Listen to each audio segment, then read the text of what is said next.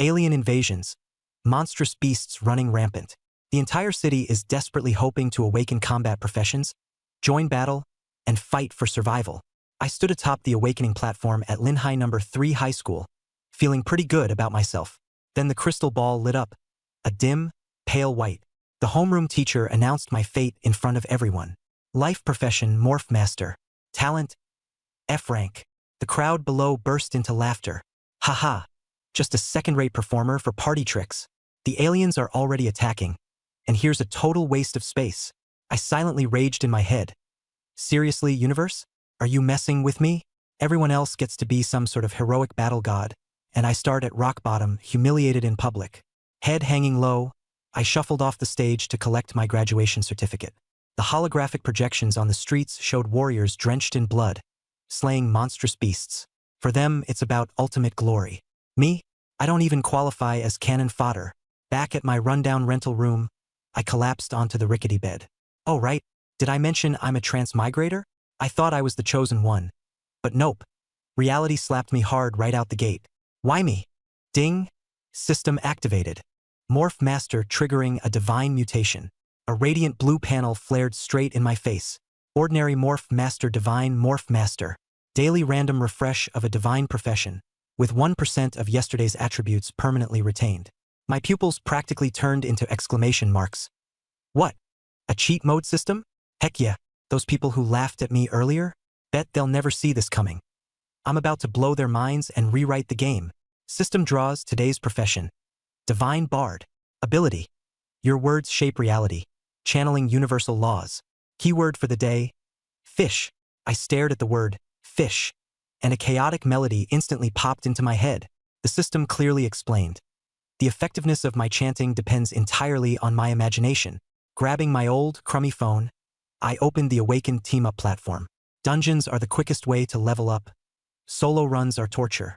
I spotted a recruitment post for a support role. Leader George Heavy Shield Warrior LV.5. I applied, marking myself as top-tier support with unmatched crowd control.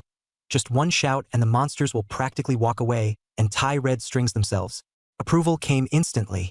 The teleportation array took me straight to the west outskirts dungeon. George stood there with his team. A warrior, healer, and assassin, all waiting impatiently. He gave me a skeptical once-over. If you can freeze an elite wild hog for just 3 seconds, we'll cut you in on the loot. I nodded and followed them inside. The team interface lit up, still showing my profession as just a morph master. The 3 of them froze, their faces blank with surprise. George snapped. A morph master? For crowd control? Are you here as a joke? The assassin's face darkened. You're wasting our cooldowns. Might as well try again tomorrow. I didn't bother explaining and simply pointed ahead. The monsters are here. A level 7 rampaging wild hog burst forth. Huge body, terrifying speed. George raised his shield, cursing me as a fraud. I stepped ahead and activated my divine bard abilities. Golden ripples surged outward as I opened my mouth and began chanting, using the keyword, fish. In my mind echoed the maddening tune. Go to Egypt, grab a red string, and just hang tight. Reality shifted. The elite wild hog froze in place, a projection of Egypt's pyramids appearing behind it. It twitched violently, caught mid-struggle as red ropes materialized, binding it completely. My teammates were stunned. George stood frozen, shield half-raised.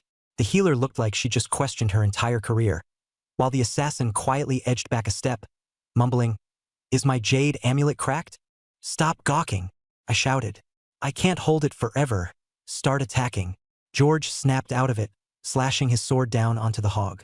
The healer bombarded it with spells, while the assassin went into a frenzy of rapid stabs. As the health bar plummeted, I grinned internally. Who's calling me a useless morph master now? The wild hog collapsed with a crash. The glowing ropes disappeared in a flash of golden light. Plus 500 experience. Level up to LV.2. Fatigue reset. The panel hinted that the 1% attribute carryover might seem insignificant for now, but its unlimited stacking potential was insane. I could become unstoppable. George, panting heavily, looked at me with newfound respect. What exactly is your profession? Lena, the healer, picked up dropped loot and muttered under her breath.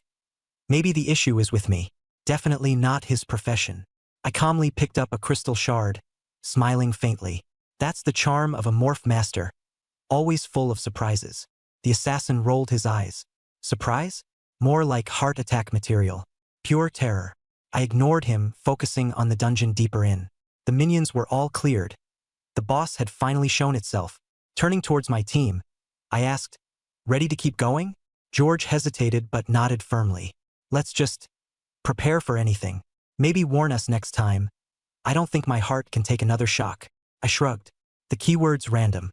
Even I don't know what to expect. Lena hurriedly covered her ears. "Don't tell me ahead of time. I might have a breakdown." We pushed forward, the cold winds gusting around us. My heart raced. This divine bard profession felt more and more natural to me. And this was only day one. I was already tearing my way out of despair. In the distance, the heavy stomps of a massive creature thundered through the ground. The earth trembled violently. George's face turned ghostly pale. "Here comes the boss. Get ready." As my teammates nervously braced themselves, I smirked silently. This was going to be fun. Outside the dungeon, faint echoes of my chant drifted out. At first, it sounded pleasant to the ears. But within seconds, all hell broke loose. Everyone nearby was overwhelmed by an uncontrollable urge to break out into chaotic dancing. Some wrapped themselves in red ropes. Others tied their belts in wild knots. Dozens of players near the teleportation array fell into collective hysteria, sending the whole plaza into an uproar. Dungeon manager Zhang Wei panicked and immediately sent out an emergency report, firmly stating, "It's either a monster breach or a top-tier elite profession creating havoc." Headquarters locked onto me instantly. The records still labeled me as a mere morph master. Commander Layson didn't buy it. No way. How could a lame life profession trigger low resonance? He ordered a 10-mile lockdown and personally prepared to step in. Meanwhile, I now stood face to face with the dungeon boss. A level 10 Lord-class rampaging rockback wild hog, armored with solid rock plates and tusks glowing with a golden menace. It rose menacingly, emanating a dreadful pressure that shook us to our cores. George's legs buckled. Lena's face drained of color. The assassin's breathing turned erratic. All three stared at me, trembling. Can you control it?" I chuckled faintly. "Watch and learn how a divine bard plays the game." Without hesitation, I stepped forward, locking eyes with the massive wild hog boss. The moment I opened my mouth, the chant began. "You're so hideous." The wild hog exploded with rage, charging at me like a runaway freight train. Unfazed, I activated my skill and started singing. "You can't leave me." Continuing, "Once you're gone, I'm like a fish dying of thirst." My teammates, already prepared, swiftly plugged in their earbuds in unison. The wild boar king charging at me froze mid-strike, completely paralyzed. This massive beast somehow managed to perform a backflip in place. Landing upright, standing on two legs, it imitated a human stance, crossing its front hooves at its chest. The next instant, red glowing ropes tightly wrapped around its neck. A pyramidal shadow materialized in the air. I instantly locked the wild boar king right there and then, "Boss?" paused at my whim. I snapped my fingers crisply. The wild boar king started thrashing side to side like crazy, wriggling like a sumo wrestler doing a sluggish slow dance in a mud pit. Each time it slammed down, the ground quaked violently. George and the other two were dumbfounded. I yelled out urgently, "This boss has insane resistance. I can only hold it for 20 seconds, max. Unleash everything now." George was the first to dive in. Assassin and Lena followed close behind, unloading all their skills. Despite the boss spraying blood and letting out furious roars, kept struggling leisurely in place. In just 20 seconds, the three of them managed to grind the boss to death. The moment the wild boar king fell, an avalanche of experience points hit me right in the face. My level skyrocketed from LV2 to LV5 in one go, and I snagged the first kill reward, scoring a fragment of the Overlord's soul. Bathed in golden light, my power surged dramatically. With the daily 1% attribute stacking, my strength was steadily climbing.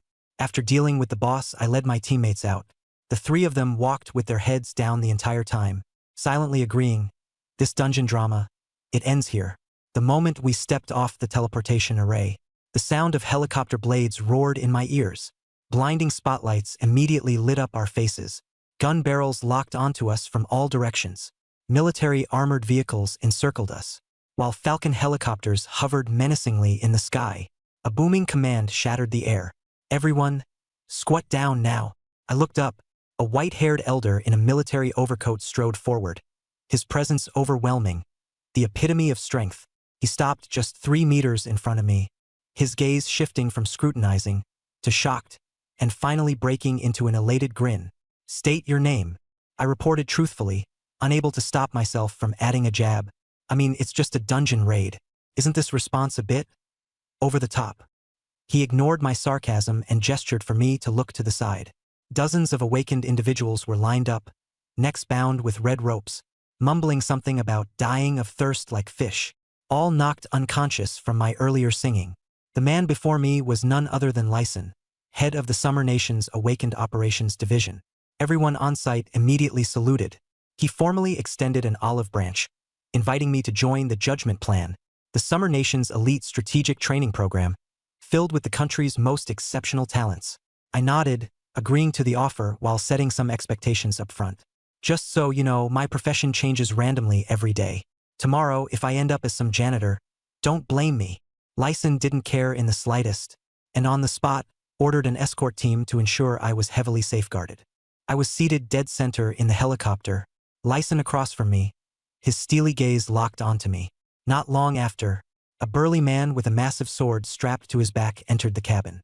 LV.60, a Tier 2 profession, leader of Judgment Squad 1, Mark. He circled me twice, scanning me up and down, then sneered, "You look pretty unremarkable. There are over 3,000 illusionists nationwide. The strongest of them only works in logistics, repairing boots. I'm dying to see if you're any different." He threw down a challenge. "If you can control me for just 1 second, all of Squad 1's resources are yours."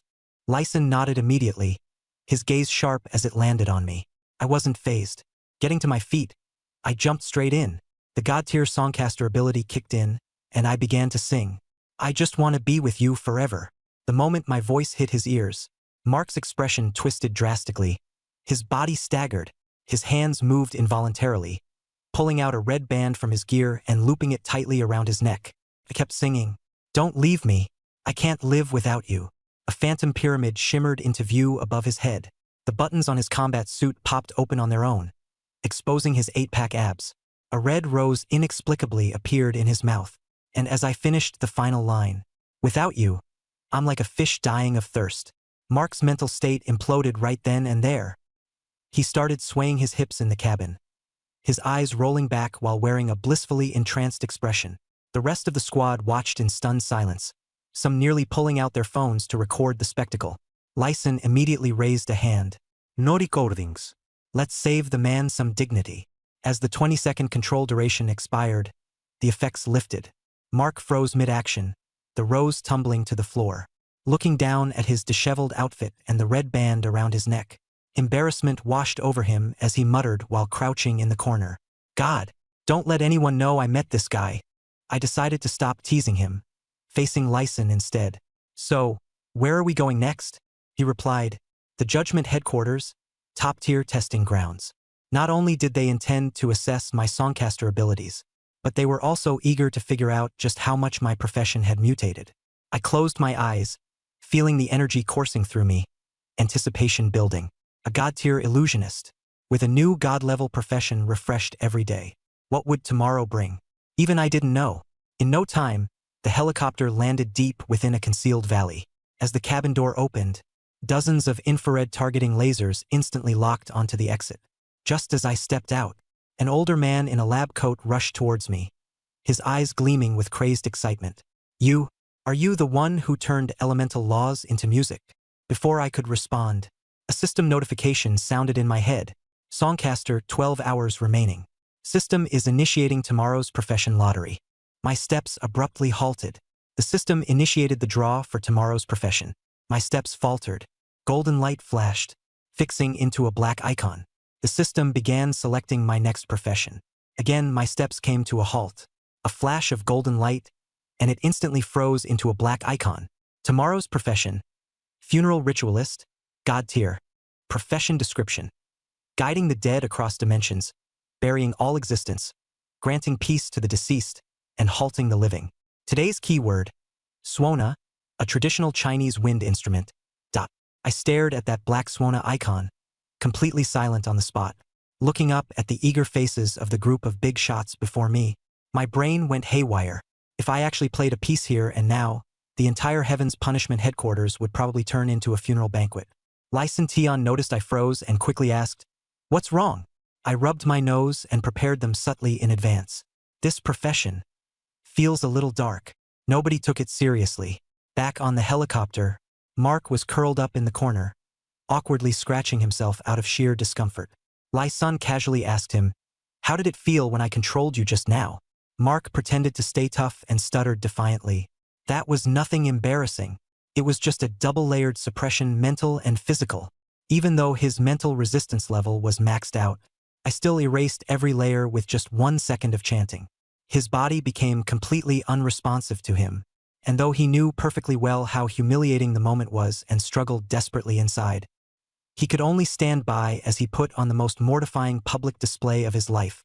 After listening, Lyson immediately arrived at a conclusion. "I'm definitely not an average superhuman. I am a legit, game-breaking existence." At that moment, Lyson received a call. The other side demanded to know, "Why did you seal off the Wild Boar dungeon and deploy a Dragon Falcon team?" Lyson's voice was full of certainty as he replied, "I found someone who can change the future of Granxia." The other side pressed further. "Someone? Or something?"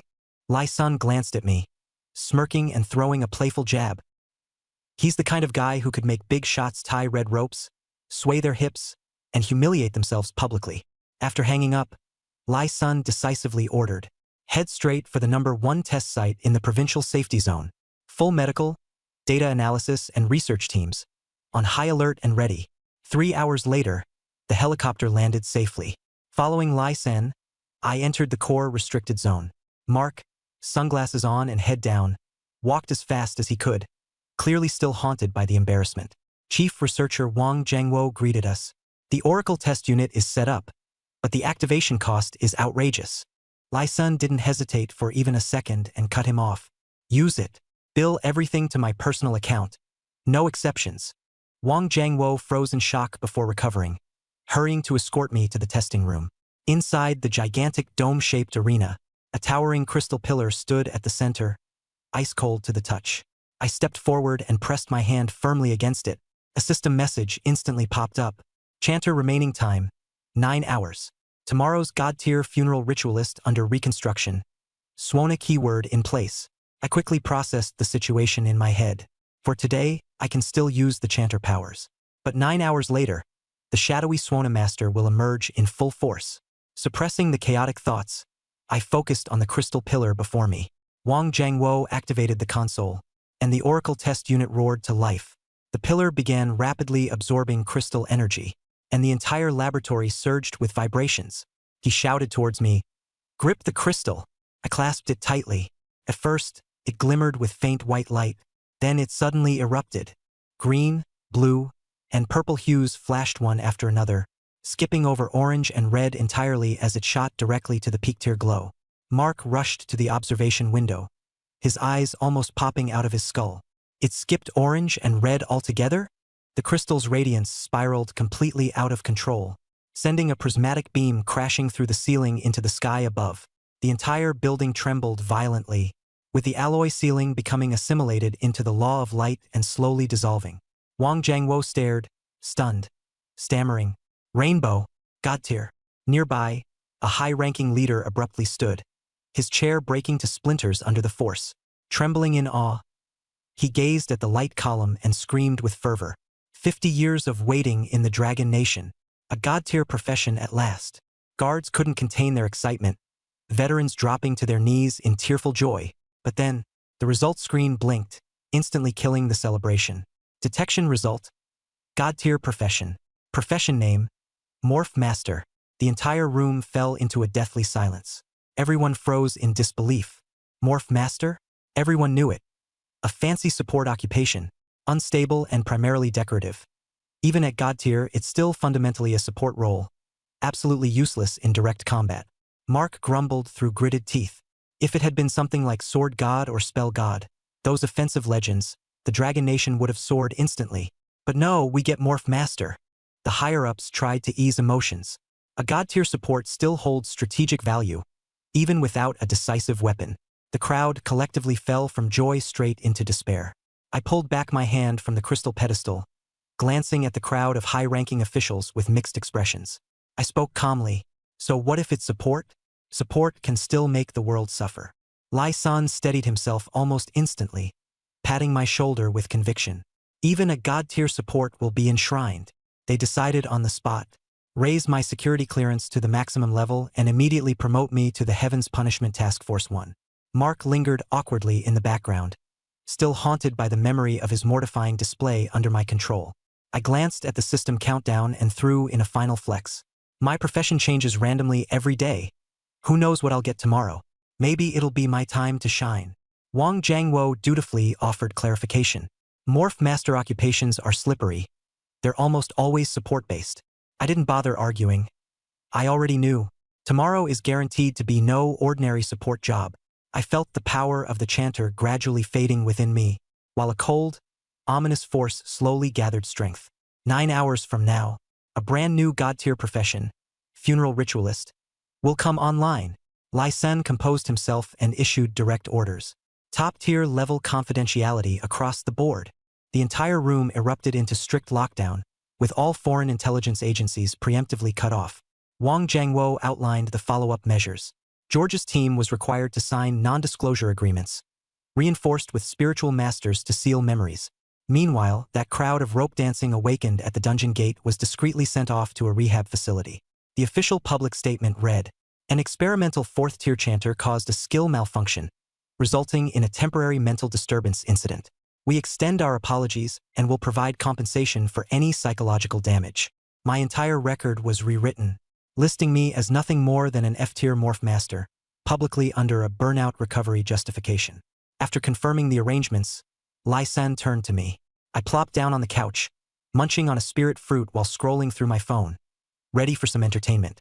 The class group chat had completely exploded. Everyone was talking about how chaos broke out in the west outskirts Wild Boar Dungeon. Things got so bad someone tried to hang themselves during a singing attempt. The official statement, as always, shrugged off responsibility. A Tier 4 chanter had a skill out of control. Meanwhile, Zhang Tao, the show-off classmate of mine, couldn't resist gloating. He's a so-called genius who awakened a fire mage ability. He took another jab at me, an F-rank morph mystic. "With your skills, you might as well just master cleaning toilets for a living." I replied casually, "Shoo, I'm thinking." The group chat fell silent for a whole 3 seconds, then erupted into laughter like a boiling pot.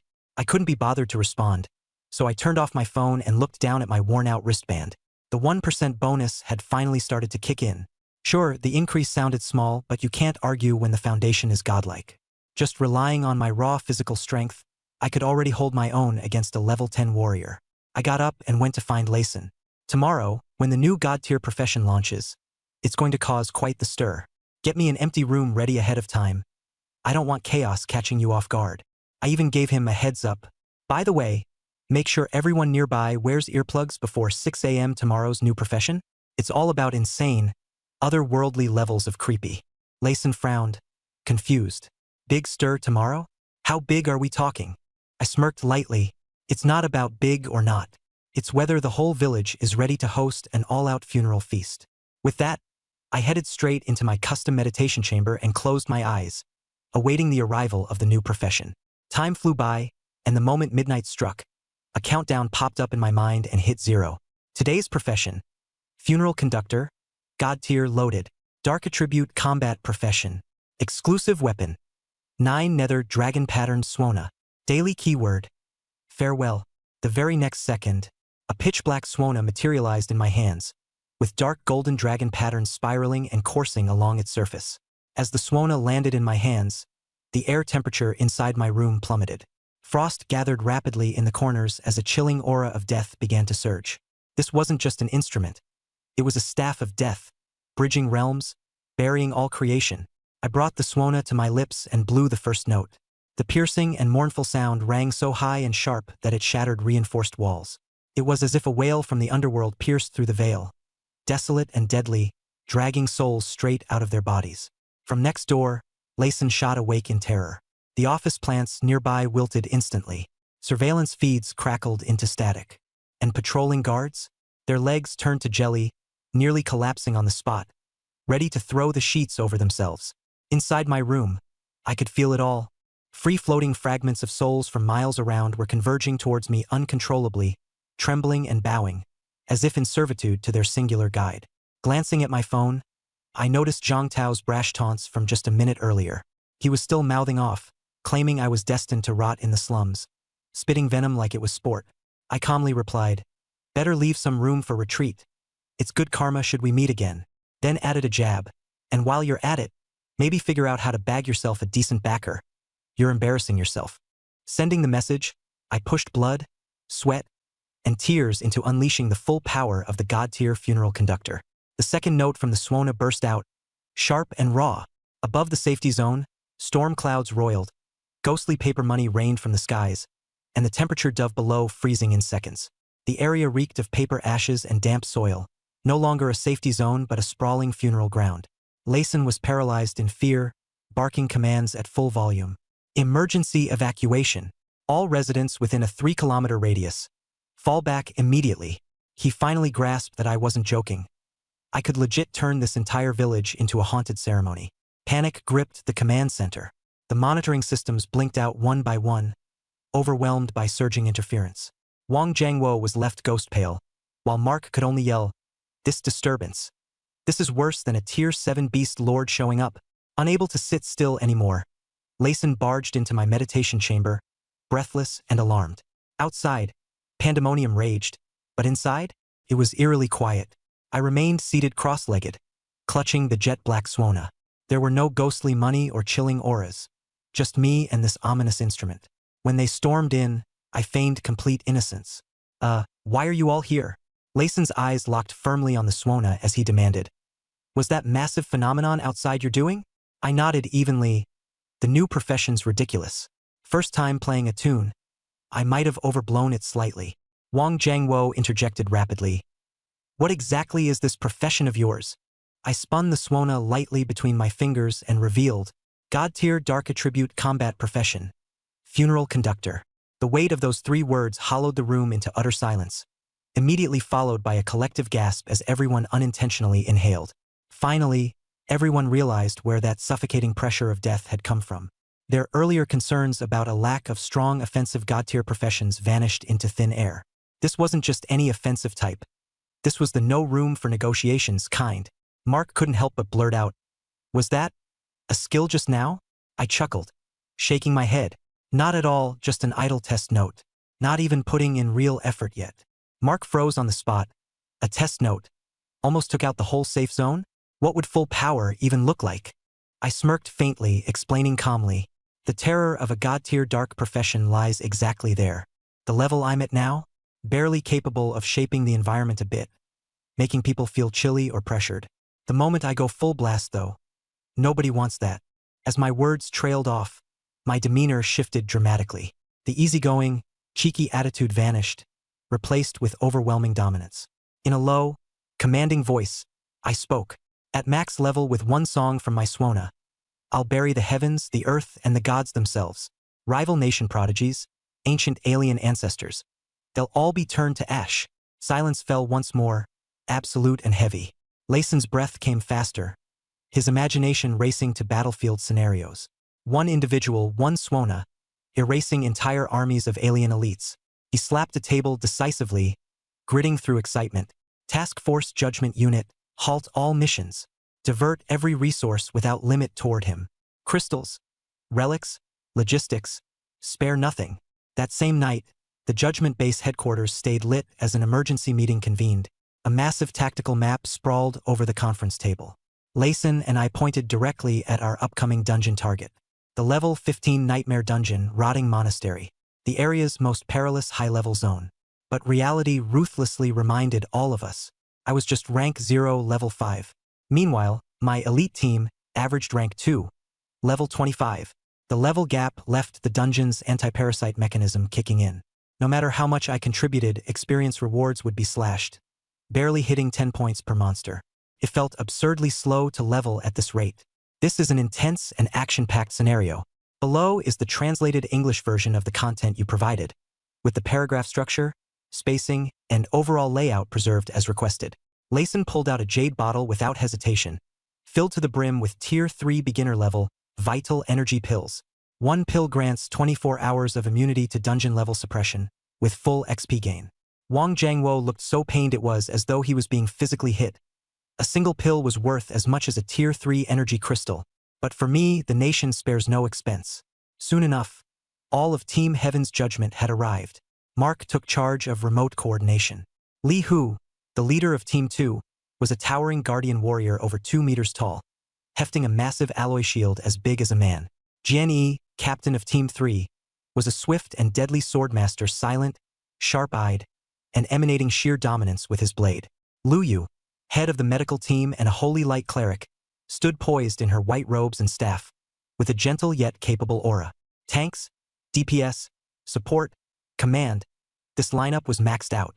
As soon as Li Hu entered the room, he asked bluntly, "Are you the genius who made Mark dance in public with your control skills?" Mark turned so red he looked like a tomato on fire. Lu Yu nearly burst out laughing, while Jian Yi's lips twitched uncontrollably. Lei Sun quickly interjected, shifting the tone to emphasize the mission at hand.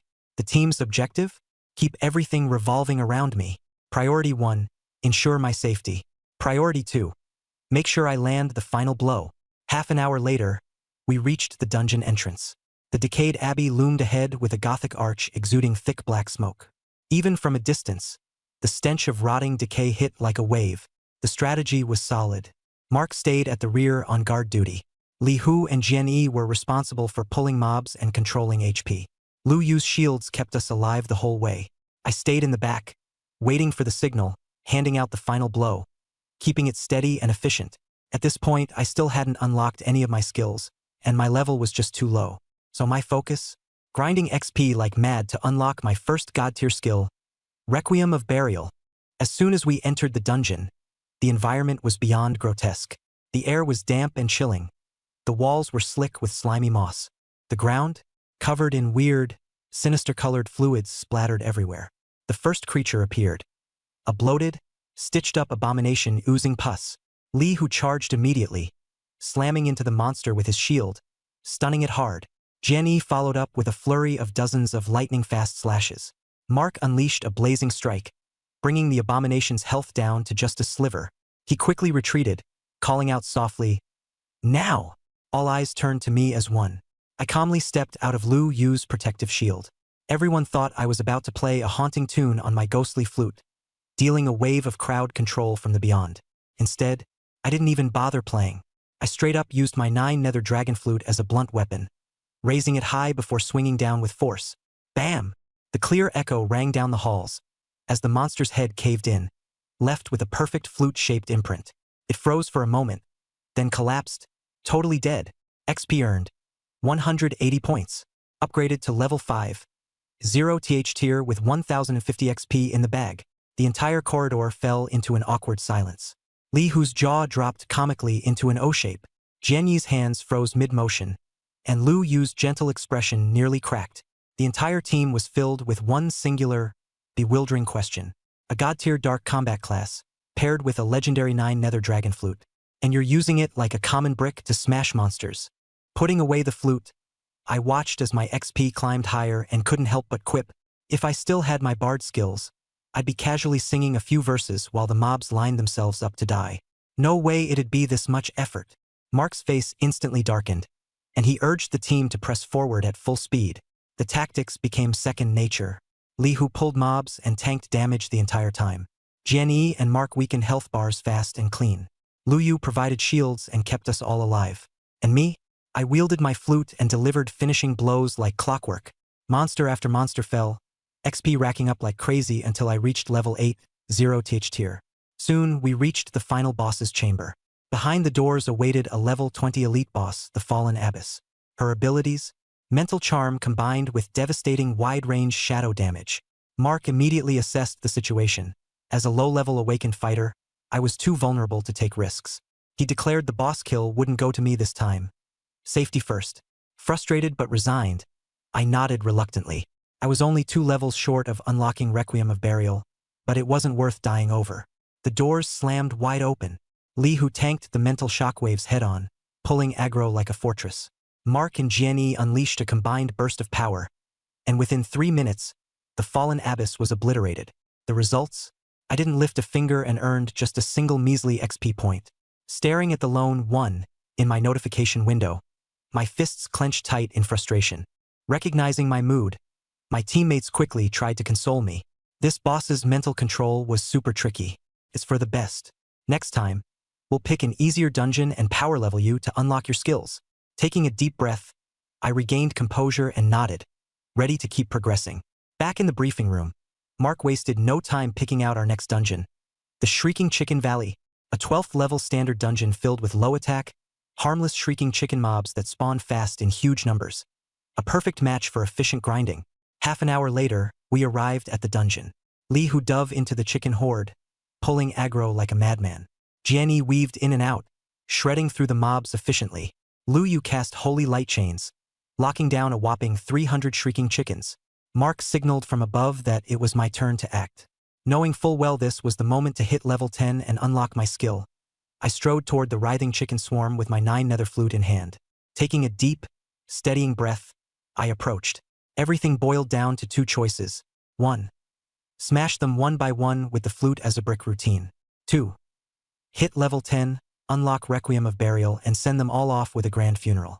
Without hesitation, I chose to keep smashing. Why wait for the skill when brute force could still handle the job? The team stood stunned, watching me go wild, wielding my flute like a weapon of destruction. Thwack! One chicken's head exploded on impact. XP soared as I rampaged faster and faster. With one last chicken pinned tight under Lu Yu's chains, I gave it a final, decisive blow. Golden light erupted around me as I hit level 10, 0 th tier, fully unlocking my God-tier skill. An overwhelming surge of cold, deathly energy coursed through me as the skill icon lit up in gray. Requiem of Burial. Play the funeral tune of spirits, invoking the soul's judgment. Success means total annihilation. Failure still inflicts colossal dark damage. In that instant, I became one with the 9 nether dragon flute. The team excitedly gathered around, eagerly anticipating the debut of my skill. I glanced further into the valley, spotting another wave of freshly spawned chickens. With a grin, I told everyone to hold steady and pull more aggro. This was just the beginning. Under 3 minutes, over 500 barely alive screaming chickens were firmly locked by chains, leaving the ground covered in a suffocating black mass. Every pair of eyes locked onto me. I nodded silently, raised the Swona to my chest, and assumed the playing posture. Suddenly, the melody erupted. Woo-woo! The piercingly bleak sound of the Swona swept across the entire valley in an instant. No explosions, no flamboyant visual effects, just an abyssal silence. This was the true essence of mass soul judgment. The chicken horde froze immediately, their gazes hollowing out entirely. One by one, the screaming chickens turned into pale gray powder, scattered to the wind. Those that didn't immediately collapse were bound tight by the aura of darkness. Their health bars emptied in an instant. One burst of dark damage, and the entire field was cleared. The melody hadn't even finished when the whole battlefield was spotless, pristine. On the ground, only piles of gray dust remained, while the kill notifications swept across my interface repeatedly. I lowered the Swona, and my experience points surged wildly, propelling me past level 10 and halfway to the next level. Looking up, I could see Mark and the other 3 completely dumbfounded. Lee Hu's shield had clattered to the ground, his face blank. Jianyi's sword trembled uncontrollably in his grip, and Lu Yu stood pale as a ghost. Mark stared at me with unrelenting intensity, his eyes alight with zeal, nearly obsessive. It was then he fully realized. Requiem wasn't just an overpowered damage-dealing skill. It was a divine ability that directly confronted the essence of death. A group-wide instant death judgment, compounded with monumental dark damage. Normal mobs were obliterated on sight, and even Lockblood, survival-specialized bosses would face certain demise. For the first time, they were utterly convinced. Seeing the seeing a ghost expressions on their faces, I couldn't hold back my laughter. Lee Hu stooped to retrieve his shield, his voice trembling as he said, "At least give us a heads up next time before you play that thing." I almost got taken out with them. I didn't bother responding. But internally, I sighed. Now this is the kind of supreme skill a tier 0 level 10 character should have. I thought ahead to when I'd max out the level. Just one note from the Swona might bring gods to their knees, making heavens lament and the earth mourn. Mark took an abrupt step back, eyes still fixed on me, and snatched up the map, his tone shifting sharply. Requiem has a 1% instant death judgment rate. As long as the target count is high enough, it's guaranteed to trigger, right? His finger jabbed at the marked area of the restricted zone, his gaze burning. If the target is just one, what's stopping us from gambling it on a world boss? His words ignited the room instantly. Li Hu and Jian Yi caught on in a flash. Probability-based judgment. Even with a single target, there's still a shot to land it. And if we succeeded, the first world boss kill rewards would be monumental. Just as everyone's excitement boiled over, Lu Yu doused it with a cold slap of reason. Mark, are you insane? A world boss isn't your run-of-the-mill mob. It's got innate rule pollution built into every attack. I'm tier 0. Even tier 2 players would be gravely injured after a single strike. 1% might sound decent, but if the judgment fails, the backlash could end me. I'm the sole hope of Long Nation. I'm not some bargaining chip to risk on a coin flip. Her words drilled a sobering clarity into Mark and Li Hu. Both snapped out of it, realizing they'd been swept up in a frenzy born of Requiem's terrifying power. They'd momentarily deified me, forgetting that, in reality, I was still just a tier 0 novice in need of their protection. Watching their morale deflate, I grinned instead. First, I backed Lu Yu's point. Safety first. She wasn't wrong. Then, I shifted gears and admitted outright. Mark's idea? I actually liked it. I stared hard at the tactical map, particularly at the blood-red skull icon marking the boss's lair, and said bluntly, Tier 1 world bosses are undeniably formidable, but that doesn't mean they're untouchable. Don't forget, every one of you is Tier 2 and leagues above me in raw stats. The only thing separating me from advancing to Tier 1 myself is an evolution quest. My meaning was clear. It wasn't no to the world boss, just not yet. Why not wait until I complete my Tier 1 advancement quest and bolster my strength further? After that, who's the hunter and who's the prey isn't as certain as it seems. The group's enthusiasm reignited instantly. Advancing one's tier is a game changer. It's an exponential leap in power. And for me, a divine class career, that leap would border on the ridiculous. Mark smacked his thigh decisively and assembled everyone to retreat from the dungeon. The priority now? Helping me find the optimal Tier 1 advancement quest. Back outside Kunji Valley, I glanced once at the freshly spawned hordes of screaming chickens but felt no further interest. My mind fixated on just two things: the world boss marked on that tactical map, and my newly unlocked finishing move, Requiem.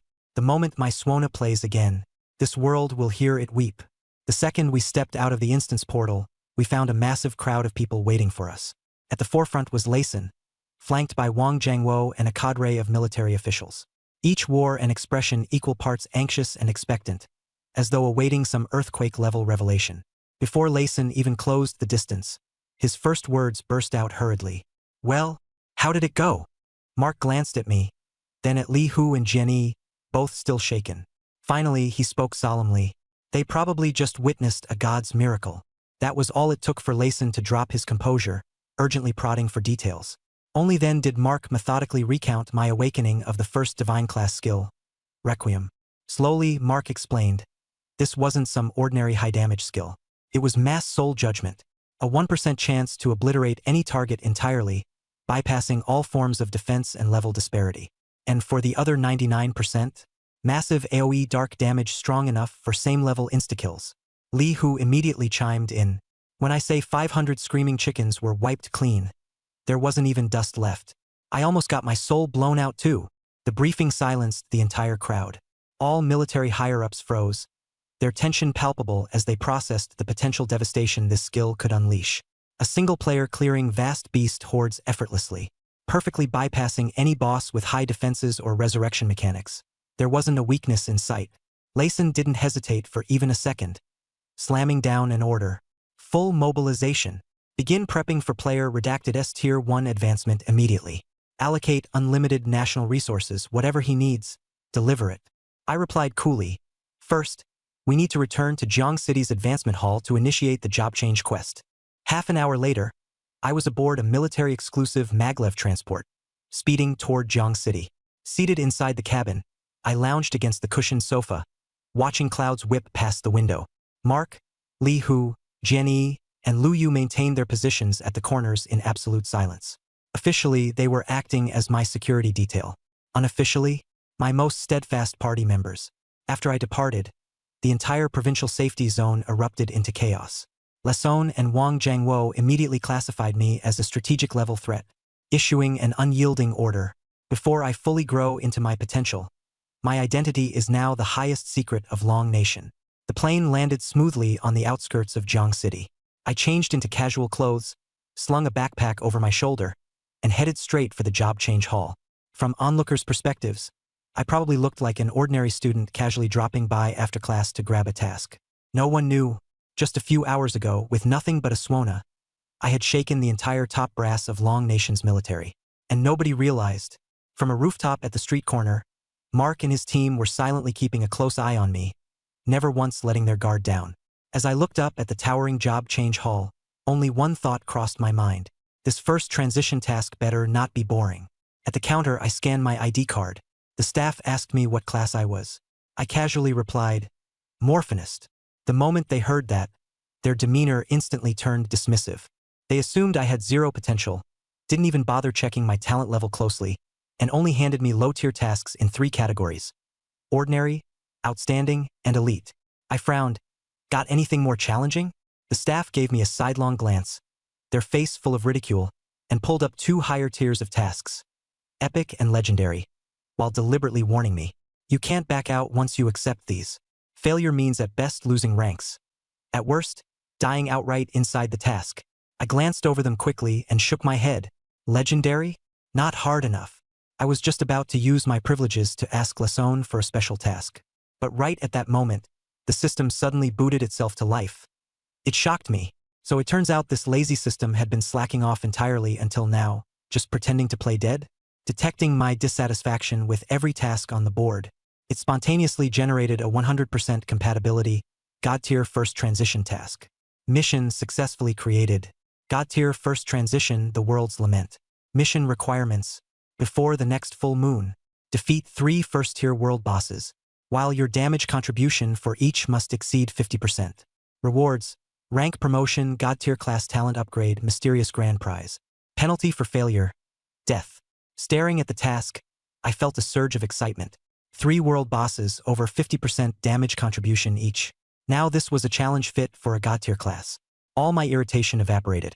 I completely ignored the snobbish staff's presence and turned to leave, ready to accept this divine first transition task. The staff, meanwhile, thought I had chickened out at the sight of a high-tier task and fled in panic. Behind my back, they muttered to themselves, convinced I was all bark, no bite. I strode out of the job change hall with wide steps. Mark and his team immediately gathered around, eagerly asking about the mission. I said nonchalantly, I've accepted the task, but this time, it's different. 10 minutes later, I projected the system-generated God-tier task interface into the highest command room of Jiang City's secret base. Lasone, Wang Jiangwo, and the senior brass of the military, all of them were intensely fixated on this ridiculous first transition mission. Before the next full moon, defeat 3 first-tier world bosses, with a damage share of more than 50% on each. At first, everyone was fired up, declaring that a God-tier class deserved a God-tier mission. It seemed utterly justifiable. But soon, a critical problem became glaringly apparent. In the past, I'd always been the one to deliver the final blow, while teammates helped manage HP thresholds. This time, though, the mission explicitly required that I contribute over 50% of the damage. I had to act as the absolute main force throughout. There was no room for support to steal my output. The command room fell silent instantly. Everyone knew too well that world bosses were perilous, intricate enemies. Even with my funeral melody in hand, I couldn't rely solely on its 1% instant kill chance each time. The Heavenly Strike Squad didn't have enough members, and balancing my safety while also ensuring I remained the main output source raised the difficulty to extreme levels. The Chief of Staff immediately started devising various team arrangements. But every configuration had issues. Highly skilled teammates would end up stealing my damage, while weaker ones wouldn't be able to protect me. In that moment of frustration, someone realized the loophole in the task directives. The conditions only applied to me. They didn't restrict the teammates' levels at all. With fresh clarity, a plan took form. Summon a squad of top-tier elite professionals who would focus solely on defense, crowd control, and keeping me alive, without dealing any damage themselves. They would suppress and weaken the boss exclusively, creating safe conditions for me to unload damage uninterrupted. The military immediately issued its highest-level command, holding an emergency elite strategic meeting at the Dragon's Nest, summoning 4 pinnacle third-tier professionals: Lei Wanjun, the Berserker; Qilian, the Elemental Mage; Zero, the Gunslinger; and Ghost Shadow the assassin. Initially, the four scoffed at the notion of babysitting a rookie during boss fights, seeing it as a ridiculously easy job. But when Wang Jiangwo laid out the full conditions of the mission, their expressions changed instantly. They had to exclusively support, control, and safeguard, unable to so much as graze the world boss with any attack, entirely pinning the boss down while I single-handedly dealt all the output. Qilian was overtly doubtful. What kind of freakishly special class is he? Lei Wanjun and Zero outright questioned the mission's logic, calling it unrealistic. Wang Jiangwo simply replied, "His class is just Morphinist." Their dissatisfaction swelled even further. They couldn't fathom why the nation would send its finest third-tier elites to babysit a low-level rookie, even suspecting that I had connections pulling strings for me. Wang Jiangwo offered no further explanation, leaving only one statement. "This is a top priority directive. You must execute it." At that moment, I arrived, backpack slung over my shoulder, walking straight into the meeting room. The moment the doors opened, four pairs of eyes snapped toward me. Scrutiny, doubt, disdain. All of it written plainly on their faces. I met their gaze briefly and then turned to Wang Jiangwo. "So these are the nannies you've assigned me? Looks like they're not thrilled about the job. How awkward." That single sentence froze the atmosphere in the room. Lei Wanjun, Qilian, and the others were already looking down on me. I had directly pointed out their thoughts, and their faces turned red with embarrassment. I've never been one to mince words. If I have something to say, I say it outright. Here's the translation of the provided text with preservation of the original tone, structure, and layout, ensuring it aligns with common expressions in American English. Since you all are unwilling, forget it. I'll just bring my original Team Heaven's punishment instead. Though Mark and the others are merely Tier 2, we know each other well and work seamlessly together. Tackling a world-class boss is worth a shot. As soon as those words left my mouth, Wang Jiangwo and the senior military officers turned pale, expressions frozen. They knew it well, this was way too risky and utterly unrealistic. Suddenly, Lason's voice blasted through the speaker system, flooding the room with an overwhelming authority. "This is the highest directive from the nation. You are not allowed to question it. Only to obey." I'm codenamed Kirin. "I'm a national priority, groomed with top resources. From this moment, your sole mission is escorting me to ensure my safety. When I say east, you better not think about heading west. Make even the smallest mistake, and everyone will be held accountable. Anyone daring to harbor discontent? Straight to Abyssal Rift number 9. The harshest zone there is. Life and death, your call." Once Lason's words fell, the four froze in place, utterly dumbfounded. They still couldn't fathom why a newcomer was being regarded with so much importance by the nation. But orders were orders, immutable like a mountain. They were left with no choice but to comply. Lason's oppressive aura dispersed, leaving the conference room quiet enough to hear a pin drop. Seeing them finally fall in line, I quickly stepped in to smooth things over. "We're all on the same team here, no need to stress. Take me along to level up. I promise I won't drag you down." Hearing this, their expressions grew more strained, conflicted, and begrudging. But gripes had no place here. They had to swallow their frustration. Wang Jiangwo cut straight to the chase, announcing immediate deployment. Bringing up the map, he identified our first target, the Southern Ridge Forbidden Zone. Mission: take down a Tier 1 world-class boss, the Abyssal Demon Ape.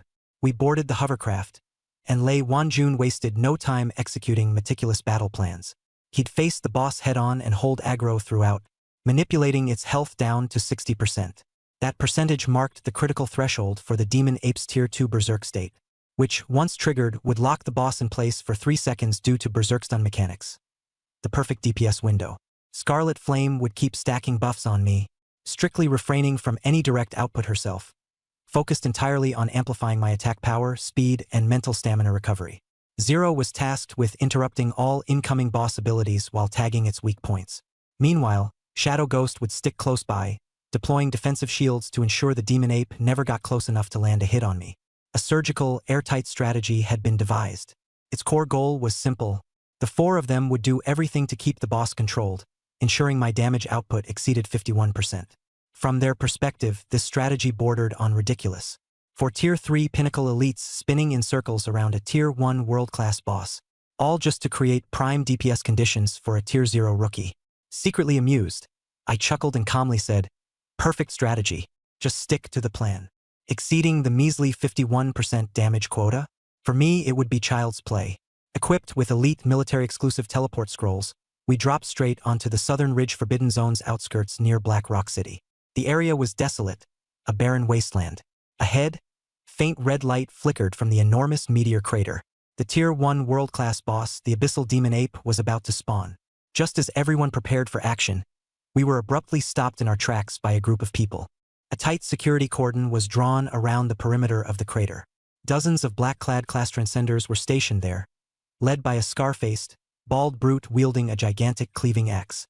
Parked behind him was an ostentatious luxury car with the words, Nangong, proudly emblazoned on it.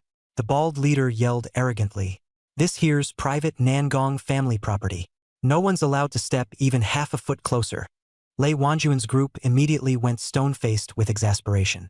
They, the classified tactical team of the Dragon Nation's military, tasked with escorting Kirin into a forbidden zone, were now being treated like some random mob by local playboys and their hired thugs. I couldn't help but chuckle to myself in secret. Lei Wanjuan's voice turned cold as he demanded, "Property of the Nangong family? Who gave you the right to lay down that rule?" The scar-faced, bald man doubled down on his insolence, claiming that his young master needed the demon ape's essence blood as an alchemic ingredient, and the Nangong family had already secured this territory long ago. His lecherous gaze lingered on Scarlet Flame as he brazenly threatened us. "Anyone who even tries stepping closer will be killed without consequences." That was the tipping point for Lei Wanjun. Already infuriated at being reduced to a Tier 0 rookie's babysitter and restricted from exerting his full power, now he'd been dragged into this nonsense with local bigwigs. He had had enough. With a sharp step forward, the sheer force of a Tier 3 pinnacle berserker's aura exploded outward. The scar-faced man crumbled on the spot, knocked flat to the ground. His cleaving axe flew from his grasp, and every bone in his body creaked under the oppressive weight of the aura. But even then, the man defiantly spat out, "In Black Rock City, the Nangong family rules. Touch us and you're dead." I glanced at the time on my phone. It was exactly 10 p.m., quietly calculating in my head. Only 2 hours until the profession system resets at midnight. The system forced a global refresh of all available classes every midnight. If I didn't clear out the Demon Ape and validate the true power of the Funeral Dirge Conductor by then, this God-tier class would permanently disappear. There was no telling what absurd class the next refresh might bring. Tonight, it was do or die. No point wasting divine power on these low-tier goons.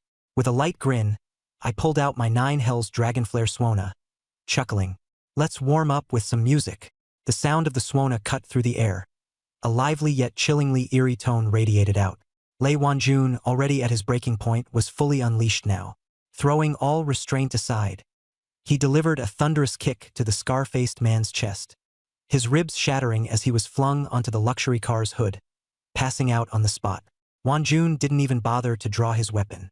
Barehanded, he tore through the hired thugs with a flurry of savage blows, venting all his accumulated frustration on these hapless lackeys. Scarlet Flame, disgusted at the idea of using her magic on such filth, sauntered into the fray in her high heels, stomping down mercilessly. She honed in on the leering ones from earlier, doling out ruthless payback. Zero remained surprisingly calm, opting not to fire a single bullet. Instead, holding his rifle by the buttstock, he wielded it bluntly like a club, swinging decisively at every thug he came across. His voice was matter-of-fact, "Act out of line, and you're bound to get disciplined." Shadow Ghost, as always, stayed hidden in the dark. Anyone daring to launch a sneak attack found their knees inexplicably buckling, only to be finished off by Lei Wanjun stomping them into the ground. The skirmish wasn't even a real fight. It was a one-sided beatdown. When it came down to it, this was nothing more than 4 Tier 3 max-level legends trampling a bunch of local errand boys. Here's the content as requested. Let me know if adjustments are needed. Accompanied by the eerie sound of my Swona, the air was filled with wails of agony, the sickening crunch of bones, and the grotesque chaos of a scene both absurd and tragic. 3 minutes later, I slowly withdrew the Swona. The ground was littered with unconscious bodyguards, their limbs twisted and broken, while the luxury car now lay as a crumpled heap of scrap metal. Lei Wanjun exhaled deeply, his entire demeanor relaxed and satisfied. Qi Lian brushed off the bloodstains on her shoes with disdain. Zero methodically cleaned his rifle's stock, and Ghost Shadow remained as faint as ever in the background, blending seamlessly with the darkness. I put away my Swona, stepping forward across the battlefield's aftermath, and lifted my gaze to the massive crater ahead. At the pit's center, the ominous red glow grew ever brighter. The sulfuric stench was so thick it seemed tangible. The deep, heavy thump of an ancient beast's heartbeat echoed below. The abyss demon ape was close to awakening. I coolly stated, "Let's go." Lei Wanjun patted me on the shoulder, urging me to hurry. The abyss demon ape would fully respawn in 7 minutes. Ignoring the sprawled and defeated bodyguards, we stepped over the perimeter line and made our way deeper into the pit. At the bottom, at the exact center of the crater, stood the young lord of the Nangong clan, Nangong Yu. Draped in ornate mage robes and clutching a high-level staff, he exuded arrogant confidence. Beside him were 4 third-tier advanced class guards, clearly hired to help him seize the boss. When Nangong Yu saw his previously proud bodyguards now lying helplessly on the ground and then noticed us entering the area unbothered, his expression darkened. He put on the airs of a leader and demanded answers with a harsh tone. A scar-faced bodyguard on the floor could only weakly shake his head, unable to respond. Lei Wanjun didn't even bother acknowledging Nangong Yu. There was only one priority right now: hold aggro, precisely lower the Abyss Demon Ape's health to 60%, and create an opportunity for me to go all out. Being so blatantly dismissed infuriated Nangong Yu, who erupted into rage. He barked orders to his guards, threatening to break all our limbs, though he stated Qi Lian would be spared. The instant his 4 guards activated their class buffs, Lei Wanjun didn't even turn to look at them. A cold command escaped his lips. The crushing presence of a 4th-tier pinnacle fighter exploded outward. Before the guards could even cast a single skill, they were forced to their knees, the impact forming small craters on the ground beneath them. Blood spilled from their mouths as they collapsed under the pressure. Someone gasped aloud, "Lei Wanjun, 4th-tier pinnacle." Nangong Yu was utterly petrified. In Blackrock City, 3rd tier was already considered top tier. A 4th-tier pinnacle was military leadership material. Never in his wildest dreams did he imagine provoking people of such stature. His staff quivered in his grip, and he fell to the ground in a trembling heap, stuttering, "Who are you people?" I stepped forward, maintaining a calm and friendly smile. "We're just ordinary passers-by here to take down a boss." I pointed deeper into the crater. "This spot is ours now. Borrowing the area if you don't mind." Before my words fully settled, a resounding roar erupted from below. Massive rocks shattered, and a 5-meter-tall black flame-covered demon ape burst out of the ground with a thunderous crash. The Abyss Demon Ape had officially respawned. The oppressive, feral aura swept across the entirety of the crater, suffocating everything in its presence. Witnessing the fearsome beast firsthand, Nangong Yu fainted on the spot, his soulless body slumping to the ground. I paid him no mind, stepping back half a pace and adjusting the 9 underworld dragon pattern Suona in my hands. Turning to Lei Wanjun, I smirked lightly. "Get ready. Let's make sure its death has rhythm." The demon ape locked its enraged gaze on Lei Wanjun, launching a violent hammer strike at him. Qi Lian immediately moved in and absorbed the blow head-on without flinching. Lei Wanjun's task was critical. Bring the demon ape's health down to exactly 60%. He couldn't retaliate fully, having to carefully control his strength to avoid accidentally killing the boss. Qi Lian frequently called out reminders, anxious that the demon ape's HP might fall too fast. Pressed and frustrated, Lei Wanjun cursed under his breath, clearly irritated but undeterred. In the meantime, Qi Lian continued stacking attack speed, mana, and damage buffs on me. My aura surged to frightful levels. Rolling my neck, I raised the Suona, waiting for that perfect moment to strike. Suddenly, Nangong Yu began to stir, groaning as he regained consciousness. Upon opening his eyes to see Lei Wanjun enduring the demon ape's relentless assault, he misunderstood entirely. In his mind, our earlier pressure was all bluff, amplified by scrolls and without any actual ability. Rage and desperation filled his heart over his humiliation and fallen guards. Pulling out high-grade potions, he forced them on his 4 battered guards and promised them immense rewards. His plan? Lie in wait, intervene when we and the demon ape were worn down, eliminate us and steal the boss. Zero stayed hyper-focused, monitoring the boss's HP and giving real-time updates. Meanwhile, Ghost Shadow maintained Lei Wanjun's shields. Finally, the demon ape's health dropped precisely to 60%. Zero fired a specialized bomb directly into the beast's mouth, causing it to freeze for 3 seconds as its berserk threshold was triggered with pinpoint accuracy. Lei Wanjun leapt back with a loud roar. "Do it now!" I was preparing to play the Suona when suddenly Nangong Yu and his 4 guards charged in from the flank, roaring at the top of their lungs. "Kill the boss! Take it!" Sword auras, magic spells, and projectiles cascaded toward both the demon ape and me. Lei Wanjun, Qi Lian, and Zero froze momentarily before their rage burst forth in its full intensity. To interrupt a key moment like this was to sabotage my class advancement quest entirely. Killing intent radiated from Lei Wanjun, but he was too far to intervene. Nan Gongyu, smugly interpreting our momentary inaction as his victory, believed himself triumphant. He grinned madly, sure that both his honor and his spoils would be reclaimed. I paid none of the incoming attacks any mind, my expression serene as I calmly began to play the suona. Its sound pierced the air, leaving the surrounding 100 meters suffocatingly silent, as if the wind itself had been stolen away. Nan Gongyu froze in place, his entire being paralyzed. The cascading sword energy and magic disintegrated mid-air. In an instant, the world was engulfed in pitch-black silence, only for gray-white paper money to begin fluttering gently in the air. An all-encompassing, bone-chilling cold erupted from my position. The requiem began, its power unleashed. Every hostile target felt the judgment upon their very souls. Nan Gongyu stared at his hands in abject terror, which grew pale and translucent before his shocked eyes.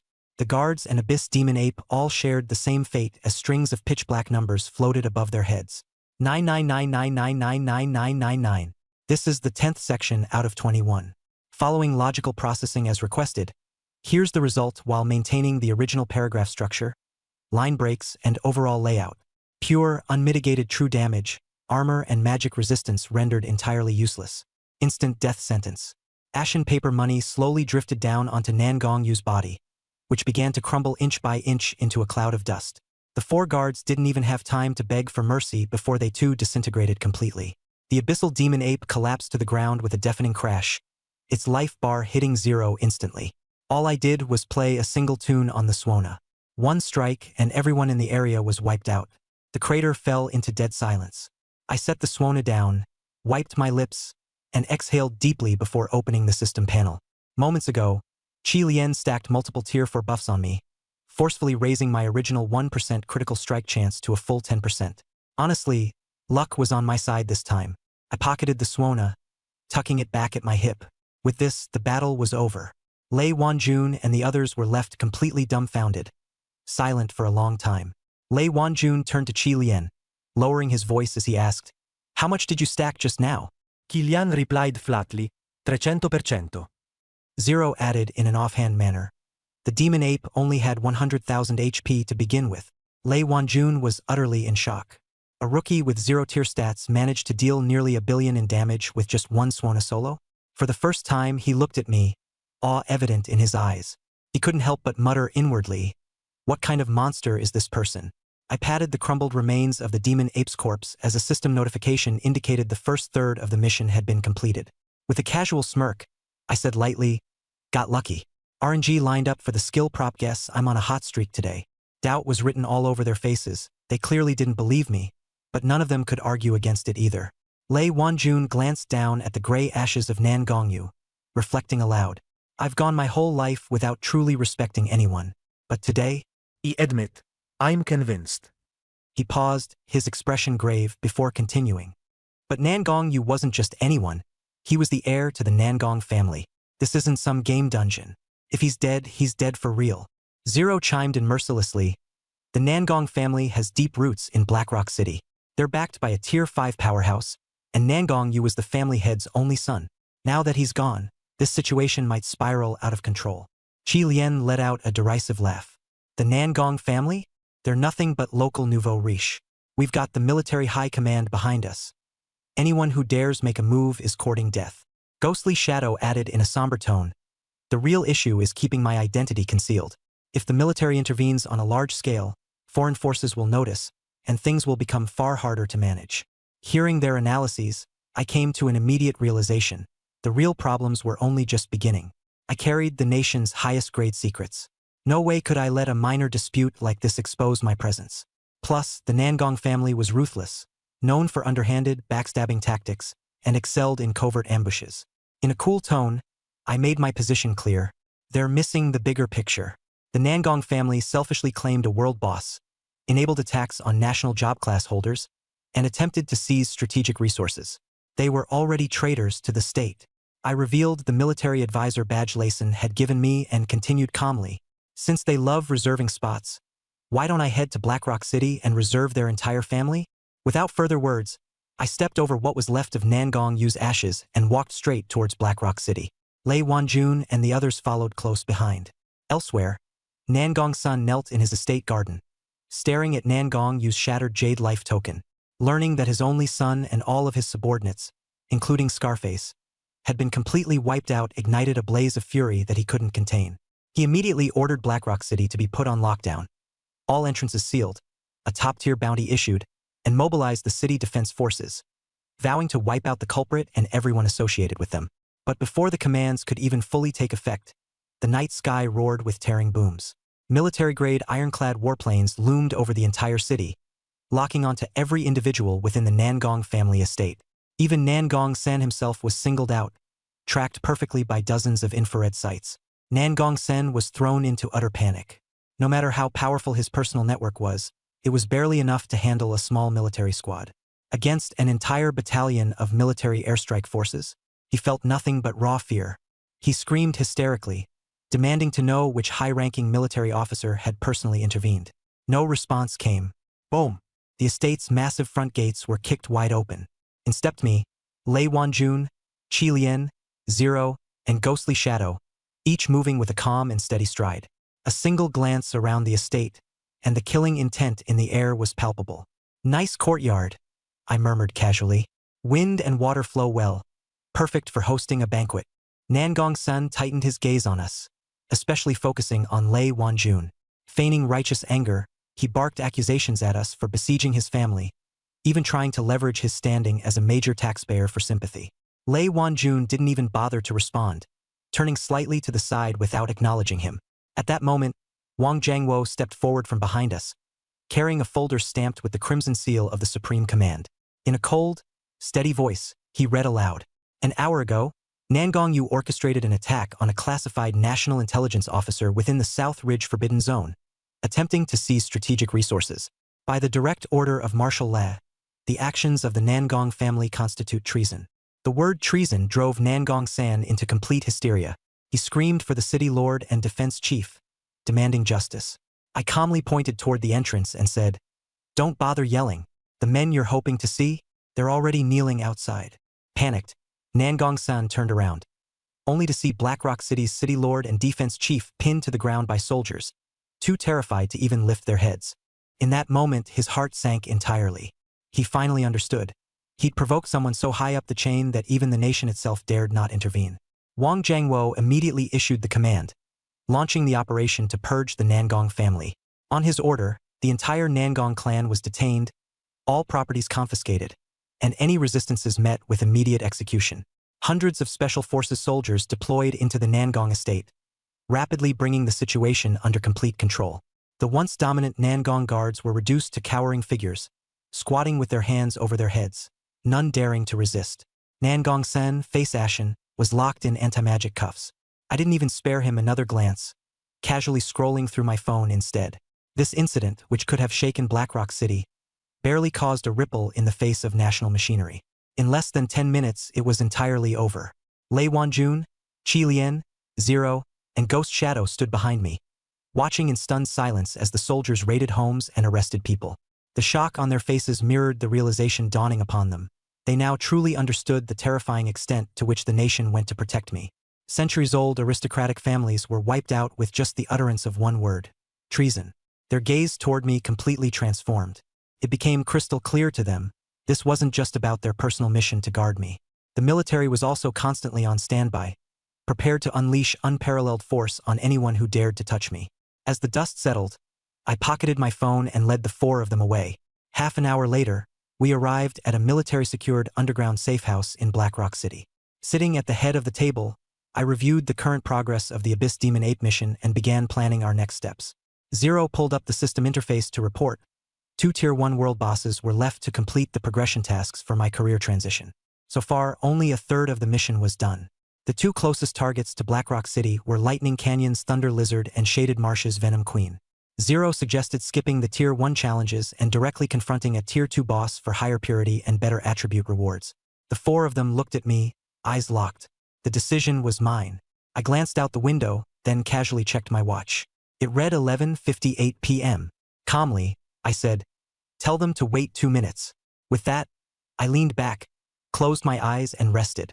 At exactly midnight, the mechanical voice of the system rang out sharply. Divine mutation initiating. Previous profession funeral planner. Uninstalled. Retaining 1% bonus. Drawing today's profession. Golden characters began spinning chaotically before my eyes. The moment the words became clear, my heart skipped a beat. Today's profession. God-tier fraudster. Description. All things under heaven and earth can be taken advantage of. As long as I dare to play victim, not even gods can escape compensating me. Passive skill. Absolute victim status. When voluntarily falling to the ground, all hostile targets nearby will be deemed as perpetrators and suffer 100,000x retaliation. Couldn't help but laugh out loud. The funeral planner roll-toyed with odds for instant death, but this fraudster, now that was on another level of absurdity. All I had to do was collapse on the floor, and my enemies would immediately become aggressors, triggering a 100,000x counterstrike. Even better, while faking my victimhood, I'd be untouchable, immune to physical, magical, and mental damage. Lei Wanjun urgently asked if I'd finalized my new profession selection. I nodded. No need to watch health bars tomorrow. His curiosity deepened. What's the strategy? It's simple, I said. I'll lay down under the thunder lizard's foot. The entire room fell silent. Lei Wanjun was incredulous. He said that a tier 2 boss could shatter my bones with just a stomp. Qi Lian scoffed, doubting the ability to fake victimhood, a boss to death. Zero, ever the tactician, argued the plan was unfeasible without absolute defense. I didn't bother explaining. I simply countered with a rhetorical question. Isn't your mission to ensure my safety? They nodded.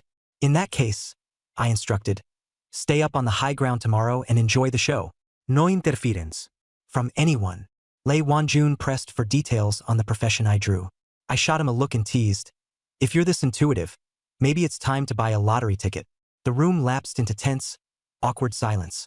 At 1 a.m., we departed from the military airstrip, boarding an imperceptible transport aircraft en route to Lightning Canyon. I leaned against the window, eyes closed in repose. The other 4, however, were visibly uneasy. Lei Wanjun stared intently at the terrain below. Qi Lian's palms were slick with nervous sweat. Zero furiously crunched battle probabilities while Ghost Shadow maintained an unnerving silence. Though they knew I had the strength to back my bravado, plotting to play victim against a tier 2 boss still felt like outright heresy to them. 30 minutes later, the aircraft hovered above our target location. In the middle of the basin below lay the massive thunder lizard, slumbering in eerie silence. The cabin door opened, and a whirlwind rushed in. The sharp scent of ozone filled the air as crackling static electricity made everyone's hair stand on end. Without hesitation, I leaped from the aircraft, landing lightly in the bowl of the canyon. My eyes locked onto the colossal beast ahead. Lei Wanjun instinctively began drawing his sword, prepared to provoke the enemy. But I pressed my hand onto the hilt of his blade and said coolly, "This one's mine. If any of you interfere, everything will go awry." Though his brows furrowed in concern, my calm demeanor won him over. Zero whispered that it was best to follow my orders unless the situation truly escalated. Reluctantly, Lei Wanjun sheathed his sword and led Qi Lian, Zero, and Ghost Shadow up to the high ground to keep their distance. Dressed in a stark white tracksuit with no weapons in hand, I strode toward the thunder lizard. At a range of 50 meters, 30 meters, 10 meters, the closer I came, the more unruly the static became. My hair stood on end, each strand charged with violent electricity.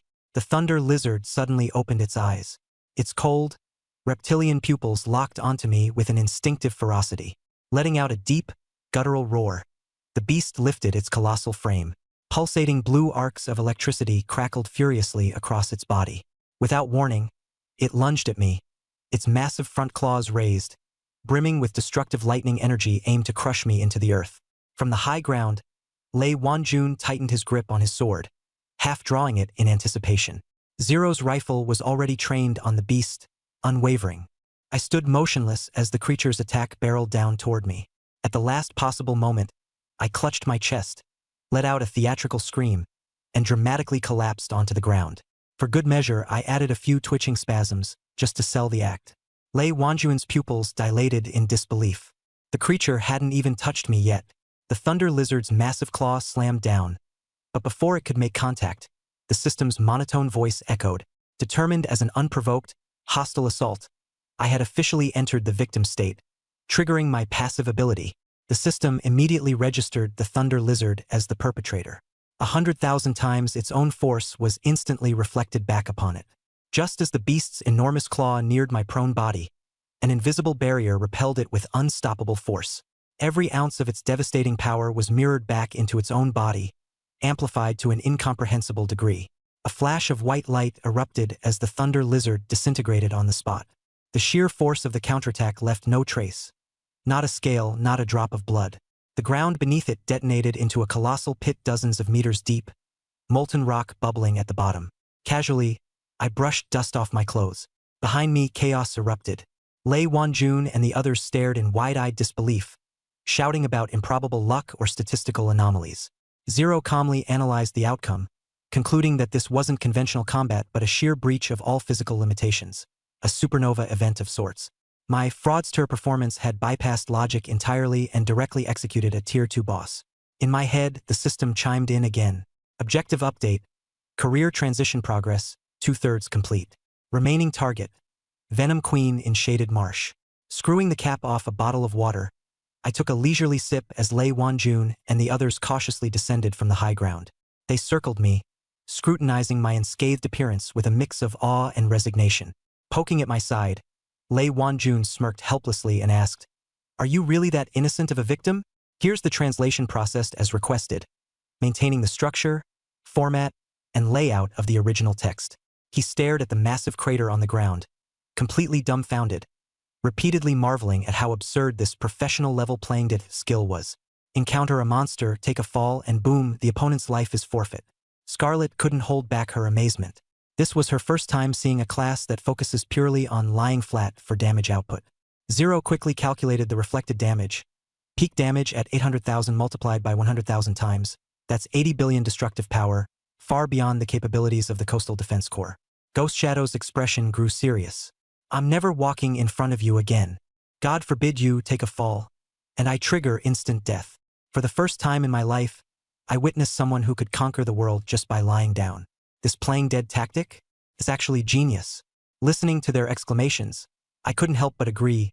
Pro-liar might be a terrible sounding class name, but the power behind it? Ruthless and utterly unsolvable. But then a thought struck me, something even more critical. I raised my head to look at them, speaking in a low, steady voice. This class isn't just meant to mess with monsters. When it comes to those scheming against us, it's just as lethal. This playing dead strategy applies equally to other interstellar nations' transmigrators as well. The moment I uttered those words, all 4 of them froze. The logic was alarmingly simple. If monsters can fall for it, humans can too. In a flash, everyone understood the scariest aspect of my class. It wasn't limited to farming bosses. On the battlefield, I could literally kill even the strongest foreign opponents by sheer retaliation. After running a few simple tests with the group, we confirmed one pivotal finding. As long as someone's hostile toward me and initiates an attack, the Pro-Liar class triggers a 100,000x damage reflection. No matter how powerful they are, no matter how strong their gear, the result is always the same: death. This ability isn't just for taking down small fries. It's a weapon to influence international power struggles. Zero immediately proposed a bold and reckless plan. Forget about targeting the 2nd-tier Venom Queen as our next goal. Let's head straight for the open seas and claim the 7th-tier world boss, Leviathan. This colossal beast is on the verge of reaching level 7 and is set to drop Heart of the Sea, a strategic resource critical to the Dragon Kingdom. The Star Island region, the Star Alliance, they'll all be sending their elite prodigies to fight for it. My team hesitated, worried about exposure, my safety, and the risk of an outright disaster. But the moment I heard it was a 7th-tier cross-national boss, I made the decision. We're going. No fear whatsoever. Zero wasted no time. They arranged a stealth jet to take me toward the Pacific, kitting me out with full camouflage and disguising me under the identity of a Celestial Clan prodigy.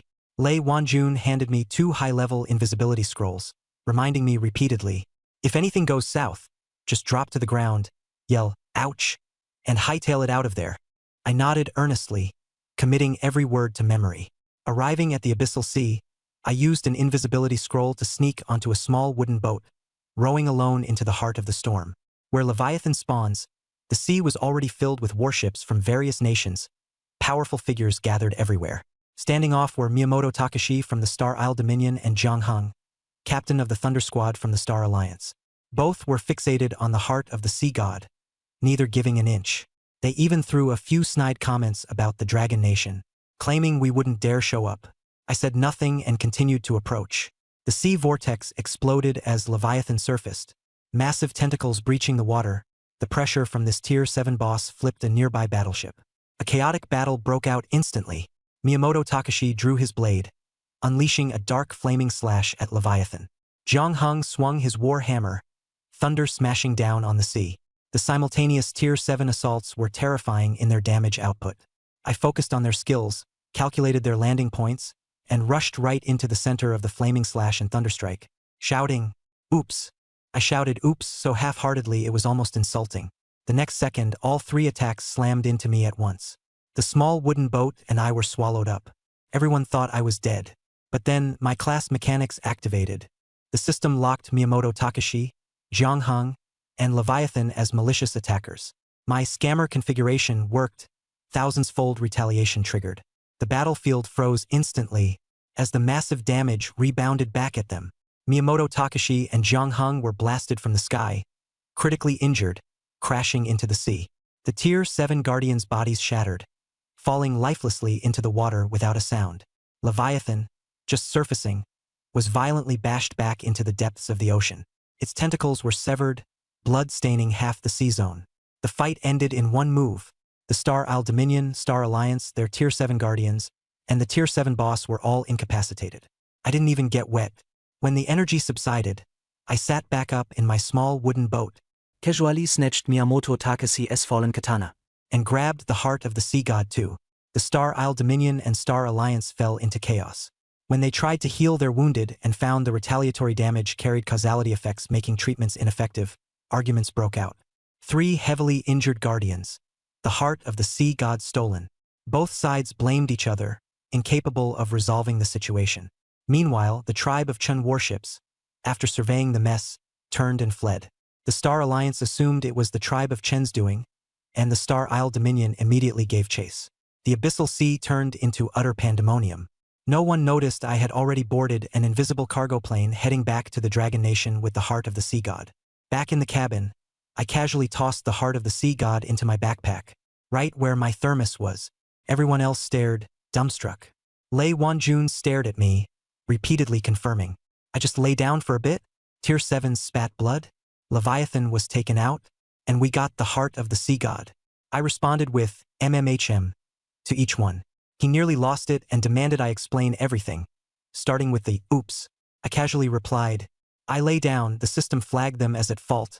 Then the retaliation kicked in. Done. My teammates couldn't process it. Qi Lian suspected I was some sort of deity. Ghost Shadow marveled that from now on fights could just be resolved by lying down. Zero confirmed the heart of the sea god was secured and noted the chaos in the international waters would ensure no one suspected the Dragon Nation. Lei Wanjun finally understood why I was classified as a top military secret. If the world knew what I was capable of, it would absolutely lose its mind. I thought the mission was over, until just before midnight when my temporary god-level scammer class would end, and I'd be assigned a new divine tier class. But the system delivered news first. 3 rival nations issued the highest bounty, naming the unknown force that created the chaos and stole the heart of the sea god, the ghost of the abyss, setting the bounty at 10 billion interstellar currency. Hearing this, I thought to myself, damn, I'm worth a lot. As the transport plane flew back, Zero asked if I wanted to go straight to the class hall to accept rewards and level up to stage 1 tier 9. Too tired. I planned to find somewhere to sleep first and handle leveling tomorrow. The second I mentioned this, Lei Wanjun and the others looked at me, visibly tense. With just minutes to midnight, they were terrified I'd randomly trigger something crazier than Tier 7s tomorrow, breaking the world. The cabin's atmosphere turned heavy, like waiting for a bomb to go off. The clock ticked down second by second until finally, it was midnight. The system announced the end of the day, completing my god-level scammer class experience. Attributes were retained, with a 1% enhancement applied to my current class panel. It began selecting a new class. The class name flickered on the panel before stopping. God-level healer. I froze for a moment, completely caught off guard. For the first time since my system awakened, I had rolled a class that seemed, at first glance, relatively normal. No bizarre prefixes, no unnerving abilities, just a healer. Pure support. I informed my teammates, and the cabin visibly relaxed. Lei Wanjun let out a long sigh. Qi Lian relaxed her posture. Ghost Shadow retreated into the darkness. Zero immediately began reworking formations to ensure I'd be protected from all future harm. Everyone unanimously thought this class marked a turning point toward normalcy. I didn't say a word, and instead, looked down to read the skill descriptions for the God-level healer. Reviving the dead and regenerating lost limbs were no problem. As long as the soul remained, even a sliver of health could be instantly restored. But the core skill caught my attention: Thousand Petal Hands of Great Mercy. Its activation condition was simple: healing through physical strikes. Slapping, punching, kicking all counted. The harder the strikes, the more effective the healing. What's more, overhealing a target would cause them to enter a supreme bliss ascension state, the duration dependent on how much extra healing they received. I blinked twice, dumbstruck. What? Hitting people restores health? What kind of ridiculous healer is this? Clearly, this wasn't a healer, it was a sadistic brawler disguised as one. I looked up at Lei Wanjun. He was grinning like an idiot, relieved I finally got what appeared to be a normal class. I smiled back and asked him how he was feeling. Any discomfort? He patted his chest, proclaiming his stage 6 frame was built strong like a tank. I nodded, cracking my knuckles, and casually mentioned that injuries should always be reported to me right away, since I love helping heal people.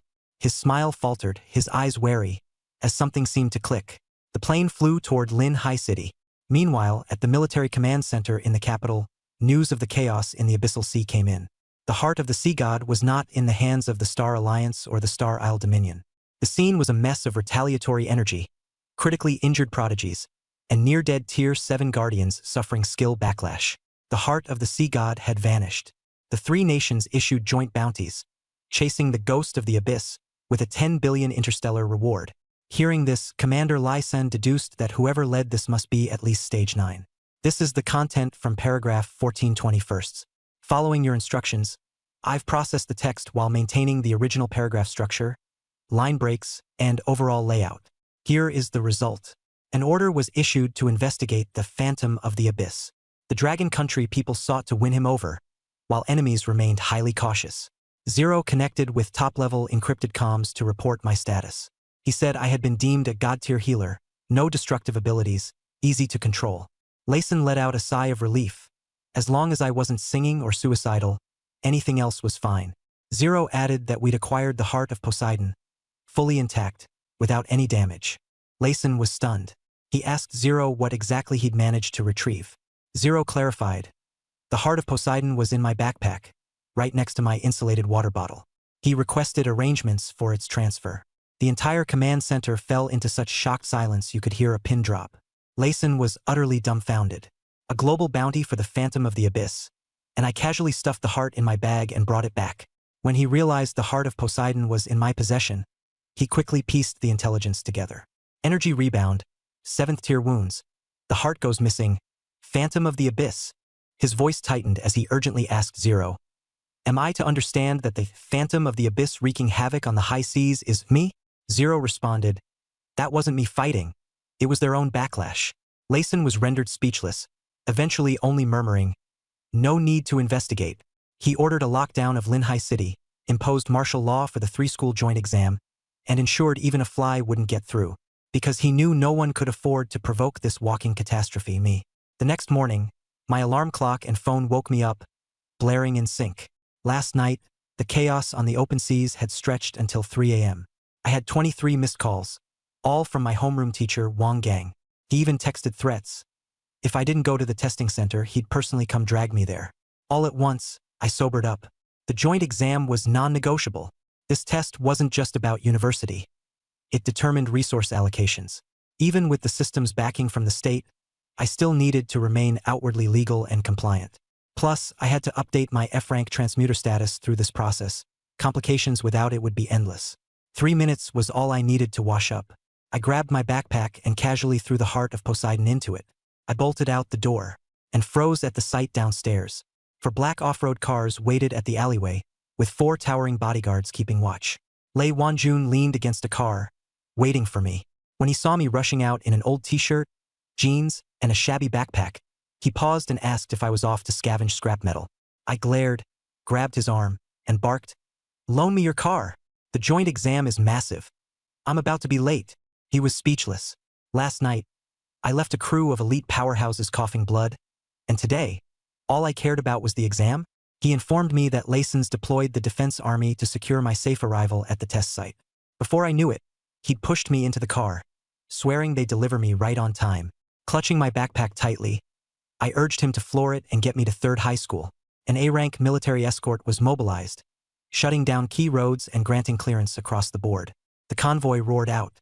Lynn High City's skies shifted. Armed soldiers patrolled the streets, and armored vehicles rolled through the city. Citizens were baffled, gossiping about how the day's security looked blown out of proportion. Meanwhile, 3rd High School Principal Li Chongqing and the teachers stood nervously at the school gates, awaiting student arrivals. Orders came from the top. The joint exam at 3rd High absolutely could not falter. Even if the sky fell, it had to hold. Li took attendance, finding me missing. Wang Gang was livid, muttering that I hadn't answered calls and was pushing his temper to its limits. In the distance, the roar of engines erupted. 4 black SUVs skidded to a stop at the gate. I had arrived. The car door flew open. I leapt out with my backpack and sprinted in. In my head, I was screaming, "Am I late?" Lei Wanjun checked his watch and yelled, "3 minutes to spare, hurry!" Wang Gang, on the brink of scolding me, caught sight of the medals pinned to Lei's uniform and immediately fell silent. Principal Li initially wanted to greet Lei but also found himself retreating upon inspection. Lei Wanjun turned to me, his tone suddenly gentle, "Good luck on the exam." The faculty collectively stared in astonishment. I waved him off, saying I'd treat him to GoGT later, and dashed straight to the exam hall. Once inside, Lei updated Layson. "I've successfully escorted them into the venue. All normal." Layson instructed him, "Keep an eye out and ensure no trouble arises around them." The first exam was a simulated battle test. This was the highest weightage segment, taken alongside a performance evaluation. The broadcast announced the objectives: support your teammates, defeat simulated elite monsters, and maintain over 80% health. I entered Pod 3, and the scene transitioned to a wasteland. Beside me were 2 NPC companions, a heavily armored warrior and a ranged wizard. Standing against us was a simulated blood wolf. The system indicated that my God-tier healer skill set had been fully activated. I glanced at the abilities interface. Divine Compassion 1000-leaf palm. Physical healing, hits recharge targets the more you strike them. The warrior sneered, dismissing me as a useless support, telling me to keep my distance and not drag them down. Unbothered, I flexed my wrists. "Just charge ahead. I've got you." He scoffed and charged with his sword. The blood wolf lunged, claws tearing across his chest, sending blood splattering and cutting his health bar down by 1/3. He panicked, yelling, "Help me!" With a flicker, I maneuvered behind his head, smacking the back of it with my 1000-leaf palm. The hit landed with a loud smack, skewing his helmet sideways. Both proctors and the principal froze in shock. A healer hitting their own teammate? What kind of madness was this? Was I trying to throw my career away? The warrior was about to curse at me when suddenly, the healing numbers popped. Plus 9,999 HP. Green light enveloped him. His wounds sealed instantly. His health surged to max, and a golden shield encapsulated him. The warrior froze, stunned. He still felt the sting from the slap, but his condition was optimal to the point of absurdity. Swallowing his insults, he grudgingly admitted, "This heal is insane." The first round ended, and chaos ensued. Swinging my right hand out, I ended with a grin. This Divine Compassion 1000-leaf palm is something else. It doesn't just heal absurdly well. It's hella satisfying to smack someone. Peak stress relief combined with game-breaking utility. This skill alone could redefine the meta for healer roles. The judges at the evaluation platform were in utter shock. Here I was, bap-smacking an almost dead tank, and instantly returning him to full health, complete with an extra divine shield. What on earth was this even? Conventional medical theory had no explanation. Wang Gang finally recovered from his stupor, whispering to the examiner if I'd truly randomized a healer-preferred class. The examiner, though hesitant, confessed this was indeed a legitimate result from the random transmuter occupation system. No one had ever witnessed a healer curing allies with slaps, but functionality was functionality. It worked. As assessments continued, the blood wolf spiraled into fury, realizing its near-fatal strike was for nothing. Its enemies were not only fine but seemingly indestructible. Furious, it lunged again. Sensing the shift in dynamics, I doubled down. The system flagged that enhanced physical force amplified healing further. Well, no need for formal tactics, then. As the warrior raised his shield, I zoomed beside him, grabbing his collar and hammering his back with a solid punch. Boom! Another massive number blasted forth, plus 9,999 HP. Feeling the flow, I followed with a left cross, a right roundhouse, pouring combo strikes out as if I were DPS. The scene was unprecedented. A blood wolf lunging desperately to kill, while a healer went berserk pummeling their own teammate. Strangely enough, the warrior's health stayed hard-locked at full, the golden shield thickening until it resembled an impregnable divine armor. The God-tier class triggered its unique perk. Golden text scrawled across the interface. Elation Ascension activated. The next second, both the warrior and I. His eyes rolled back as his face looked oddly serene, but something was off. His heavy armor emitted a pink glow. In an instant, he became hyped up, screamed, "This feels awesome." He threw his shield aside, grabbed his sword, and charged at the blood wolf like a mad bull. He even yelled, "Hit me again!" 1/ later, the blood wolf was cleaved in half and vanished. The mage NPC was dumbfounded, his staff dropping to the floor with a thud. I turned to look at him. He panicked, stepping back repeatedly, saying he was full on health and mana, and didn't need me to heal him again. Reluctantly, adhering to the spirit of teamwork, I insisted.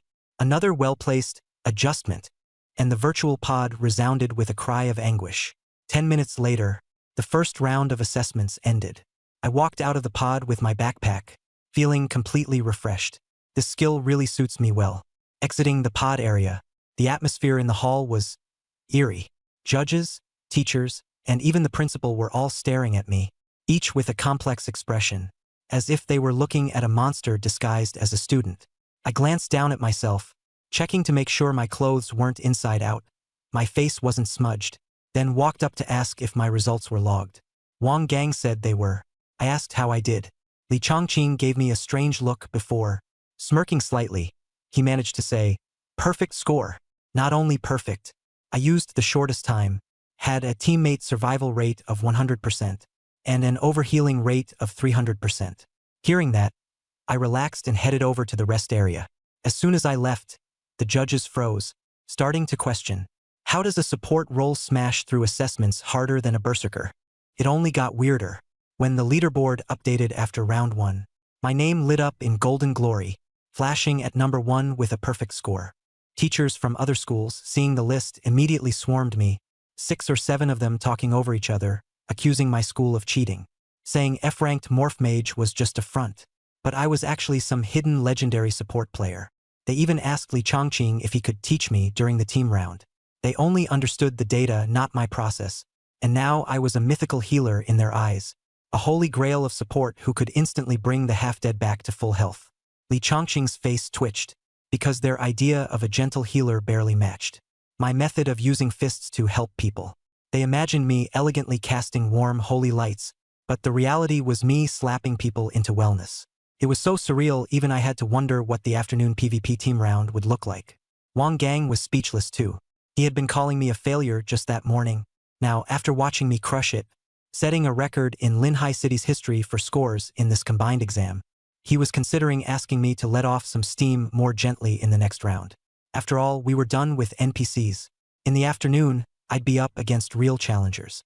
Smashing people for real wasn't for the faint of heart. He was genuinely concerned I'd leave someone traumatized. Unfazed, I plopped down on a sofa by the window, dropped my backpack on the floor, and sprawled out, pulling out my thermos.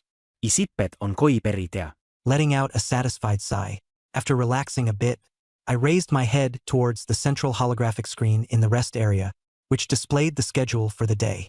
Morning, individual support simulation. Afternoon, real player team battle. Quietly staring at that single line, I glanced at my right hand. A sudden thought crossed my mind. The other candidates are definitely going to have a rough afternoon. Scanning the rules, it was clear the team battle was real combat. With my 1,000 blessed healing palm, I could only pray my random teammates had strong mental fortitude. After all, I'm a healer, just one that heals with a smack. At that moment, Linhai No. 1 High School's top seed, Chu Tianhua, entered the rest area. He was this evening's fan favorite, a top-tier A-rank berserker. He'd clearly heard about the full-score support player from number 3 high and zeroed in on the F-grade Morph Mage badge on my chest. Chu Tianqua immediately resorted to mockery. An F-rank Morph Mage? That's a life skills profession. You have no business in a combat assessment. His teammates echoed his words, jeering from the sidelines. I didn't react, only giving him a light once-over. His muscles were indeed imposing. He'd probably take a hit well, a solid target for healing practice.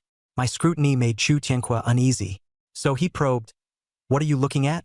I chuckled and responded, "You've got impressive bones and a robust energy flow, a true warlord in the making."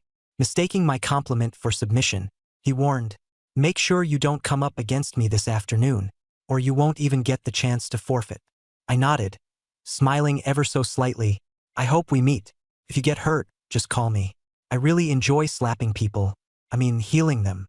Not long after, the random team assignments for the second round began. The screen refreshed, locking me into Team 07. The team leader? None other than Chu Tianqua. Teammates, Li Ming, Zhang Chong, Chao Shui, and me. The rest area fell silent. Chu Tianqua's face instantly dropped, completely unprepared for the fact that his team's support slot had been filled by me. He swore at the system's awful matchmaking, grumbling that bringing me into the ruined city was like dragging dead weight. Li Ming grew nervous, worrying out loud how they'd manage without a healer's sustained backup. Chu Tianqua sneered at me, telling me once we were on the battlefield, I should find a corner to hide in, and warned that if I dared drag them down, he'd be the first to kick me out. I stayed silent, following them to the transport array, while inwardly vowing to take good care of him this afternoon. As the instructors monitored Team 07, rumors of my earlier banter with Chu Tianqua spread quickly. Teachers from number 1 and number 2 high were convinced I only achieved a perfect score by exploiting glitches. They mocked number 3 high, saying an F-grade Morph Mage would inevitably be exposed once the real fighting started. Li Chongqing and Wang Gang kept quiet, fully aware of my unorthodox playstyle. Li Chongqing merely reminded the judge teachers, "Whatever happens, just don't look away." The teleport finished. Team 07 dropped into Zone C of the ruined city. Chu Tianqua immediately commanded us to split up. Zhang Chong raised his shield. Li Ming secured high ground. Chao Shui blended into the shadows. And me? I casually found a boulder, sat down, placed my backpack beside me, unscrewed my thermos, and took a sip. Chu Tianqua turned back to see me, demanding angrily, "What are you doing?" Calmly, I replied, "Supports need to hydrate too." This only made him madder, snapping, "When the fighting starts, stay out of the way." Just as the words left his mouth, 3 Tier 2 armored rhinos barreled out at full speed. Without hesitation, Chu Tianqua charged headlong, shoulder-checking one of the rhinos. Crack! His shoulder broke instantly, blood spraying everywhere. Pushing through the pain, he triggered his berserk transformation and smashed the rhino with his axe. He landed, breathing heavily, still bleeding but looking damn proud of himself. He turned, thinking I'd be cowering in fear. Instead, my eyes lit up like a Christmas tree. Seeing his injury, I beamed and hurried over, saying, "Time to fulfill my support duty." Before Chu Tianqua could even react, I raised my hand and unleashed, "Thousand-blessed healing palm." Smack! My palm connected with the back of his head, sending him face-first into the ground. The entire battlefield froze in stunned silence. Li Ming gaped, Zhang Chong faltered. Chao Shui almost revealed herself from shock. Even those teachers who had just been hyping up Chu Tianqua looked utterly bewildered. This is section 1621. Following your logic and preserving the original structure, paragraph formatting, and overall layout, here's the processed result. Li Chongqing and Wang Gang didn't even want to look. Chu Tianqua was sprawled on the ground, fuming mad, cursing in his heart about how this F-rank loser dared to sucker punch him. Was he begging to die or something? He wanted to get up and fight back, when suddenly he felt a surge of green healing energy, flowing from my palm into his body.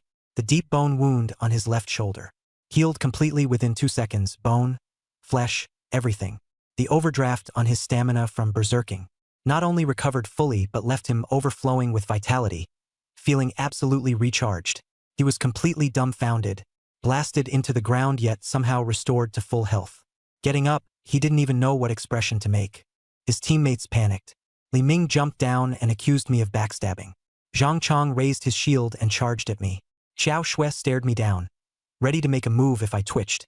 I wasn't flustered. I just smiled and said, I did call out my skill name, Great Compassion Thousand Leaf Hands. Doesn't that sound like a healing ability?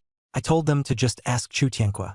Zhang Chong was about to lose it when Chu Tianque climbed out of the crater, covered in dirt, but coldly shut down their complaints.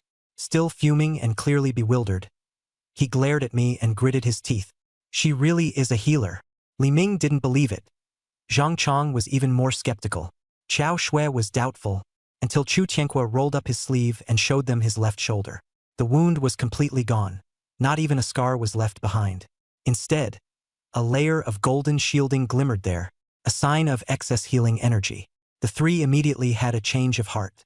I seized the moment to ask, want a free heal too? Li Ming and Zhang Chong recoiled in fear, firmly refusing to let me touch them. The misunderstanding cleared up. Chu Tianque had no choice but to grit his teeth and keep leading the team forward. But the team's formation was completely messed up now. Technically, a healer like me should have been protected in the center, yet everyone made sure to stay at least 3 meters away from me, too afraid to get close. I didn't care. I just lazily trailed them with my backpack. We had just crossed through a commercial plaza, when suddenly the ground shook violently. Li Ming climbed up high to look and turned pale. At the far end of the street, hundreds, perhaps thousands, of mutated hyenas were blocking the way. Following behind was a Tier 3 Lord, the Dark Flame Demon Lion. This lineup was way beyond what any exam squad could handle. Chu Tianque's first instinct was to run. When he looked back and saw that I wasn't running but instead tossing my backpack aside and rolling up my sleeves, I said, don't be scared. Even if there's only a sliver of life left in you, I'll snatch you back from the King of Hell's hands. Go all out. Get hurt as much as you want. Chu Tianque was dumbfounded, and Li Ming and the others didn't believe me at all. They turned to him for the final decision. Chu Tianque gripped his massive battle axe tightly.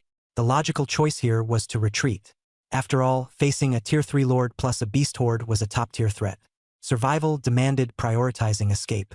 But then he glanced at his perfectly healed shoulder, felt the surge of vitality still brimming within him, and his mindset started to change. He knew very well that, shaky as it looked, my slap therapy worked miraculously. He didn't immediately run. Instead, he turned back to us, his gaze finally landing on me. I asked Chu Tianque, how long can my healing sustain you? He asked, single instance or continuous? I replied, you already know how single instance feels. Continuous? As long as my hands stay intact, theoretically, I can heal indefinitely. The hyenas were closing in by now. Chu Tianque told everyone to listen to him before they decided to run.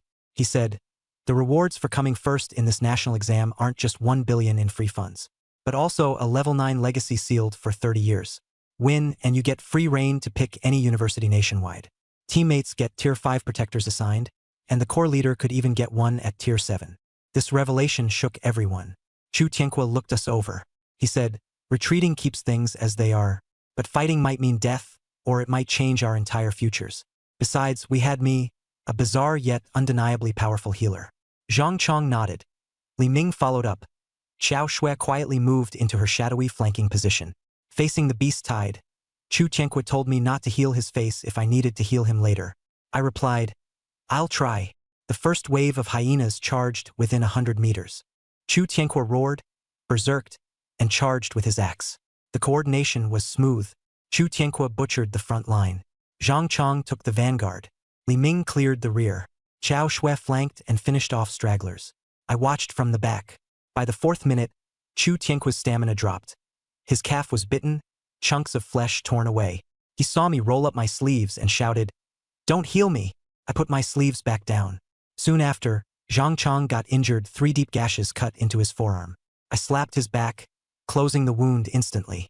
He looked both frustrated and amazed, then kept holding the front line. Then the Tier 3 Dark Flame Demon Lion moved. Its arrival cleared a path as the hyenas scattered. Its eyes fixated on Chu Tianque, and in a blink, it teleported and swiped him with a claw, sending him flying through a scrapped van. His chest armor shattered. 3 ribs broke. Black flames scorched him, still burning. Li Ming tried to help but got swatted aside by the lion's tail, losing his staff and collapsing part of a nearby wall. Zhang Chong's shield broke, both arms snapped, and he collapsed, coughing blood.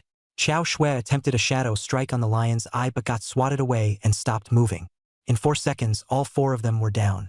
The dark flame demon lion yawned and turned its attention to me. I didn't run.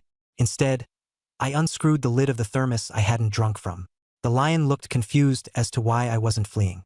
I calmly put the thermos back in my bag and decided it was game time. First, Chu Tianqua. Black flames were still burning on his chest. When he saw me coming, he tried to stop me. I ignored him, slapped his chest, reconnected his ribs, extinguished the flames, and healed the wounds. Get up and keep going, I told him. Next, Li Ming, who was slouched against a wall, shaking his head and saying he'd heal on his own. One slap to the back of his head, and he face-planted into a pile of bricks. His internal injuries were gone. Then, Zhang Chong, arms broken, unable to even crawl away. One palm strike and his arms were back in perfect shape. He just lay there in shock.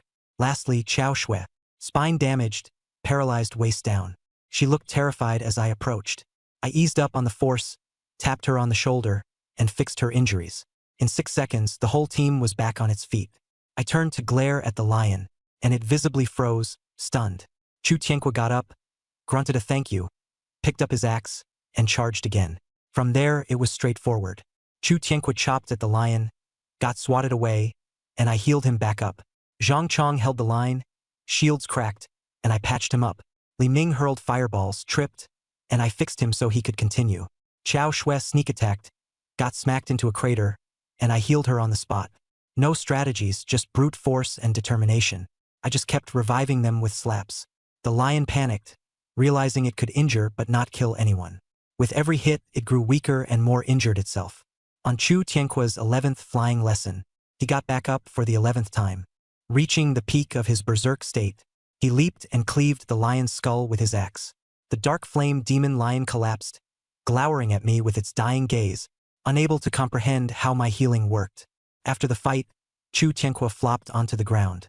Zhang Chong knelt, exhausted. Li Ming slid down a lamppost to sit. Qiao Shui curled up inside a crater. None of them were injured, but all of them looked shell-shocked, completely out of it. I stretched my wrists, feeling great, unscrewed my thermos and took a sip of water. Looking down at the group, I asked, "You all still alive?" No one answered. I took it as a yes. Meanwhile, the exam monitors were utterly speechless watching the whole scene unfold. Here's the translated version, keeping the original structure and style. On the screen behind us lay the corpse of the demon lion. I stood in the center drinking water. The broadcast blared. Team 07 has slain the Tier 3 Dark Flame Demon Lion, earning a base of 100,000 points with a 300% leap tier bonus. A total of 400,000 points, taking the top spot on the leaderboard. Broke the record, leaving second place trailing by 399,000 points. Damn impressive. Among the 5 of us, I was the only one still able to sip some water. The other 4, barely holding on, mentally about to collapse. I screwed the lid back on my thermos, stashed it in my backpack, and walked over to Chu Tianqua. I asked if we should keep heading deeper, maybe take down that Tier 4 mutant violent dragon while we're at it. Chu Tianqua jumped up instantly, stumbling back a few steps, refusing with all his might. He said the points were more than enough for first place. He just wanted to finish and hand in the exam. No more stalling. Zhang Chong quickly stepped in to stop me. Li Ming and Qiao Shui nodded in agreement. Seeing their absolute refusal, I had no choice but to give up, letting them rest on the spot. I reminded them not to catch a cold, and to let me know if they felt unwell. And then all 4 shivered together, even breathing cautiously. This vibe, I was speechless. Meanwhile, the exam center erupted in chaos. In the replay of the battle, I was dashing around the battlefield, slapping anyone who collapsed, forcibly healing the 4 top students. Judges and teachers were dumbfounded, unable to accept this slap healing as a legitimate therapy method. They questioned Li Chongqing, the headmaster of number 3 high school, and Wang Gang, the homeroom teacher, demanding to know what the heck my profession was. Li Chongqing had no choice but to explain that I was an F-ranked morphing artisan, and today's randomized role just happened to include an unusual healer profession. Someone followed up, asking about my profession from the past few days. Wang Gang awkwardly admitted he had no idea. I hadn't even shown up to school, wandering around like a sleepwalker, just desperate for my graduation certificate. He thought I'd lost my mind. The room fell even quieter. In the replay, I was casually carrying my thermos, so calm and collected, clearly not someone who looked defeated. In a corner, Lei Wanjun quickly reported, advising that as soon as the joint exam ended, they should place me under military protection, fearing that by tomorrow my randomized roll might get even scarier. Honestly, the sheer horror factor was off the charts. For the next hour, the vibe of our team completely shifted. Chu Tianque and the others wouldn't actively seek out monsters anymore, walking as cautiously as if treading on glass. Zhang Chong held up his shield, not to block monsters, but to defend against me randomly healing him. Li Ming dared not pull out his staff haphazardly, only taking the flattest paths. Xiao Shui's stealth? Useless. I could catch her slip-ups with a single flick of my hand. As for Chu Tianque, that guy wouldn't even dare activate his berserk mode anymore. At one point, he sprained his ankle, and I casually slapped it better. His ankle healed, but the force sent him flying into a trash can.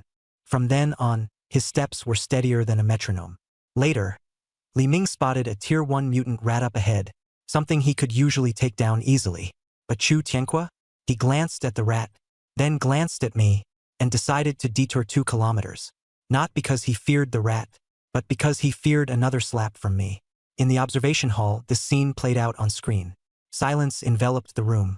The first-place team, forced to detour by a small rat. Not because they couldn't fight, but because they feared their teammate. A capitally embarrassing moment. Finally, the broadcast announced the exam's conclusion. The 4 of them sighed in collective relief, as if surviving hell. Physically, they were at full health, but mentally they were utterly drained. The teleport array lit up. I walked over and asked, "Need one last round of healing?" Raising my hand. This time, all 4 of them practically sprang to life. Chu Tianque screamed as he dashed into the teleport array. Li Ming rolled and scrambled his way in. Zhang Chong dropped his shield and dove headfirst into the light column. Xiao Shui turned into a shadow and slipped through. In just 2 seconds, the 4 of them were gone, not even daring a backward glance. Left alone in the plaza, I sighed. I really don't get why they ran so fast. I'm clearly just a kind, supportive little helper. My healing might be intense, sure, but effective, and I even come with shields and buffs. Why do they treat me like a curse? No vision at all. Shouldering my backpack, I stepped into the final teleport light beam. Coming out, I arrived at the exam center's plaza, surrounded by teleport-returning examinees, some thrilled, some devastated, and quite a few injured, even stretchered off. Most eye-catching of all was our Team 07. Chu Tianque, Li Ming, Zhang Chong, and Xiao Shui, all cleaned up, glowing with health. To the outside gaze, we looked like some unbeatable God-tier squad, tearing through the exam without a scratch. Others eyed us with envy, whispering, breaking records with 400,000 points. All while flawless and injury-free, we seemed untouchable like prodigies. Chu Tianque's face twitched. Others saw us and scathed, but all his mind replayed was the nightmare of my slaps. Exiting the teleport array, the 4 took a synchronized 3-step retreat, creating an empty circle around me in the crowd. I smiled and said, "Great teamwork." Chu Tianque forced the most miserable smile I'd ever seen, replying in kind, "Great teamwork." The lead instructor from number 1 school hurried over, all excitement, patting Chu Tianque on the shoulder, declaring that first place was in the bag this time. Chu Tianque, dead tired, muttered that he'd rather quit being a berserker and transfer to kitchen duty. The instructor froze awkwardly. Li Chongqing and Wang Gang also showed up. Wang Gang, with a complex expression, coughed twice and asked if I'd embarrassed number 3 high school. I said probably not. He said definitely not, then asked if I could heal a little gentler next time. I thought for a moment, then replied that it'd depend on my randomized roll tomorrow. That's when it hit him. I was a morphing artisan. Today a healer. Tomorrow, who knows? Lei Wanjun sidled up, lowered his voice, and said, "Lei Shui gave direct orders. Once this exam ends, we're taking you straight to the military district." I asked why the rush. He said this was urgent upon urgent, fearing that tomorrow I might randomize into some God-tier demolition expert and level the entire Linhai city. I told him I cherished peace. He rolled his eyes, reminding me about last night when I made 3 Tier 7 enemies vomit blood from rebound attacks on the high seas. Military personnel surrounded me, escorting me out. As we passed Chu Tianque, I casually reminded him not to forget the Tier 9 inheritance and Tier 7 protectors, to notify me when he found them. He nodded, too afraid to speak. I got into the special off-road vehicle. The noise from outside cut off. Lei Wanjun sat up front, finally exhaling in relief, reporting that I was in the car en route to the base. I leaned back, checking my watch. It was 11:50 p.m., 10 minutes to midnight, before a new day. The car sped through the night, silence filling the cabin. Lei Wanjun glanced nervously back at me through the rearview mirror, as if I might explode at any moment. It was getting close to midnight, and he couldn't help but remind me, don't pull any stunts tonight. Don't end up rolling some God-tier demolitionist class. The car and the military base gate would both get wrecked. I ignored him and stared at the system countdown. As soon as midnight struck, the system chimed in. The God-tier healer class had expired. Base attributes increased by 1%. I felt stronger just slightly, but it was pretty satisfying. Getting a little stronger every day. Honestly, feels great. The system started spinning for a new class. Countless options flashed past before it finally stopped. I froze. The new class was called Powerhouse. No God tier, no flashy extras, just two simple words. Super strength. Level 0 skill. I have double the strength. Level 1. I have 10-fold the strength. Level 2. I have 100-fold the strength. A straightforward progression, brutal and explosive. I was about to test the skill when the system popped up a notice. The class was special and skills were locked. It required collecting items connected to ancient myths, unlocking historical bonds, to unleash its true potential. Glancing at the mythological bond list, there was only one portrait lit up, Pangu. The description got straight to the point. Pangu split the heavens with sheer strength, breaking laws, space, and time itself. I couldn't help but laugh. Pangu, are you serious? Just straight up powerhouse? That's so plain it's scary. I asked where to find the bonding relics, but the system stayed silent. Lei Wanjun, curious about my new class, asked, what did you roll? I replied, powerhouse. He let out a long sigh of relief, saying it was just some extra strength. At worst, you'll be moving cars or cracking walls. Still manageable. Much better than those spooky classes. I thought to myself, this guy is way too optimistic. Didn't tell him that this powerhouse is actually tied to Pangu. Offhandedly, I asked if the military base had any ancient relics, strange stones or old axes lying around. Old stuff with a story. He said the main base vault had some highly classified artifacts, the kind even General Lai doesn't dare to touch. I kept that in mind. Lei Wanjun then tested me, taking out a deep-sea cold iron grip ball meant for Tier 3 heavies. Try it. If you can dent it, you're strong. I casually gave it a squeeze. A dent immediately formed on its surface. The car fell silent. Lei Wanjun stared at me, eyes wide, his voice trembling. What did you just do? Nothing much, I said. Just gave it a light squeeze. He looked like he was about to break down. At this moment, the car stopped. Before me stood the Linhai City Military Headquarters, a real steel fortress, searchlights cutting through the night. Armed soldiers guarded the entrance. Lei Wanjun looked from the fortress gate to my dented iron ball, and started wondering if the base could even hold me back. We descended to the underground third-level core bunker. As soon as I got out of the car, I saw rows of top brass. Lai Sen stood at the front. The whole setup was over the top, like they were receiving a strategic nuclear weapon. Lai Sen wasn't wearing his uniform. With a cheery smile, he shook my hand. Thanks for your hard work. The military leaders were staring at me with eyes burning so hot. It was like I was some kind of rare treasure. And honestly, I get why. What have I done so far? Sang a song that scared off the wild boar king. Nearly killed a Tier 7 just by lying down. Healed teammates by slapping them in the exam hall. They still call me a student, but really I'm a highly adaptable, fast-growing, and unpredictable humanoid strategic weapon. The funny part? No one at the scene dared to ask what class I rolled tonight. It's like everyone collectively agreed not to. If I blurted out some God-tier class, emotions would run high, and the whole base might get blown to pieces on the spot. Reed Kane was escorted by top military officials to a high-spec VIP room. The room was nice. Leather couches, hardwood tables, a bowl of mythical beast meat porridge, and some exquisite side dishes. Not holding back, I threw my old backpack to the side, handed over the heart of Poseidon and started eating. Been a long day and I was starving. Lai San and the other leaders sat across from me, smiling as they watched me eat. No one rushed me. No one asked questions. Lei Wanjun, Ling, Red Lotus, and Ghost Shadow stood behind me like 4 wooden stakes. Half an hour later, I put down the chopsticks, wiped my mouth, and drank some goji berry tea. Lai Sun stopped smiling, turned serious, and asked, "After midnight, what class did you awaken?" The room immediately grew tense. The higher-ups straightened in their seats, hands on their emergency defense systems. Even Lei Wanjun was on edge. I stayed silent for a moment. It's not that I didn't want to answer, but the class name was just so plain. Sounded like a joke. Finally, I shrugged and gave it to them straight. Powerhouse. The room went silent for 10 full seconds.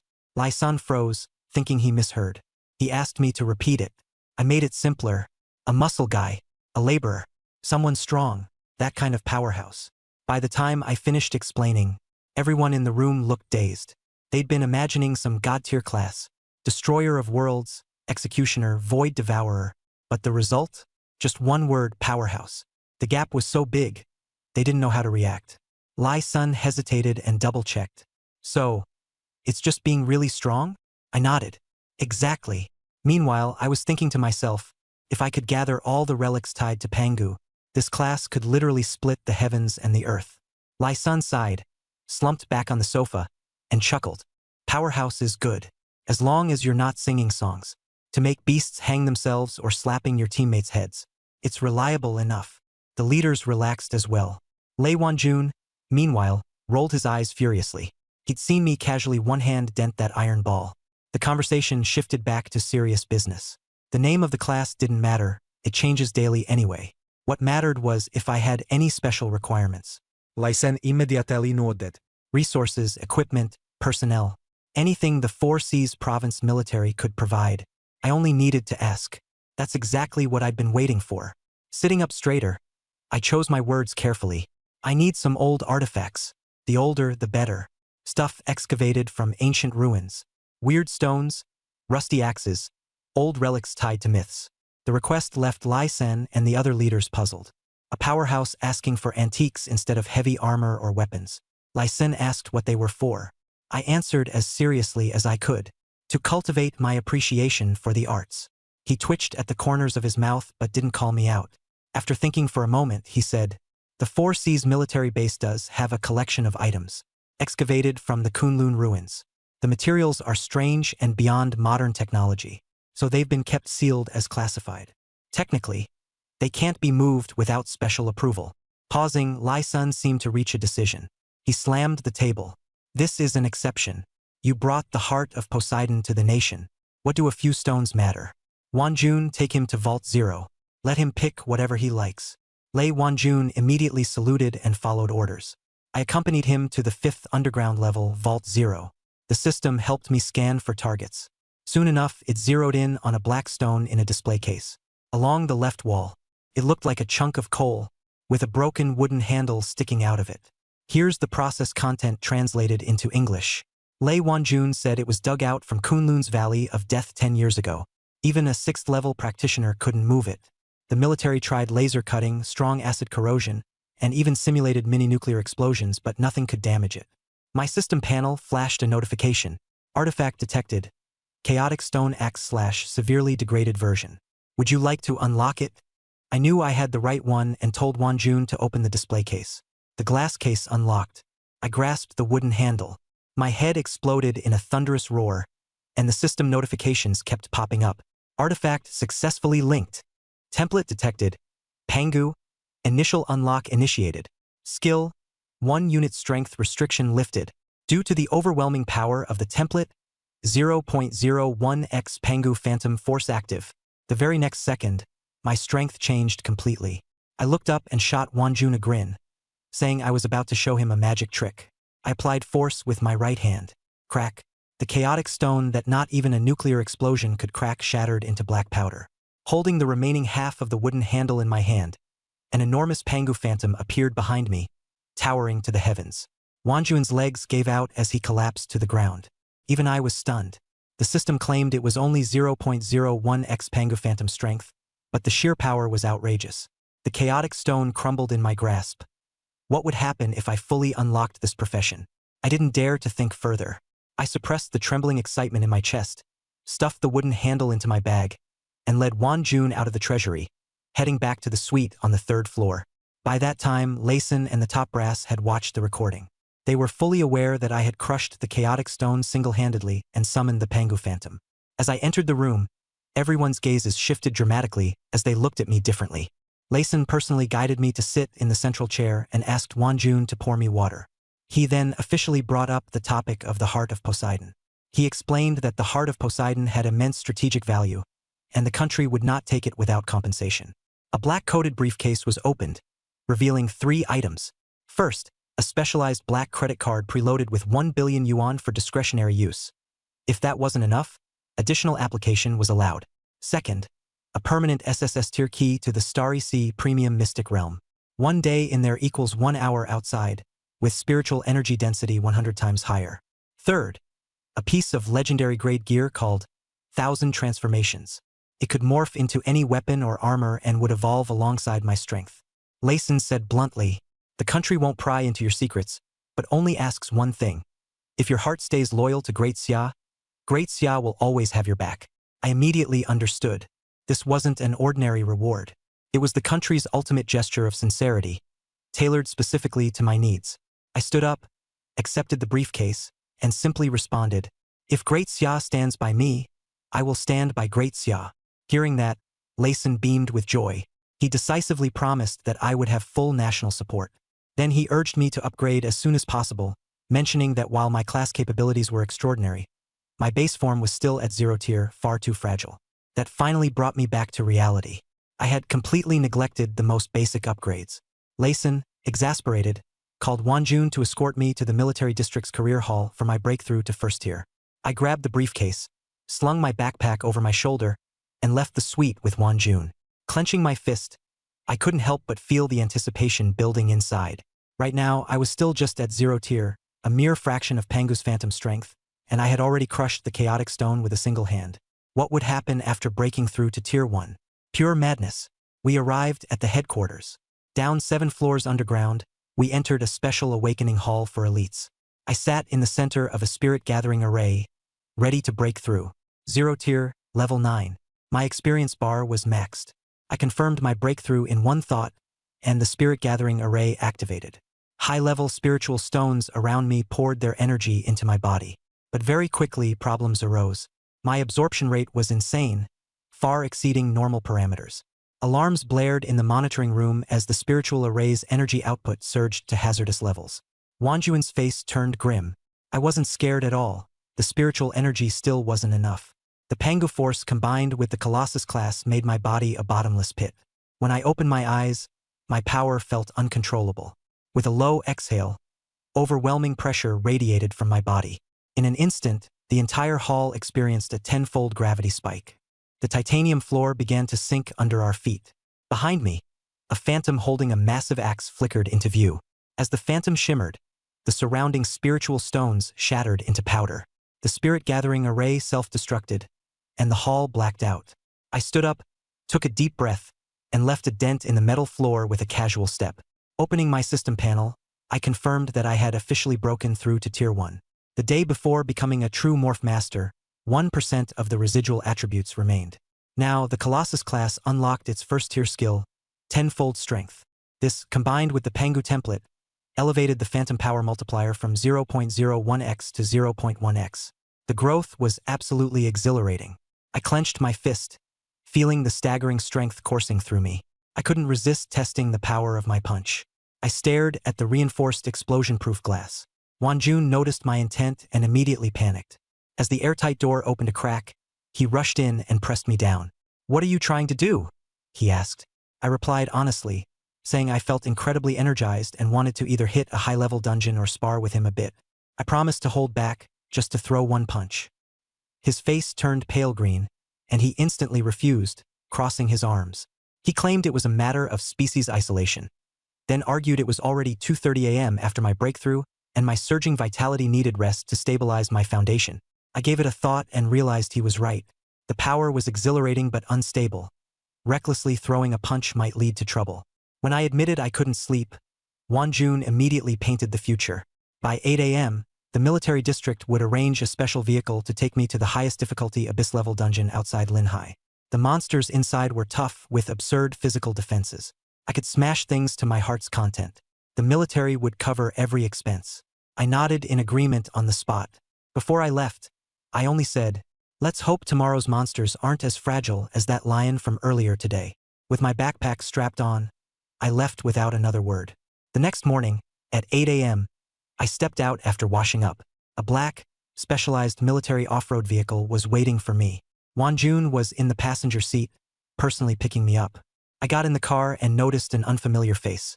Wanjun explained that the monsters in this new dungeon were special, and the previous setup lacked sufficient error tolerance.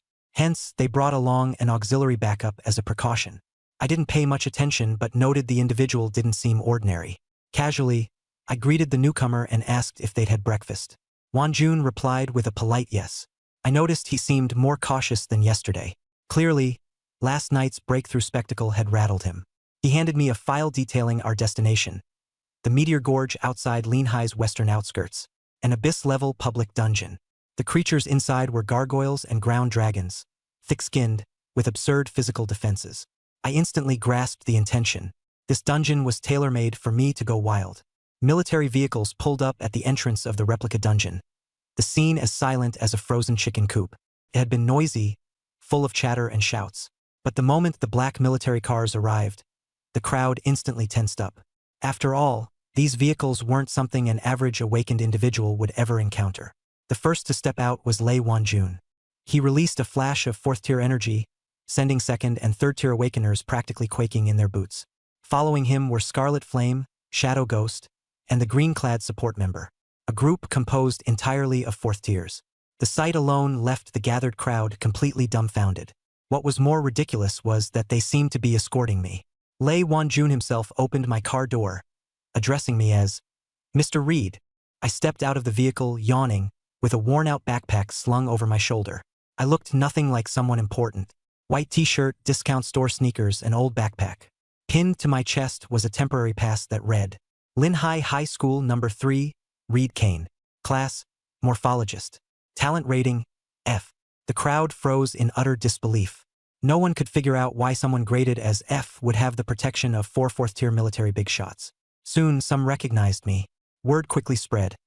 I was the kid from yesterday's joint exams. The one who'd scored a perfect mark and slapped Chu Tianqua into the dirt with a single hand. The place exploded.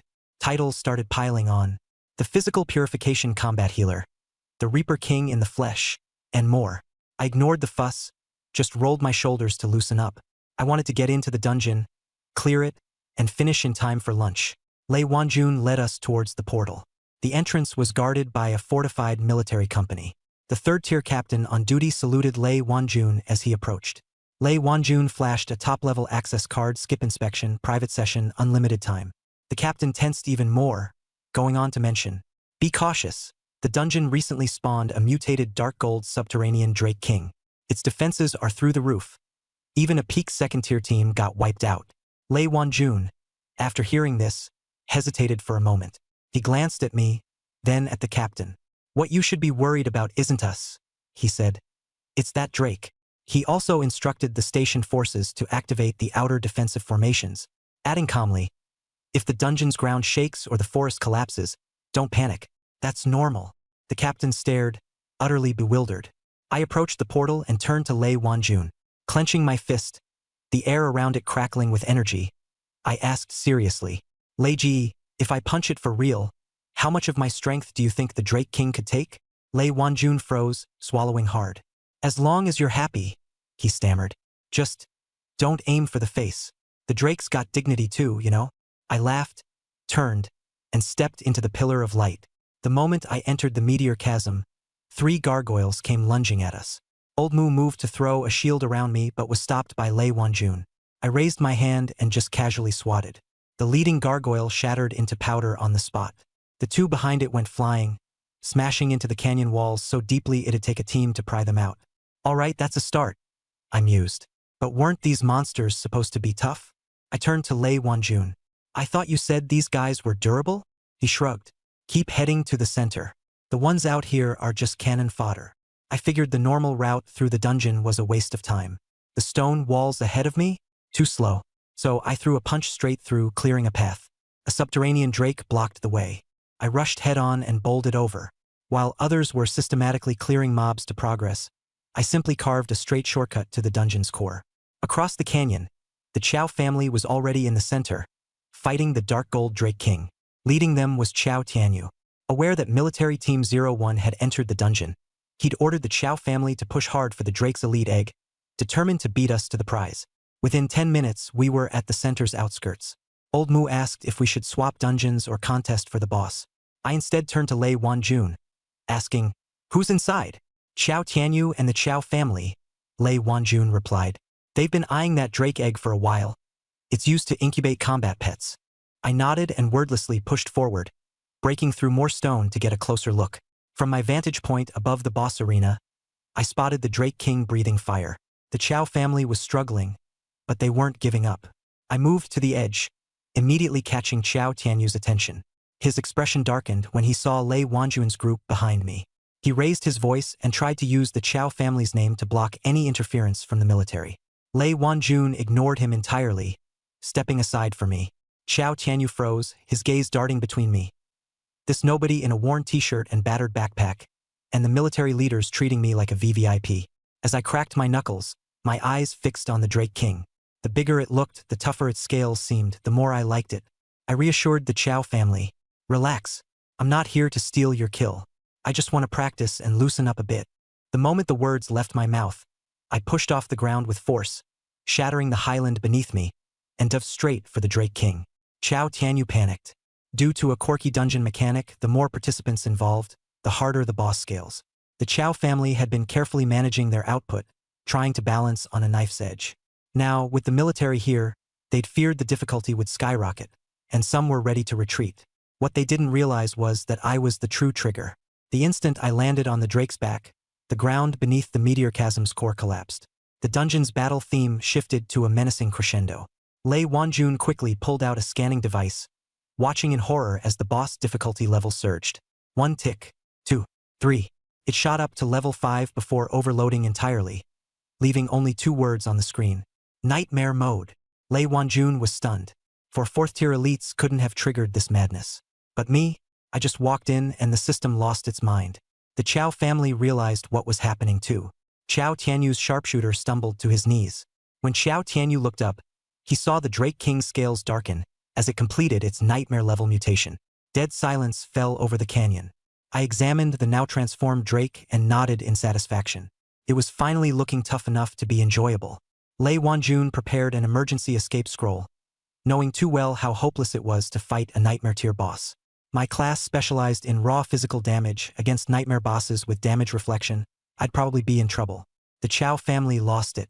Chow Tianyu slumped to the ground, muttering about the no-return point of a locked dungeon. Their mercenary captain Scarface exploded, blaming the Chow family for involving the military. Chaos erupted in their ranks. Meanwhile, the Drake King locked its eyes on me.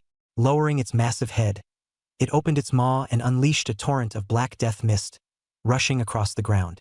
Lei Wanjun screamed for me to dodge. Chow Tianyu shut his eyes, bracing for impact. But I didn't move an inch. I frowned at the mist, thinking how bad its breath smelled. With an offhand slap, smack, there was no flashy skill, just brute force. The death mist, capable of vaporizing awakeners, stopped midair and rolled backward. The reverse torrent struck the Drake King square on its face. Boom! The impact sent it reeling, carving 2 massive grooves into the ground. The canyon went dead quiet. You could hear a heartbeat. The mercenaries stopped cursing. Chow Tianyu froze.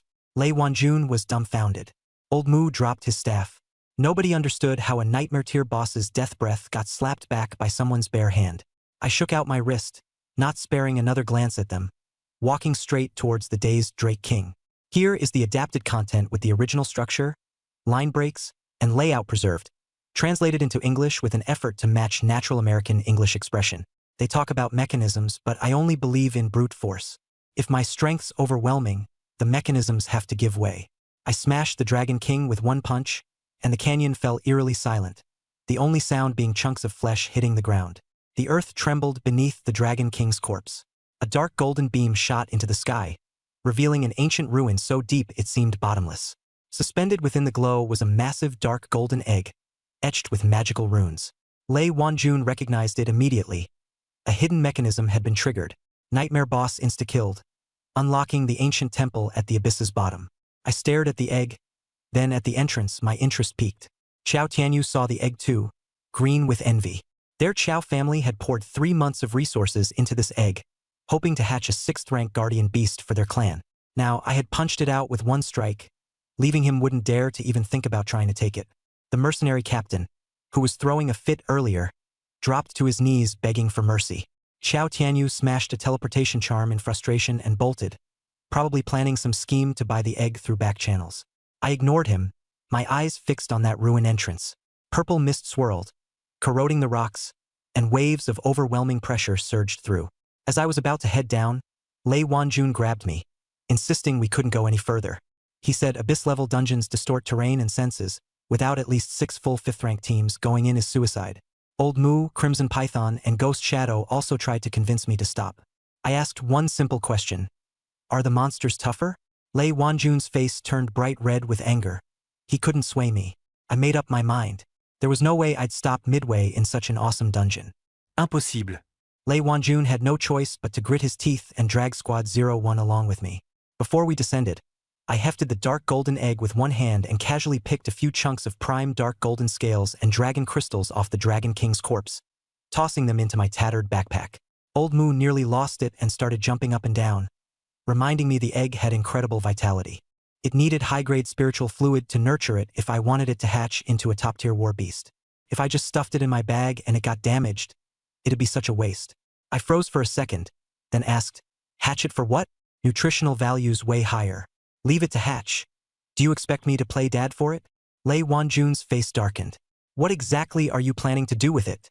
He asked. I replied, once we're in the dungeon, find a safe spot, crack it open, roast it, sprinkle some cumin and chili powder. Guaranteed delicious. The 4 of them froze. To them, it was a multi-billion worth treasure. To me, it was a meal. Lei Wanjun tried desperately to talk me out of it. He suggested selling the egg for a fortune, saying I could get whatever food I wanted without wasting such a rare resource. I shrugged. I don't need money. War beasts are useless to me. If anything happens, am I supposed to count on it saving me? Nah. Lei Wanjun was speechless. I couldn't be bothered explaining further. Swinging my backpack onto my shoulder, I jumped straight into the ruin entrance. Sighing, Lei Wanjun had no choice but to lead Squad 01 and follow me down. As soon as we landed, the dungeon notifications flashed on the screen, labeling this place as the Ancient Dragon Burial Ground. Space laws shifted, life loss accelerated by 300%, and pain sensitivity increased by 500%. Lei Wanjun's group immediately set up a formation, alert and wary, ready for monsters to swarm. Me? I ignored it all, scanned my surroundings, spotted a dead corner, and set down my backpack. Out came the massive dark golden egg, placed in a pile of ancient beast skeletons, like they were treasures. I opened my mouth and asked Lao Mu to lend me his staff, preparing to split some firewood. Lao Mu immediately hugged the staff tightly, looking utterly confused, and said, "What are you doing?" I said, "Of course I'm making a fire to roast the eggs." The reminder clearly said to find a safe place to roast them. Lei Wanjun and the others were completely dumbfounded, only then realizing I really wasn't joking. I was actually planning to have a picnic here. Lei Wanjun hurriedly tried to persuade me. "It's dangerous here. A fire will attract monsters." I said, "That's even better. Saves me the trouble of looking for them." After saying that, I sparked a flame and lit the ancient bones beside me. Blue bone fire surged up, and the eggs began to roast. Lei Wanjun and the others sat slumped nearby, indicating that if the sky fell, I'd be the one holding it up. Chilian and Ghost Shadow also dropped their weapons, sat down, and started roasting eggs with us. 5 people listening to death rock while roasting a boss pet egg worth several hundred million. The whole scene was ridiculously odd. Half an hour passed. No monsters appeared in the dungeon, and the eggs were done. As the shell cracked, a rich scent of life essence wafted out. Lei Wanjun and the others inhaled it, and their chi and blood instantly filled back up, continuing to rise. I knew it, the egg was cooked. I slapped the shell apart, revealing a large stretch of golden, translucent egg flesh. The bloodline power and life essence of the Earth Dragon King were all inside. I sprinkled on cumin and chili powder, and the aroma instantly leveled up. I roasted the Tier 6 boss egg and divided it among Lei Wanjun and the others. Their hands were trembling, and their hearts felt utterly cold. This was the lifeblood of the Qiao family. I urged them to eat while it was hot so nothing would go to waste. Lei Wanjun gritted his teeth and took the lead in digging in. The egg custard melted in the mouth. Pure life essence instantly surged into the body, shattering the bottleneck. Lei Wanjun was stuck at Tier 4, Level 3 for 2 years and broke through on the spot. Lao Mu leveled up even faster, going straight from Tier 4, Level 1 to Level 2, and even recovered his aged appearance. Qi Lian Guiying didn't break through, but his hidden injuries were completely cleared, and his condition improved dramatically. The four of them looked at me differently. I packed up the bowls and let them keep going. I was thinking of wrapping things up early and going back to eat the braised pork from the east side of the city. Then we went deeper into the ancient dragon tomb. This pollution was deadly to ordinary people, but to us it was nothing. They didn't even get a chance to make a move. On the way, we ran into 3 Tier 5 abyss bone dragons. I didn't draw my weapon, just kicked their leader over, and the flying bone shards swept through the other two, killing them instantly. Lei Wanjun and the others calmly gathered the materials. All the way, stepping on Tier 5 and Tier 6 resentful spirit bone dragons felt like stomping on ants. Lei Wanjun felt that the instance boss would end with just one punch from me. Half an hour later, we reached the depths of the tomb. A 50-meter-tall abyss corrupted demon dragon emerged, covered all over in grotesque tumors and bone spurs, its breath churning into a black storm. Lei Wanjun's confidence collapsed on the spot. Lao Mu nearly dropped to his knees. Qi Lian Guiying was shocked to the point of bleeding. Lei Wanjun's hand shook on his blade, and he immediately fumbled for the forced escape scroll, ready to run. Just as he was about to urge me to withdraw, he saw my expression and didn't say a single word of nonsense. I stared fixedly at the demon dragon, my heart practically exploding with excitement. The bone dragons were just small fries. This was the real tough one. I tossed my bag to Lei Wanjun, rolled up my sleeves, and strode toward it. The demon dragon gave a glare, and the aura of a peak Tier 7 burst forth, shaking the cavern. Lei Wanjun and the others could barely even stand steadily, whereas I was as steady as an old dog. I roared with the power of Pangu, wanting to see how many of my punches it could take. The demonic dragon spewed force, flesh tumors swelled, bone spurs shot out wildly, and a black storm swept up. The crystal stones on the dome shattered. The old wooden shield was raised and immediately broke apart, and Lei Wanjun and the others struggled to steady themselves. I charged into the storm and took one step to carve out a vacuum channel. I raised my head, drew my right fist back, twisted at the waist, and slammed a punch at it. In an instant, the dragon tomb seemed to pause. Behind me, the phantom of Pangu's giant axe stood towering to the heavens, and a savage, desolate pressure bore down. The space before my fist split open, and time and space were severed. The demonic dragon was locked in place, unable to move. Even its escape back through the abyss gate was sealed off. Lei Wanjun and the others watched in stunned silence from behind. That demonic dragon had suddenly gone stupid, standing motionless, not even struggling. The punch smashed into the bridge of its nose. There was no explosion, only a dull crack of bone and flesh shattering. Its muscles and bones were pierced as if they were paper, and the force drove straight through its body of more than 50 meters. The demonic dragon didn't even cry out. It instantly burst into a cloud of black blood mist. It didn't even leave a trace of breath behind. Its ending was faster than flipping a page. The cavern was empty, and several 7th-tier abyssal demon crystals rolled on the ground. Time and space returned to normal. Lei Wanjun sat on the ground, and Lao Mu lay flat. I bent down to pick up the demon crystals, brushed off the dust, and had Lei Wanjun pass me the backpack. He respectfully ran over and handed me the bag. I casually tossed the magic crystal inside. This big loach looks huge, but it went down with just one punch. Lei Wanjun's mouth twitched, but he still praised my divine might. I couldn't be bothered to dawdle, so I called for quitting time and headed back to eat braised pork. Lei Wanjun immediately said the car was outside, and he'd booked a private room at the Dongcheng braised pork place. I nodded, slung the backpack on, and rushed into the teleportation beam. When I came out of the dungeon, the atmosphere felt strange. The lively plaza had been cleared out, and outside it was packed with Chow family off-road vehicles, with hundreds of guards surrounding the teleportation array. In the front row were 10 open metal cases, full of high-grade spirit crystals and cash promissory notes. It was obvious they were after that egg.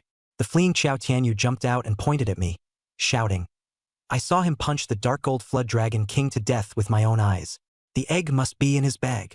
Everyone's gaze turned to me. I patted my stomach and thought to myself, the treasure I just roasted in the abyss for breakfast is actually worth this much. Qiao Hong, the Qiao family's first elder, leaned on his cane and greeted me with a smile. Young man, you're ruthless. You stole 3 months of our hard work and even took the boss's egg. As soon as I heard that, My face darkened. I hated it most when people slapped random labels on me. It was damn annoying. I shot back directly. You can eat whatever you want, but you can't talk nonsense. Stealing the monster? Was my forehead written with Chow family on it? I'm not their caretaker. I just happened to pass by and touch it a bit, and it exploded. Whatever falls out belongs to whoever picks it up first. First come, first served, don't you get that? I even stepped forward and stared at him as I finished speaking. As soon as those words were spoken, the Chow family side exploded. No one expected that a high school student wearing an F badge would dare talk back to the Chow family's grand elder like that. Chow Hong's expression changed. He stopped pretending to be friendly and said coldly, "The Dragon King was painstakingly lured here by the Chow family. That egg is not something my family will leave behind." He pointed at the 10 boxes on the ground, offering 10 billion to force me to hand over the egg. He also said the Chow family owed me a personal favor, and in Linhai City that favor was worth more than money. The meaning was obvious. They put on such a huge display just to force me to hand over the egg.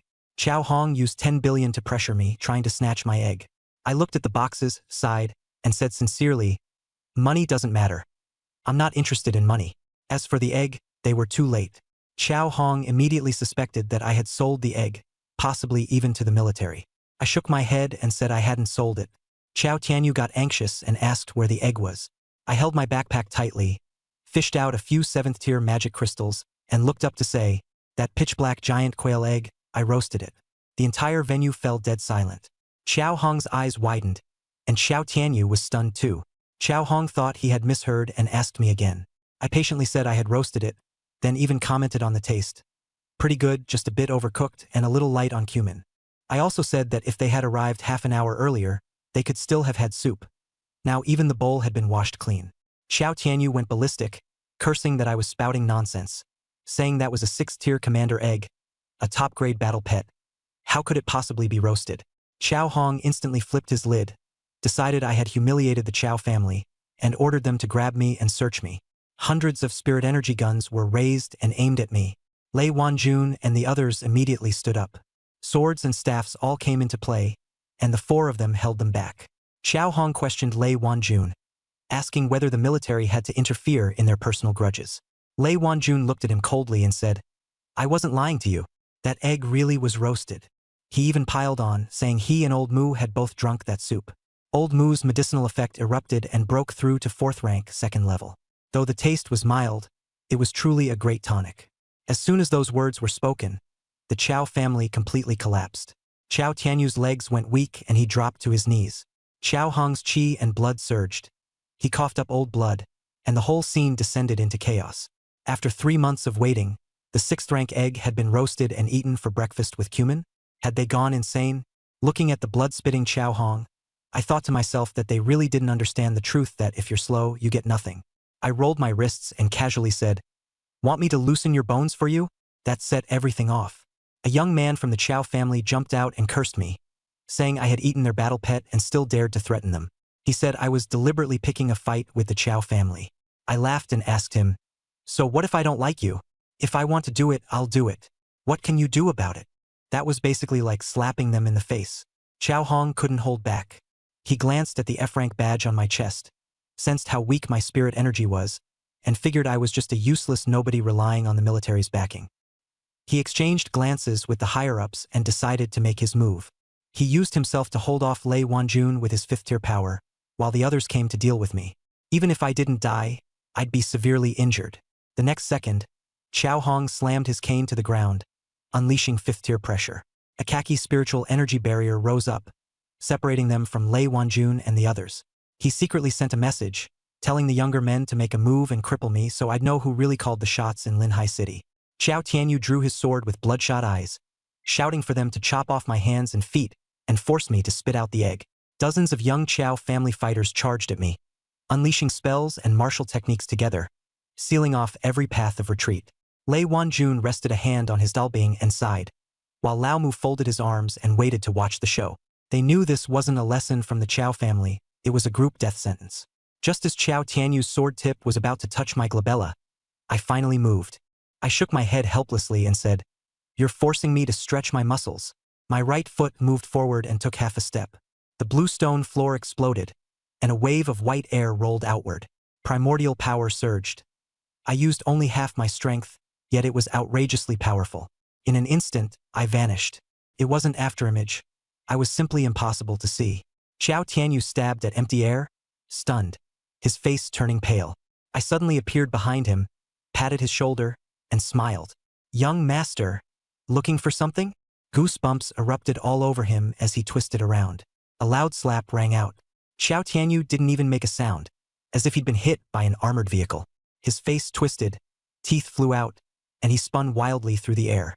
He smashed into the door of an off-road vehicle, denting the steel plate badly. He was wedged in there, twitching, and went completely silent. The whole scene went silent. The younger members of the Chao family froze, their minds unable to process what they'd just seen. That was the young master at the peak of Tier 2, yet he'd been slapped into a wall decoration by me. I flicked my wrist, looked around at them and said, "Since you're all here, don't be shy." Then I moved again. In 10 seconds, it turned into a nightmare. No techniques, no special effects, not even using full strength. In the crowd, one punch sent one flying, one kick sent another. A Tier 2 shield warrior raised his shield. Shield plus shield burst, and his arm fractured as he was sent flying. A fire mage was in the middle of chanting, when I kicked him in the stomach, forcing the spell back down. He coughed up blood and rolled away. They simply couldn't see me. They couldn't withstand even a casual strike using 90% of my strength. In less than 10 seconds, dozens of young elites from the Chao family were lying all over the ground. Some were screaming in agony. Others were foaming at the mouth and passed out. The scene looked as though a typhoon had swept through. I stood in the middle, my clothes spotless. Looking down at one of the clan members trying to crawl away, I stepped on him and forced him back into the floor tiles. A casual gripe, way too weak, didn't even qualify to have my bones reset. Xiao Hong was still maintaining the barrier to block Lei Wanjun, smugly thinking I was done for. Turning around, he first saw Xiao Tianyu embedded in the car door, then saw the elite lying on the ground, and finally saw me standing there. He tightened his grip on the cracked rosewood cane, his voice trembling. "What exactly did you do?" I stepped aside, turned to look at him, and said with a smile, "Nothing much, just giving the future of your Chao family a skeletal adjustment." I walked toward him, step by step, not fast, but the pressure was explosive. I stopped in front of that earthy yellow spiritual energy barrier, and paused. Looking past the barrier, Xiao Hong's face was ashen. He clenched his fists. The power of Pangu slowly gathered at my fist's tip. I couldn't help thinking, how many punches can this old skeleton take? Xiao Hong completely collapsed. He couldn't figure it out. How could a younger generation member with only an F rank and first-tier spiritual energy fluctuations instantly beat dozens of Chao family second-tier elites into dogs? He was at the 5th tier, and still forced himself to mobilize all his spiritual energy. The earthy yellow protective dome wrapped him up tightly, ready to strike first. Just as he raised his hand, my fist had already shot out. There was no wind-up at all, no charge-up. Just one punch, delivered. It was so fast that before his mouth had even closed, while he was still muttering, "How is it possible for a Tier 1-2, the fist had already reached his forehead." Boom! That earth-yellow shield, which claimed it could withstand a peak Tier 4 strike, couldn't even hold for 0.01 seconds before exploding into a shower of light. Xiao Hong was blasted into the ground by my punch like a bullet. The ground caved in with a thunderous boom, and shockwaves exploded outward around it. The glass in the windows of the nearby off-road vehicle shattered completely. The plaza fell instantly into an eerie silence. A few of the Chao family guards went weak in the knees and dropped to their knees. The Chao family's Tier 5 Grand Elder, their pillar of support, had just knelt like that. It took quite a while before a sound came from the pit. First came coughing, then blood, spat out mouthful by mouthful. But that wasn't the point. When Lyson spoke, his tone was unusually steady. That single line, "Don't hit dirty things with your bare hands," sounded like a casual reminder, but in truth it was a severe sentence handed down to the Chao family. Dirty things. The atmosphere inside the car instantly turned gloomy. The Chao family wouldn't be able to brush this off with just a beating this time. There was silence for 2 seconds on the other end of the communicator. Layson spoke, his voice low and icy. "Wanjun, escort Reed Kane to the military district guest house. If anyone intercepts him along the way, restrain them first, report afterward." Yes. The scene footage, law enforcement recordings, surveillance, and civilian videos. Bundle them all and send them to the Supervisory Bureau and the Military Legal Department. Yes. The Chao family talks about rules? This time, I'll nail them to the wall one by one, according to the rules. The call ended. Only the low hum of the engine remained inside the car. Lao Mu swallowed and muttered softly. The Chow family must have had black smoke rising from their ancestral grave. They've had the worst luck for 8 generations, and yet they still had to run into you. I lowered my head to scroll through my phone and replied calmly. Is it possible that they were the ones who insisted on bumping into my fist? Lao Mu was left speechless. That was indeed the case. From start to finish, I'd given them every chance. I even put 10 billion on the table, and I explained that I'd already bought the eggs. But they wouldn't believe it. They had to make it this far, even dragging in the 5th-tier Grand Elder. Who could they blame for that? Lei Wanjun kept his eyes on the road as he drove, then suddenly said, Mr. Reed, it's best if you don't go out alone these next few days. Oh, we're not afraid of the Chow family. We're afraid of the dogs backing them who might jump over the wall in desperation and stir up trouble to come after you. I nodded. Then can I still go eat braised pork? Yes. Lei Wanjun was helpless. I'll arrange a car to pick you up and drop you off. Good. I was satisfied. In a world this big, food comes first. Whether the Chow family falls from power or not, that's for the authorities to handle. I only care whether the braised pork at that place in the east of the city is still there. Lao Mu couldn't help turning his head to look at me. Mr. Reed, aren't you curious why you ended up as a national strategic level talent? I thought about it. Maybe I'm plain and unremarkable? The corner of Lao Mu's mouth twitched. Qi Lian, resting with her eyes closed beside him, couldn't help opening them to look at me when she heard that. Her gaze was complicated. Ghost Shadow simply hid in the shadows, not wanting to comment. Lei Wanjun coughed lightly and chose his words carefully. A normal awakened person wouldn't use a Suona to send off the Wild Boar King. They wouldn't be able to crush a Chaos Stone. Nor would they roast a Tier 6 boss egg and boil it into soup. Isn't that abnormal? Not only that, they also wouldn't punch a Tier 7 Dragon Demon into molecular state. I thought carefully and felt that what he said made some degree of sense. Maybe I really am a little special. But only a little.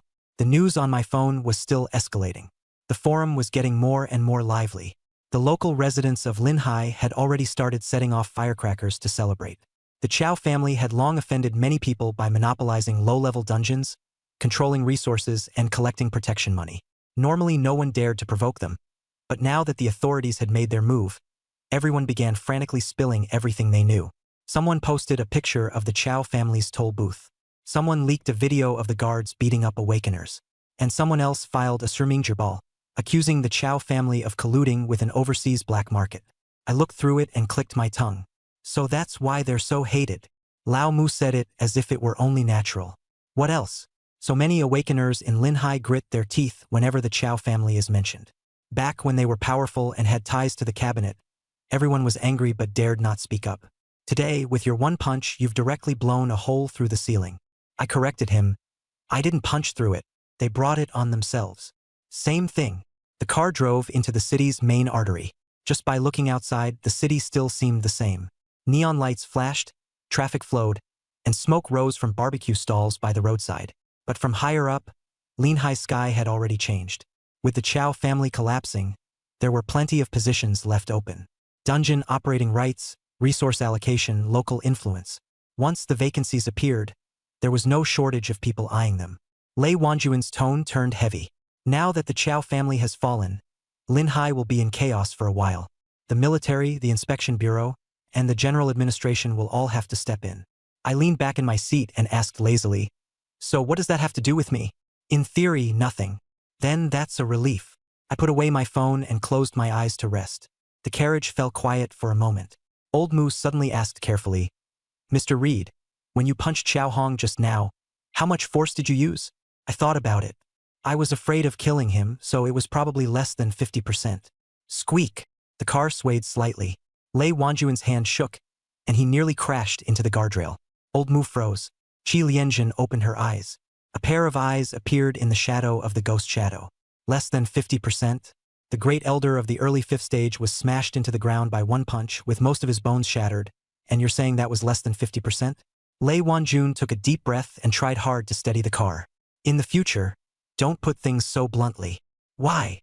It shakes your comrades' confidence. Oh, I nodded, understanding. No wonder they had such a big reaction. Maybe it was because they were too immersed in it. After a while, the car finally turned into the old street in the east of the city. From afar, we could see a line of people queuing at the entrance of the red braised pork restaurant. The aroma of oil drifted out on the wind, and it smelled especially authentic. I immediately sat up straight. Quick! I knocked on the front seat. Pull over by the road ahead. Don't take up space. The people who had just been discussing the destruction of the Chow family, the military's filing of the case, and strategic talent protection all fell silent in an instant. Lei Wanjun looked at the queue, then glanced in the rearview mirror at me, who was earnestly staring at the smell of oil and meat, and felt it was a little absurd. The Lin Hai Chow family had just been kicked into the abyss. And the thing the center of the storm cared about most was whether the braised pork would sell out. Come to think of it, it made sense. To me, the Chow family episode was already over. Not worth mentioning. What mattered was braised pork. I glanced at the Chenji Bien on my wrist. That liquid metal wrist guard clung to my skin like silver patterns. When I was beating up Chow Hong earlier, I forgot to use it. Mainly because the opponent was too fragile. There was no time to think about weapons, and my fist had already smashed him into the ground. I asked Lyson, was the authorities already keeping an eye on the Chow family? A notice couldn't have been written in under a minute. The charges, the warehouses, the distribution channels were all so clear. The military had long since obtained the information. This time they were just borrowing my matter to draw the knife. Lyson didn't deny it. He said the Chow family monopolizes low-level dungeons and has been exploiting ordinary awakeners for a long time. In the past, they had backing, so if anyone wanted to move against them, they had to do it slowly. But this time they targeted me, and things were different. He said I handed the heart of the sea god over to the country, helping it reclaim a strategic resource. I'm from Daxia, and the military personally came to receive me. If the Chow family dares to surround me, they're testing the military's bottom line.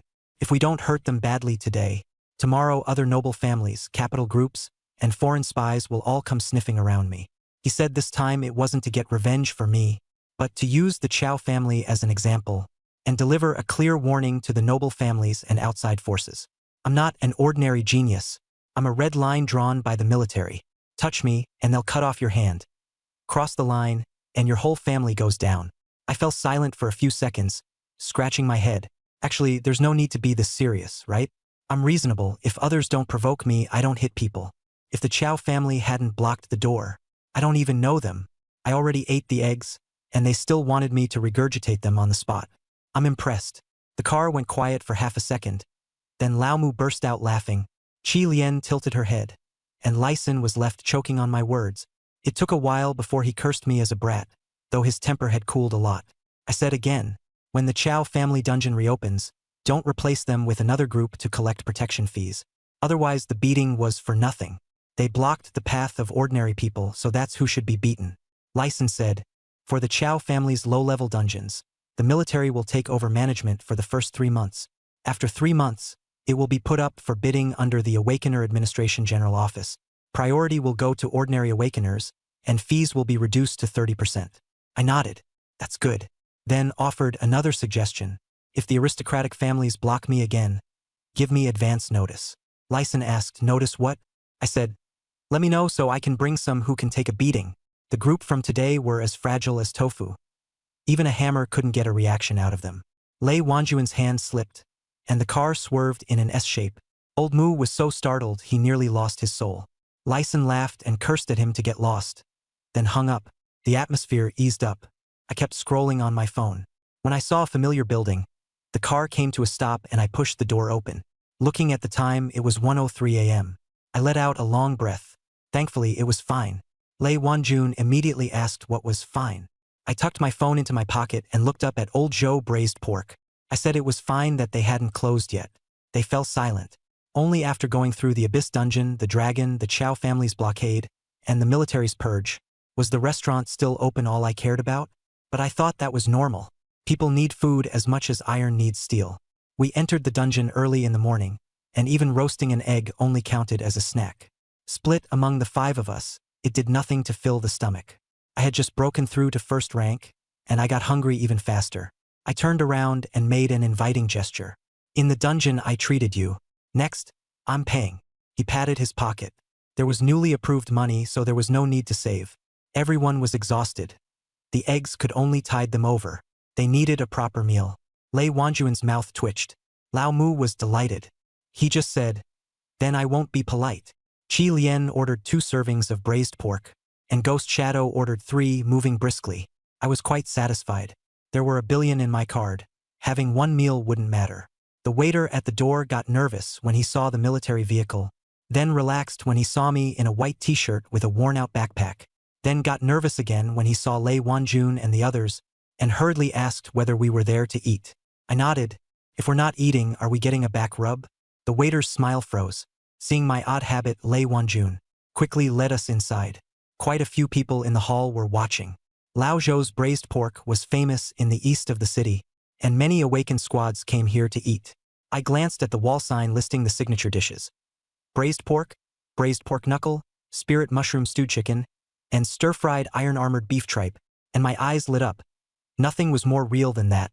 Not even dungeon magic crystals. The waiter asked whether we wanted a private room, earth, mist, or heaven class, more secluded. I asked Lei Wanjun, and Old Mu said there was no need. Eating outside was fine. Qi Lian said the fresh air outside was nice. And Guiying heard there were plenty of shadows. Lei Wanjun said he didn't care, so I nodded and chose the big round table by the window. We sat down, and I put my backpack on the chair beside me. The chair gave a dull thud, but the waiter's eyes twitched, and he didn't ask any questions. Inside were 7th-tier magic crystals and top-grade materials. Just pulling out 1 piece would be enough to buy the whole place. I pushed the menu to the middle and let them order. Old Mu ordered 5 portions of braised pork first. Qi Lian added soy-braised pork knuckle, spirit mushroom stewed chicken, and stir-fried beef tripe. Guiying ordered 3 bowls of rice. I asked if that was enough, and he said 3 for now. Lei Wanjun also ordered some hearty dishes, and in the end the menu was handed to me. I glanced over it, and said to bring out everything on today's signature menu. The waiter's hand trembled as he asked if I really wanted all of it. I said that's right, we had just come out of the dungeon and had used up a lot of energy. He half believed me and hurriedly wrote it down. The voices at the neighboring table were low. I drank tea. It was ordinary tea, but hot and drinkable. People nearby said in low voices that the Chow family was under investigation and their warehouses had been sealed, and that they'd heard the state's strategic talent pool had been blocked. Some said the Chow family had it coming. They'd have to remember the Blackstone Mine Cave incident for life. My cousin was forced out after they extorted protection fees from him. I stopped moving my fingers and didn't look over. Lei Wanjun looked at me and, with an old wood-like sigh, said the news sure travels fast. Lei Wanjun said that now the Chow family had fallen. The Awakened One circles were in an uproar tonight. I set down my teacup and said, if it's going to blow up, let it blow up. Dungeons belong to everyone, not the Chow family's ancestral grave. If they really want to monopolize it, they'll have to ask the monsters whether they agree.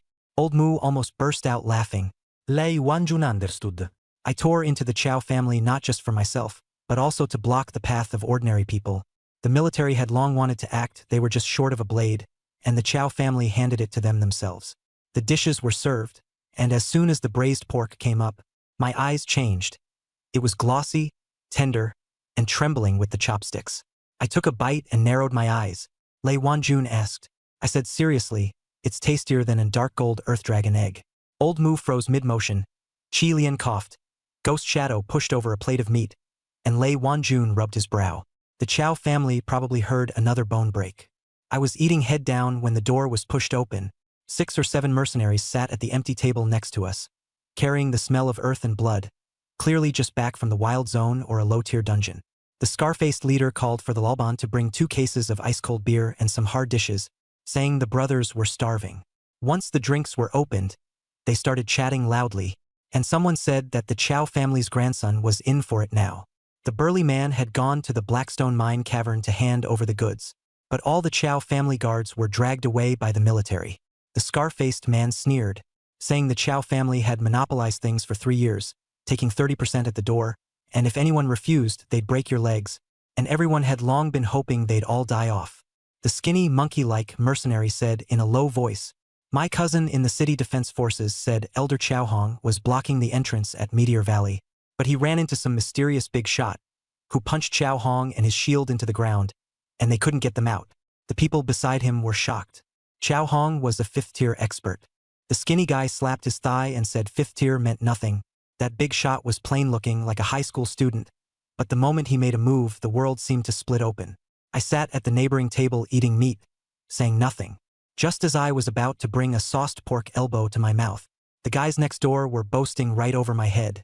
My hand froze in midair. Glancing at Lei Wanjun, I lowered my head and shoveled rice into my mouth, pretending I hadn't heard. Old Moo's face flushed red as he held back laughter, biting down on the end of his chopsticks. I rolled my eyes. I stuffed the pork knuckle into my mouth. What top big shot from a secret military training program? I'm clearly just a proper fresh graduate. This bunch of busybodies were gossiping like the law didn't even matter.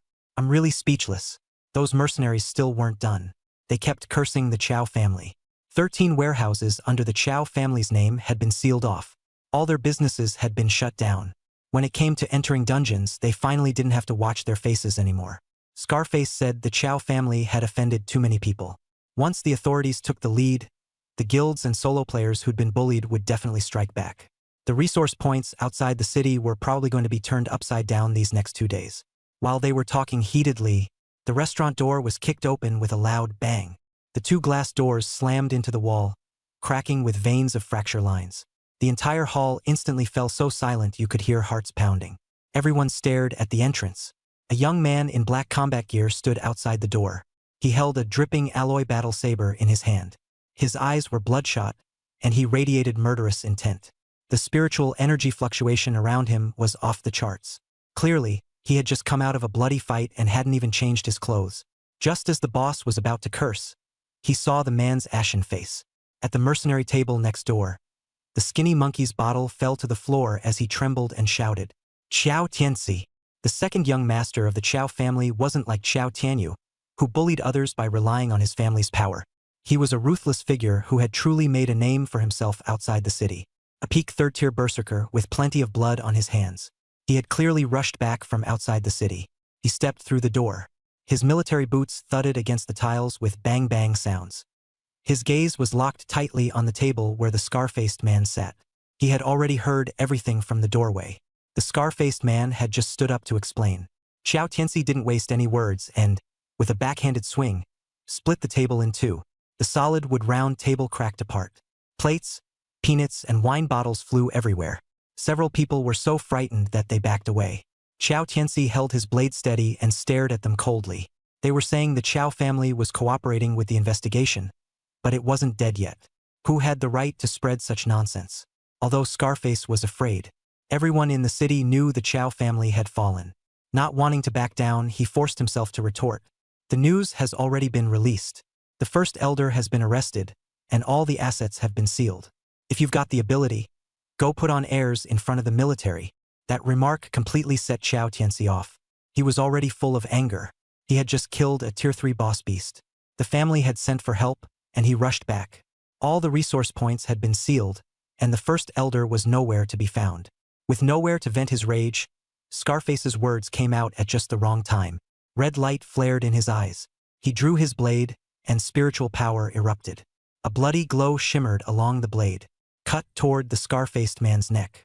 This is killing to establish authority. It tells everyone that the Chow family hasn't fallen, so don't get arrogant. The scar-faced man couldn't dodge.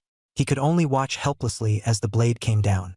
At that moment, I saw the piece of braised pork on the table jump up and land on the tablecloth. I stopped using my chopsticks. That meat had gotten dust on it. I sighed and leaned back against the chair. I called out to Lei Wanjun. Are all the Chow family members a little messed up?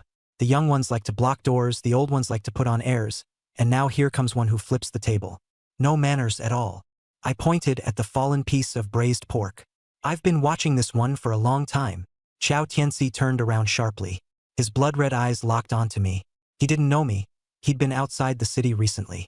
He hadn't seen yesterday's joint exam news. In his eyes, I was just a high school student wearing a white t-shirt and an F-rank badge. I stared at him, dumbfounded. Then he glanced at Lei Wanjun and the others beside me. Pupils contracting slightly, his strength was impossible to see through. He was worked up, his chest rising and falling violently. The blade pointed at me as he asked sharply, "What are you? Do you have any place speaking here?" Lei Wanjun put down his chopsticks. Lao Mu touched his staff. Qilian and Guiying leaned forward. The fight could erupt at any moment. With a single sentence, they could kill this second young master of the Chow family instantly. I raised my hand to signal everyone not to move. Then I stood up myself. First, I looked at his blade. Then at that violent spiritual energy. And raised an eyebrow. Third tier. Chow Tianxi sneered. Scared? Kneel down and kowtow 3 times. Then take your words back, and I can spare your life. I ignored him and asked Lei Wanjun in return. Didn't Elder Lai say that the Chow family is suspected of privately setting up armed forces and threatening the nation's talent? Lei Wanjun nodded. I went on to ask, isn't him pointing a knife at me right now considered committing violence on the spot and resisting arrest? Lei Wanjun smiled. Yes, under the military's wartime regulations. Anyone who sees it may kill him on the spot. Chow Tianxi sneered. Kill me on the spot? Just you. As soon as he finished speaking, he gripped the knife, and his berserker bloodline erupted. His muscles swelled violently, and his combat uniform was ripped apart. He drove power into both legs. He stomped the floor tiles hard enough to leave 2 pits. Then he shot toward me like a cannonball. The blade sliced through the air, the explosive crack ear-splitting. I stood there without moving. The strongman profession's duration hadn't ended yet. The power of Pangu was still surging through me. At this level, he was worlds apart from Chow Hong. He rushed right up to me. I said softly, far worse than your grandfather. Just as the blade was about to slash my face, I raised my right hand, didn't clench my fist. I only extended my index and middle fingers, casually pinched. Clang. A crisp ring rang out. His full force slash was firmly pinned between my 2 fingers. His expression changed. He frantically channeled his spiritual energy, and his face turned red. The blade didn't move an inch. The restaurant fell eerily silent. The scar-faced man's table was stunned speechless. Chow Tianxi felt as if his own head had been struck. He couldn't understand how a peak 3rd-tier slash could be caught between my 2 fingers. I smiled. Disturbing others while they eat is impolite. With a gentle pinch of my 2 fingers. Crack. The alloy war blade shattered into iron filings. The blade fragments hit the floor. Inertia made him stagger. I casually slapped him. Snap. The sound was so loud it made my heart race. Chow Tianxi spun 3.5 turns in midair. He crashed heavily into the leftover food pile. The table collapsed halfway. He didn't make a sound and passed out. I wiped my fingers. Then I turned to the owner and said, consider this table paid for by me. Bring me another plate of braised pork. I sat back down in the chair, picked up the braised pork with my chopsticks. The piece just now fell off. I haven't eaten enough. The owner rushed over on shaky legs, his face as pale as a sheet. He glanced at Chow Tianxi lying on the ground. Half his face was swollen like a steamed bun. Vegetable leaves were stuck all over his body. Truly miserable. Look at me again. Sitting properly by himself. Calm as if he had only slapped a mosquito to death. The boss's lips trembled, and he didn't dare make a sound. The whole shop fell silent. The scar-faced mercenary at the table nearly had his eyes popping out. He severed a 3rd-tier berserker's alloy saber with 2 fingers. He hurled the 2nd young master into the leftovers with 1 slap. When had they ever seen a move like that? They suspected they were drinking counterfeit booze. The boss gathered himself, leaned over and said anxiously, little brother, aren't you being foolish? I looked up. Foolish. The boss pointed at Chow Tianxi on the ground, his voice changing. That's the Chow family's 2nd young master. The Chow family may be down on their luck, but a solsu de loto bimada. If you beat him up like this, aren't you afraid of death? He was right. His shop used to send money to the Chow family. If they didn't pay, the next day someone would be sitting by the roadside drinking tea. Who would dare come? The boss was secretly delighted at the Chow family's misfortune. But if he really had to beat Chow Tianxi into a dead dog in public, he didn't have the guts. This time, it wasn't just about hitting someone. It was about tearing the Chow family's face off and stomping it underfoot. I smiled. I understood clearly that this show had only just begun. I didn't rush to speak. First, I picked up some braised pork and ate. The meat was so tender it melted the moment I bit into it. After swallowing, I wiped my mouth. Then I looked at the boss. It's getting dark. The boss didn't understand. What do you mean, getting dark? I glanced at Chow Tianxi, who was lying on the ground. I said lightly, the Chow family should be done for 2. The restaurant fell silent. Leaning back in my chair, I tapped the bowl with my chopsticks and said plainly, I don't have much patience. They come looking for trouble once, twice, 3 times. I'm getting annoyed too. I knew it in my heart. The Chow family was the first to cause trouble in the instance. Chow Hong blocked the door. Chow Tianxi charged into the restaurant with a knife. He even smashed the braised pork I had my eye on. I just came here to eat and ended up getting targeted. But I understood.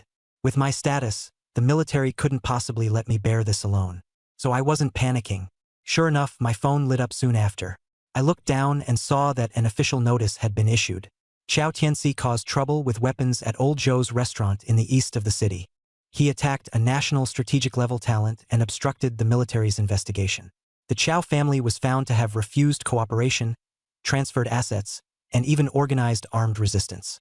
The joint investigation was upgraded to a special military purge. All direct members of the Qiao family were taken under control, and their ancestral home, ancestral hall, and everything else were sealed off. Resistance, suppressed on the spot. After reading it, I thought to myself that the Qiao family was finished. The boss, the scar-faced man, and the mercenaries were all stunned. Someone in the corner muttered softly, and I pretended not to hear. At this moment, Qiao Tianxi woke up. He heard the announcement and stubbornly said that the Qiao family still had the cabinet backing them. When I saw how he was acting, I really wanted to laugh to death. Lei Wanjun stood up, walked over to him, and said, "You assaulted a protected person and obstructed the settlement. You're under arrest." Only then did Qiao Tianxi clearly see who he was, and he panicked. He knew he'd kicked an iron plate from the military. 2 military personnel came in from outside, held him down, and put on spirit power suppression shackles. His spirit power was immediately suppressed. Qiao Tianxi's face went pale. His arrogant air vanished, and he stammered in defense. "Captain Lei, I didn't know. I really didn't know he was." I bit down on my chopsticks and glanced at him. "So now you know?" His lips trembled, but he had nothing to say. I sighed. "Your Qiao family is something else. You didn't know before blocking the door, you didn't know before making a move, and you still didn't know even after the knife was in your face. Is your family motto strike first? And if you can't win, then ask for the ID?" Someone in the restaurant let out a laugh, then quickly held it back. Qiao Tianxi's face turned as red as a boiled shrimp, and he didn't dare say a word in reply. Lei Wanjun waved his hand. "Take him away." The 2 military personnel escorted Qiao Tianxi out the door. The restaurant fell silent. Not a single person dared make a sound. His legs went weak and he nearly fell, but no one helped him. Those who had just been watching the spectacle instantly shrank back into the corners. The owner came over with a forced smile, wanting to talk about the tables and chairs. I glanced at the shattered table. "Put it on my tab." The boss was terrified and quickly waved it off, saying there was no need. I scanned the payment QR code at the counter and transferred 100,000. When the boss saw the money arrive, his hands were shaking, and he insisted it was too much. I ignored him and told him it was to cover the damages. Then I called over Lei Wanjun and the others to keep eating. Lei Wanjun looked at me, hesitant. I asked him, "What's wrong? Is it illegal for me to eat?" He had nothing to say. Lao Mu, Qilian, and Guiying took the cue and picked up their chopsticks. I pushed the last plate of braised pork to Guiying. "If you want to eat, just take it." The atmosphere eased up, but no one dared speak loudly. The mercenaries awkwardly changed the topic to the weather, feeling very out of place. I couldn't be bothered with them and kept my head down eating. Qiao Tianxi's matter was serious. Fighting monsters could wait, but the braised pork wouldn't taste the same once it got cold. After a few rounds of eating, I picked up the bottle and looked at Lei Wanjun. "Brother Lei, want a drink?" He glanced at the car and declined, saying he still had to drive. I told him to sit in the back seat and let me drive, but he refused even more firmly. Lao Mu advised me not to break the law, so I didn't push it. I poured drinks for Lao Mu, Qilian, and Guiying. Old Mu downed it in one go, a toast to me for treating him to the most expensive egg custard and hearty braised pork. Qilian toasted Xiao Jia into the ground. Ghost Shadow toasted to still having a meal next time. I laughed and clinked my glass. Lei Wanjun raised his teacup and clinked it too. This meal went on until 3:30, with a stack of empty plates. The owner didn't rush us. He stood guard at the kitchen door, and whatever I ordered, he made. When it came time to pay, he only charged for the food, refunded more than half of the 100,000, and kept only the money for the tables and chairs.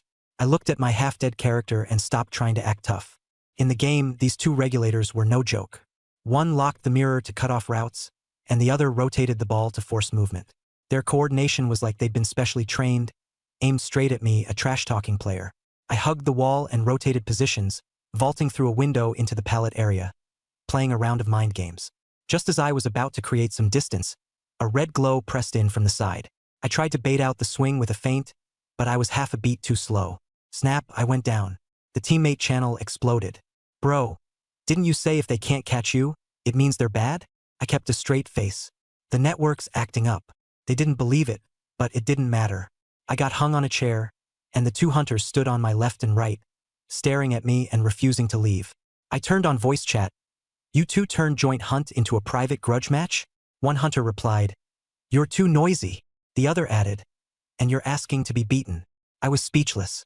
A teammate came to rescue me, but was forced back by a skill as soon as he got close. The other hunter followed up with crowd control and knocked him down in the blink of an eye. I looked at him on the ground and said, "You're here to keep me company, aren't you?" He said, "Baiting skills." I asked, "Baited them all?" He said, "Done." I asked again, "And the people?" He said, "Gone." My chair time ran out and I got sent flying. The screen dimmed for a moment and silence fell. Just a moment ago I'd said the situation wasn't a big deal, and then I became the one getting special treatment. My teammates played terribly too, and the progress across the whole field was tamburindu. I thought being sent flying would buy some time.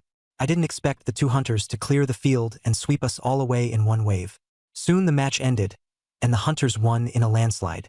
I exited the settlement screen, checked the data, and took a deep breath. Can't keep fighting. If I keep fighting, before midnight I'll be the one getting steamed red. I shut down the game, set the phone aside, and stared at the system panel.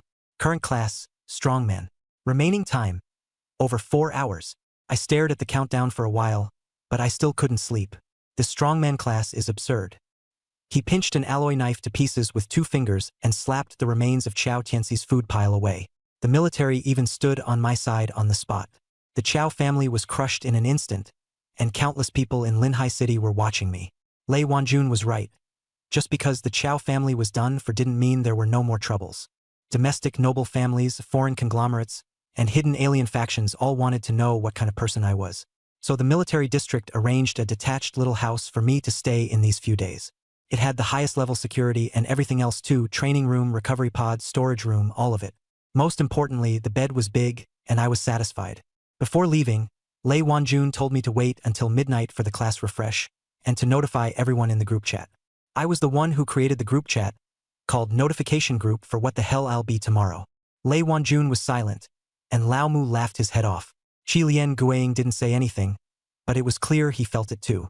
Promise them, and I'll send the message as soon as it's 12 o'clock. So there was no way I could sleep at all. All I could think about was what new profession to refresh tomorrow. A God-tier chef? A locksmith? Or a God-tier square dance king? The more I thought about it, the more awake I got, so I simply sat up and stared at the time. Tonight, I'm definitely not sleeping. I forcefully squeezed out from between the 2 guards and climbed up to the 2nd floor. They chased after me. My teammates sprinted in on a full ball charge, and I opened my mic. "Nice full ball technique. Good job. Survive and you'll be rewarded with a full ball." Before I could finish, a flash knife took me out. The red cloth hadn't even arrived yet, and I was already down. I stared at the screen for 3 seconds and silently said, "That doesn't count." My hand slipped. My teammate reminded me, "Bro, you're down." I said, "I know. Tactical knockdown, helping you guys build mental resilience. Look, for generators are already done." While on the chair, the hunter stood guard on my left and right. I said, "The game isn't called She Can Keep Me with a Red Eye. It's not called She Can Camp My Body with a Red Eye." The hunter replied, "Then keep calling." I laughed. "Getting anxious? Huh? Getting anxious means I did a pretty good job of kiting. Bro, don't look at me sitting on this chair. My spirit has already vaulted over the window." Teammate came to rescue me and 1 got taken down. Another came to rescue and another went down. The 3rd hesitated for ages, then finally turned back to decode the machine. My heart turned cold. This is the classic random matchmaking lobby. Like the 7 little Gord brothers trying to save Grandpa. And in the end, I was the one left to dry on the chair. I didn't quit right away. I watched until the match ended before leaving. On the results screen, it showed I'd held the chase for 187 seconds. 3 teammates gave likes and the hunter gave 2. I stared at the hunter's likes, and my blood pressure shot up. They were mocking me. I immediately clicked again. The 2nd match, the 3rd match, the 4th match, I plunged straight in. Even the Chow family in real life isn't as hooked as I was. The Chow family can still play dead, but game hunters are different. Camping the corpse, flashing the badge, and a post-match "you're not that good either" are all devastating.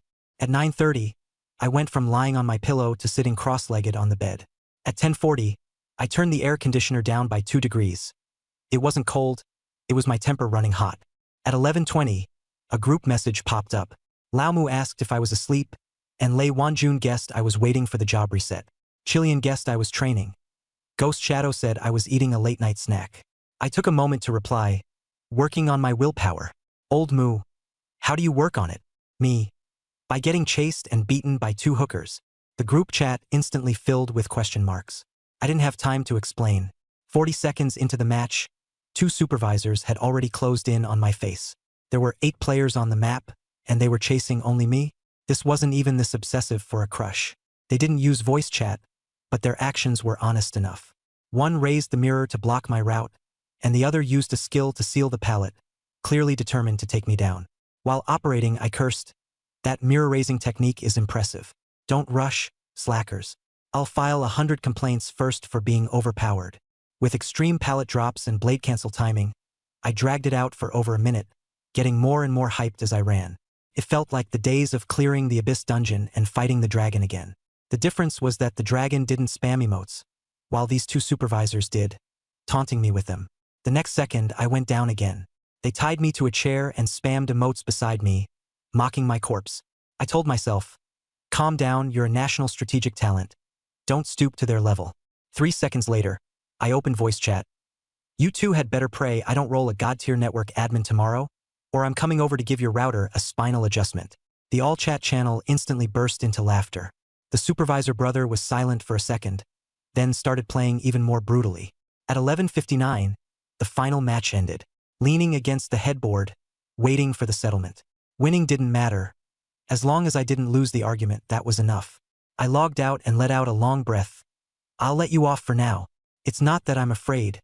It's just midnight." I closed the game and the room fell silent. I looked up at the system panel. The time had ticked to 0. A prompt sounded on time. "Today's job class refresh. Yesterday's job class, Strongman, has been settled. Permanent bonus. Strongman Divine Tier Template, 1% to all attributes." I straightened up instantly. Here it comes. Staring at the system the next second, a new job class appeared. "Congratulations. Host, on Awakening. Divine Summoner, Demon King Protection version." I froze for a few seconds. I understood Summoner. Expensive, depends on luck, depends on fate. If raised well, one person could rival an entire squad. If raised badly, you could only hide behind and cheer them on. The key was those 3 words, Demon King Protection version. I read them aloud and they felt weird. The system's naming was already abnormal. Yesterday's Strongman was plain and simple, yet with one punch it wiped out a 7th-tier demonic dragon. Today the front half was normal enough, but the moment a parenthetical was added, it just felt off. I opened the job class panel. Current class, God-tier Summoner, Demon King Protection version. Tier 1. Unlocked skill, Summon. Summon. Your network of connections is unmatched. I was silent. There was no summon beast list, no contract slots, no cooldown, no energy cost.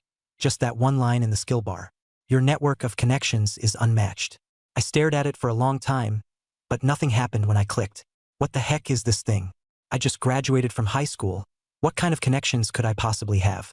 Lai Sun counted as 1, Lei Wanjun as half, Old Moo as a free meal buddy, and everyone else had either ripped me off, messed with me, or nearly killed me. This counts as a network? That's a victim list. After playing for a few hours, my brain felt swollen, and once the class refreshed, sleepiness was cremated on the spot. I picked up my phone and tapped into the group chat. The group name was Tomorrow What the Hell Am I Notice Group. All 4 avatars were lit up. Nobody was asleep. They were lurking on standby more accurately than game moderators.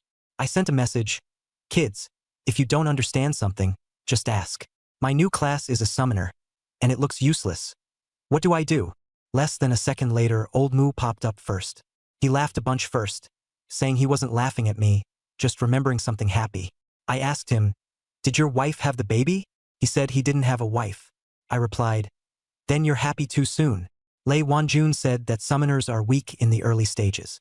A Tier 1 summoning beast has a low level, poor stability, and is expensive to support, but the military district can provide resources. Chilean said that she could finally protect me. Ghost Shadow said he could. Lao Mu was even more direct. "I hired you as a companion player, and finally it's their turn to stand up." I laughed. That old guy was still calling me Mr. Reed yesterday. But the moment he heard I was a summoner, his back immediately straightened. I asked them whether they had any prejudice against summoners. Lao Mu said there was no prejudice, only facts. The biggest problem with a Tier 1 summoner is that their summons are weak and the summoner's body is fragile. Without powerful summons, it's hard to build combat strength in the early stages. Lei Wanjun agreed, saying that although it was a god-tier profession, we should still be conservative at first. I agreed. For an unknown profession, we had to try it first. We couldn't blindly trust it just because the first few pulls were absurdly good. I looked at the skill description again. Your network is unmatched. What kind of nonsense is that? A proper summoner summons wolves, eagles, or elemental beings, and he summons a network. In a modern urban novel, this could make him the CEO's secretary. But in a Chenmin Juishing setting, is that really reliable? I lowered my head and looked at the dried-up corpse in the South Jiang City No. 1 school uniform at my feet. Then I looked at the piles of bones of the awakened ones of the Dragon Country. That last bit of carefree attitude in my heart vanished, leaving only cold killing intent. Only at this moment did I truly understand what it meant to have Chinese connections. If I can borrow the power of Pangu, then asking for a top-tier god isn't too much. Iluo laughed loudly. The Abyss Beast Horde stopped 3 steps away and deliberately didn't kill me, mocking me and telling me to keep shouting. He said that if I really managed to summon a living being, he'd leave me a complete corpse. I ignored him. I took half a step back, avoiding the bones, and stood straight. I clasped my hands together in front of my chest and began to invite the gods. The abyssal foreign race seeks to annex the Dragon Country. Their crime is unforgivable. They prey on the weak and think no one will stand for us. I do not worship heaven and earth, nor do I chant divine titles, for fear that the myths will be severed. Using the bones of my fellow dragon countrymen on the battlefield as the altar, and the wails of the dead as the sacrifice, I bow to the Lord of the 10,000 Immortals of Bio, Master Tongtian, the venerable Taoist Lingbao. Please grant this Holy One a divine thought, break this desperate situation, suppress these fiends, and wipe out the enemy invaders. Using all my strength, I roared, "Please descend, divine being." As the words fell, the altar fell into dead silence. No response. Iluo was stunned, then burst into wild laughter, calling me a madman and ordering the kill. More than 100 abyss beasts surged forward, their claws pressing toward his throat. In an instant, the dungeon space came to a standstill. The abyss beasts froze, Arrow's grin stiffened, and the drifting dust hung motionless in midair. A dark red glow split the blood-colored dome overhead. This was definitely not ordinary pressure. It was an unrivaled killing intent that stood above the laws of heaven and earth. 4 illusory long swords slowly descended, each suppressing one direction. Before the swords even moved, the blood-colored patterns began to crack and melt away. From deep within the fissure, a young Taoist stepped out. He wore a cyan Taoist robe. His expression was calm, and in his eyes there was no arrow, no abyss beasts. He only lowered his head and glanced at the altar, at the dried corpse in Dragon Country School uniform. That single glance was enough to unleash the wrath of a saint. The abyss beasts, which had just been ferocious enough to terrify, collapsed to the ground in a heap. Their bones seemed to have been drained from them, and they didn't even dare lift their heads. They could only whimper as they desperately clawed at the ground, trying to burrow into a crack in the earth. Arrow was afraid too. It took half a step back, its bone staff trembling. But it was the great priest of the third abyss rift. It steadied its mind and first glanced at me. I found that my psychic fluctuation was still Tier 1, completely unchanged. He immediately took the fear as an insult and decided it was an illusion trick. He raised the bone staff and cursed me through gritted teeth as a Tier 1 trash. He said I was fooling him with some flashy summoning trick, that I'd whipped up 4 broken iron shards and a phantom to scare him. He even stomped on a Dragon Nation student skeleton and kept cursing. He said Dragon Nation people only knew how to use these deceptive little tricks, that I couldn't even summon a slime, and could only rely on illusions to stay alive. He directly questioned Grand Master Tongtian, asking what kind of thing this guy really was. I stood there, almost unable to hold back my laughter. I'd seen people seeking death, but never anyone seeking it this hard. In my heart, I gave Luo a thumbs up. Bro, with those words, your entire clan is done for today. Thinking about how Pangu came yesterday and Tongtian Sect Master coming today, it made sense. So this is called the God-tier Summoner Demon King Protection version. Huh. My connections are all big shots. I took a deep breath, barely suppressing the smile at the corner of my mouth. I didn't want to enjoy this legendary scene all by myself. I quietly tapped the wrist guard and turned it into a super clear night vision plus anti-shake action camera. The liquid metal in my palm turned into a small black camera, and the red light came on. Arrow mocked me for using scrap metal to record the death scene. said, recording it could make the Dragon Nation avenge me? I ignored it and turned the camera around. I aimed it at myself, the Tongtian sect master floating in midair, an arrow opposite us, who looked eerily like a clown. I packed them all into the frame at once and started recording immediately. I opened to the camera with, "I'm in a forced teleported dungeon in the abyssal alien race. These guys played dirty in the middle of the night and ambushed my little friend who just turned 18. I turned the camera and said to Arrow, "It's this gangly beanpole freak who's become a monster and is laughing at me for not being able to summon anything. He even said my connections were all for show." I pulled the camera back, framing myself and Tongtian sect master together. "I'm doing this to prove my innocence and to seek justice for our fallen countrymen. So I specially invited Tongtian sect master of the Jia sect to come take down this damned priest with me." At the end, I flashed a peace sign, signaling that the big boss was about to single-handedly crush the trash mobs. Arrow was stunned, his brain short-circuiting. Tongtian sect master glanced at me indifferently. Honestly, that look carried speechlessness, helplessness, and even a bit of disgust. Disgust aside, the sage then turned his gaze toward Arrow. The bones of the descendants of Huaxia littered the ground, and it had hit a saint's bottom line. Elro flew into a rage and ordered them to tear me apart. Those beasts, trembling as they crouched on the ground, forced themselves to stand up. With their tails tucked and urine dripping, they shuffled over to lunge at me. I didn't dodge. I held up the camera and gave the Tier 4 beast a close-up. Tongtian Jiaozhu didn't even have a twitch in his fingers. He coldly spat out one word: "Kill!" Swords rang out in all directions, but there was no sword aura and no phenomenon. Yet more than 100 abyss beasts froze instantly. A breeze blew past, and they were all gone. Elro stood dumbfounded, the fury on its face sealed away. Looking at the empty altar, it completely lost its composure. It understood now this was no illusion. Tongtian Jiaozhu was a terror it could not comprehend. It was scared. Its first thought was, run, but it also knew it couldn't escape. Panic hit its mind and it changed tactics.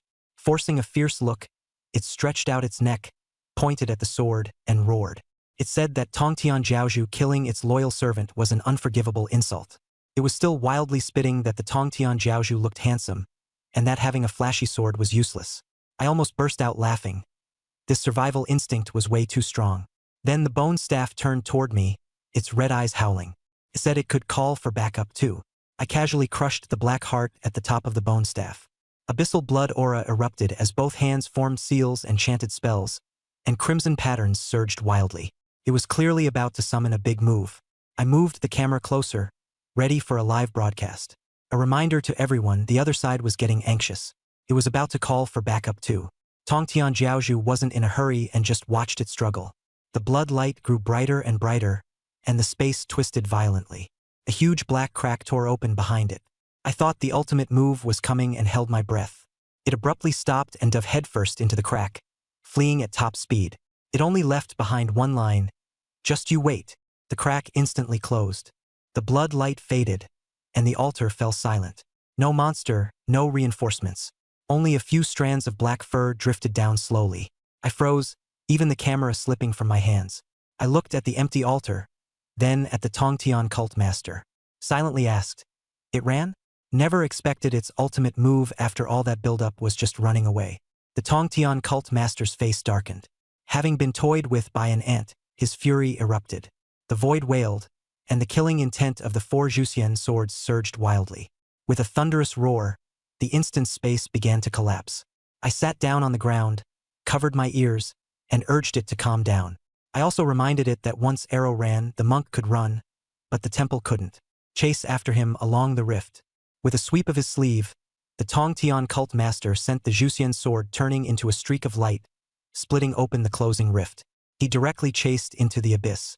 Arrow fled in a sorry state back to the soul-swallowing clan royal court in the third rift. He fell heavily to the ground with a thud, relieved that he was still alive. The great priest questioned him about how he had ended up like this. Arrow wanted to explain that he had encountered a bizarre summoner who summoned a terrifying existence. Before he could finish, space shattered above the great hall. A streak of azure sword light slashed down from the rift. Without a word, it went straight for Arrow. Arrow screamed without making a sound, and turned into a cloud of blood mist. Even his soul was shredded to pieces. The remaining force of the sword aura sliced apart the royal court's great hall. The high priest was sent flying by the violent impact, badly injured and coughing up blood. By the altar, the sword flew back to the heavenly lord of Tongtian. The saint's fury subsided somewhat. I put the camera away into Qianjibian. I stood up straight, gave the heavenly lord of Tongtian a deep bow, and sincerely said thank you. If he hadn't stepped in, I really would have had to fight those monsters to the death with my slippers tonight. The heavenly lord of Tongtian didn't respond immediately. He first lowered his head and looked at the mummified bodies of the Dragon Nation students on the altar. Some of the remains still had low-level awakened badges clutched tightly in their hands. He sighed softly and said that the world they lived in was far too filled with killing intent. These children should have had a bright future. Instead, they ended up as blood food raised in captivity by foreign races, which was truly tragic. Looking at the corpses all over the floor, I only said one sentence. This debt will settle it sooner or later. The heavenly lord of Tongtian nodded. He said that I had used the god-summoning technique to call him here. The method was profound but limited. His divine consciousness had reached the end of its time in this world. I was a little disappointed. I had originally hoped he could conveniently wipe out the soul-eating tribe's lair. He glanced at me and told me that crossing realms to strike down enemies was no easy feat. The divine summoning art cannot summon the same deity twice within one day. That sword strike just now was the limit of his divine consciousness. There wasn't enough time, and he had originally wanted to personally make a trip to the abyss, to completely erase that nest of filthy things. Only then did I understand. Though this power was divine, it had a cooldown. You couldn't keep calling on the same person over and over. Today we invited the Grand Master of the Tongtian sect. Next time we'd have to switch to someone else. I said I understood, and thanked him again. He said the remaining trash would be left for us to use as training. The dirty and exhausting work couldn't all be left to him. A trace of coldness in Tongtian sect leader's eyes faded a little. A hint of a smile even appeared. He said my temperament was one that refused to suffer losses. Then his figure began to turn illusory, transforming into specks of azure light that dispersed. Before dispersing, he left me with a message. 10,000 races surround us. Wolves all around. Tiger at the mercy of wolves. Let me properly improve my cultivation. If one day I can sweep away all the filth of this world, then he can toast me a cup of wine in the primordial wilderness. As the words fell, the 4 long swords rang in unison and vanished completely. The rift above the altar slowly closed. The saint's pressure in my heart dissipated.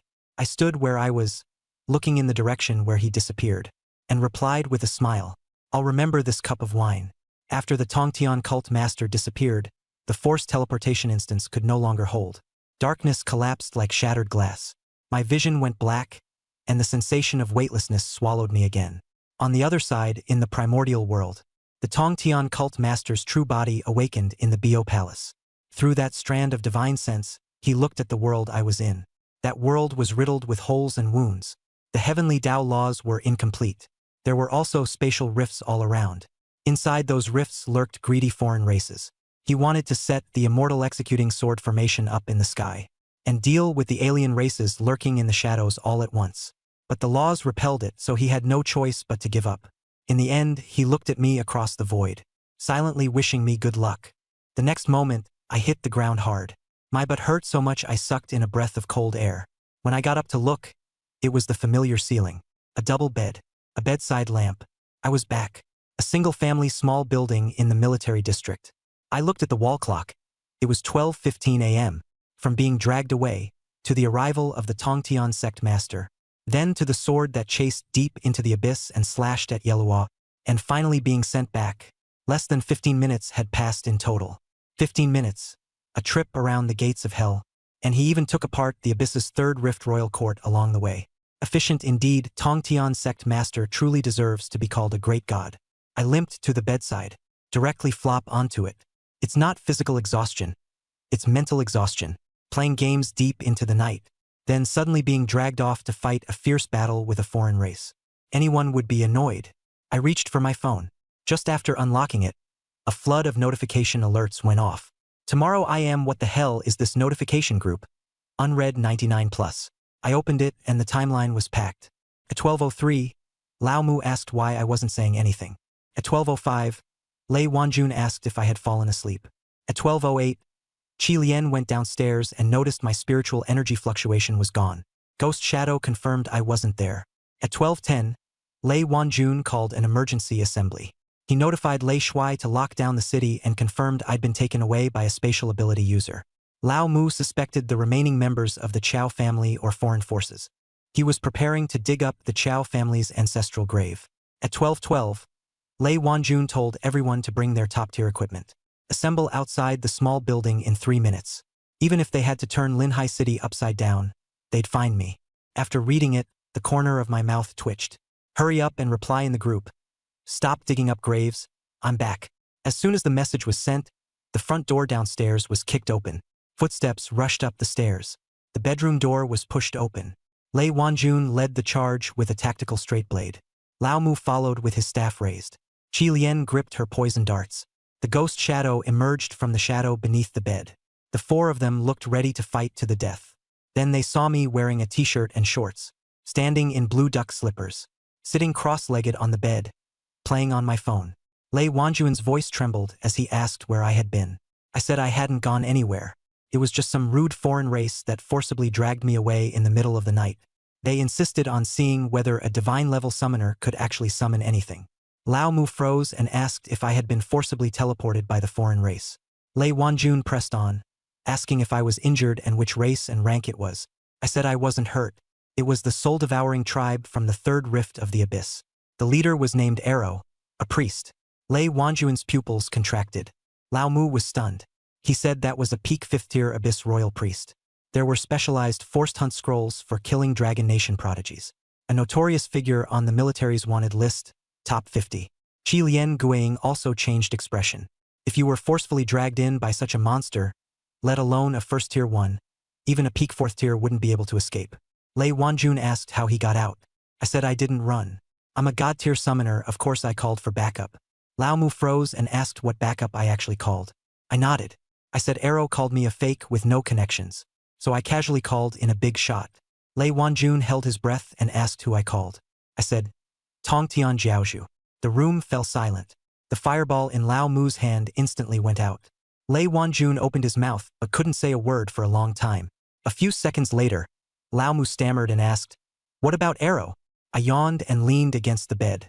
Said it mocked Tongtian Jiaozhu as all show and no substance. Tongtian Jiaozhu split it open with a single sword strike, then followed the spatial rift it fled through, and cut its homeland, the royal court, in half. Lei Wanjun's hand fell to the ground. Old Mu's staff went rigid. Qilian Guiying was stunned. Old Mu was the first to recover. He rushed to the side of my bed in a few steps. With red eyes, he asked if I was serious. He also asked whether I had asked for an autograph signature. I fell silent, thinking back to the scene on the altar. I'd been too busy recording and watching the big boss kill people. When he left, Tongtian Jiaozhu said a few words. I actually hadn't thought to ask for an autograph. I slapped my thigh on the spot. Damn, what a huge loss. If only I'd had him sign my white short-sleeved shirt. Old Mu went wilted, his face full of regret. That was a saint's calligraphy. Lei Wanjun angrily dragged Old Mu to the back. His face was ashen. He said now was not the time to discuss the autograph. I had just made it through the gates of hell. Yet the Soul Eater tribe's priest had actually bypassed the 4 Seas Army's defense line and opened a forced teleportation array inside the safe house. This wasn't a provocation. It was an outright declaration of war. The more he spoke, the angrier he became. He punched the wardrobe. The solid wood wardrobe split open. Qi Lian wore a cold expression. She said there wasn't a single alarm from the defense array in Linhai City. Ghost Shadow added that there was a mole inside, or else the Chao family had left a backdoor. The atmosphere instantly turned heavy. I looked at them, the smile fading from my face. Then I thought of the scene at the altar again. A corpse in the South Jiang City No. 1 high school uniform, gripping the remains of the awakening badge, being forced to watch their fellow humans being devoured by abyss beasts in fear and despair. This is no longer just targeting me. This is the foreign race slaughtering the Dragon Nation's younger generation of geniuses, treating our lives as blood sacrifice. I took a deep breath, and only one thought remained in my mind. This debt must be settled. My gaze gradually turned cold. I looked at Lei Wanjun and said, You've got it wrong. Yes, the foreign races are becoming more and more reckless, but their target is not just me alone. Lei Wanjun froze and asked what I meant. I lowered my head and looked at the slippers on my feet. Tell them the altar is covered in bones. Not just in Linhai City but also in Nanjing City and elsewhere. All of them are students in their teens. Young people who have just awakened. The room immediately fell silent. I continued, they are harvesting, using the flesh, blood, and souls of these heavenly prodigies as anchors. Construct a forced teleportation array. Their target is the entire younger generation of Longwa. They want to cut off our roots. The air felt oppressively heavy. Leaning against the bedhead, I sneered. After all, Tongtian Jiaozhu had descended across realms. His divine sense was limited, and his power was restricted. Otherwise, in the instance, a single sword strike could have uprooted the soul-eating clan, wiping them out completely. I thought of Tongtian Jiaozhu's sigh as he left. Instead, my resolve only grew firmer. I clenched my fists. If nothing else, this works too. A big shot helped me instantly kill their leader, and conveniently tore down their royal court. That was an enormous favor. The rest of the trash, leave to us. Killing them myself would feel much more satisfying. I looked at the four of them. I said, if there's a grudge, I'll avenge it with my own hands. Borrowing someone else's hands to kill just isn't satisfying. Lei Wanjun stared at me for a few seconds. Then he walked up and patted my shoulder. He said he was right. The blood debt of the dragon country had to be settled by us ourselves. Lao Mu also came over and patted my other shoulder. He said count him in. He was in support class, but burning down the old nest was no problem. Qi Lian Guiying said nothing and nodded. Lei Wanjun glanced at his watch. He said tonight was a big deal and had to be reported to Commander Lai. The defense line of Linhai City had to be thoroughly investigated. He told me to rest first. I nodded and said to go ahead. I was sleepy. They turned and left. Lei Wanjun turned back at the doorway. He said to sleep in peace. Even a mosquito wouldn't fly in tonight. The door closed, and I lay back down on the bed, staring at the ceiling. I let out a long sigh. Tonight really woke me up. This isn't a game. If you die, you can't come back to life. With alien blades at our throats, I have to get stronger as fast as possible. I muttered, what a turbulent time. I closed my eyes, and the snoring started. Meanwhile, in the top-floor command room of the Lehigh City military region. After hearing the report, Lason's face turned as dark as thunder. Repeated keywords. Soul-eating clan, forced teleportation, corpses everywhere. He stood up and issued a military order.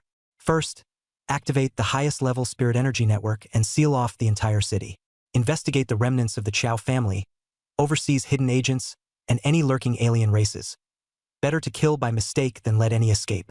Second, deploy the Special Operations Brigade of Sihai Province to take over the residential perimeter overnight. Declare a 3-kilometer radius a restricted zone. Anyone without a warrant is to be killed without mercy. As soon as the order was issued, everyone sprang into action. Layson knew that I was no ordinary genius. A single punch shattered a 7th-tier magic dragon, and a slap sent the 5th-tier great elder flying. I could even summon a god across realms to instantly kill a peak 5th-tier priest. My safety concerns the future of the Dragon Nation. He opened the top-secret file, titled Follow-up Plan for the number 1 winner of the Linhai Joint Exam. According to the joint exam rules, core members are assigned a 7th-tier guardian. He hesitated. A regular 7th-tier couldn't keep me in check. A kind-hearted one with a bad temper would probably be angered to death by me. In the end, he chose some old fossil. He had spent 20 years on the northern frontier Great Wall slaughtering foreign races, with a foul and stubborn temper and a poisonous tongue. Letting him protect me, who knew whether he'd tear open the abyss first or clash with me first. With a cold laugh, he circled the name and made the decision. That night, undercurrents swirled in Linhai City. An obscure yet terrifying aura quietly slipped into the blind spot of my residence.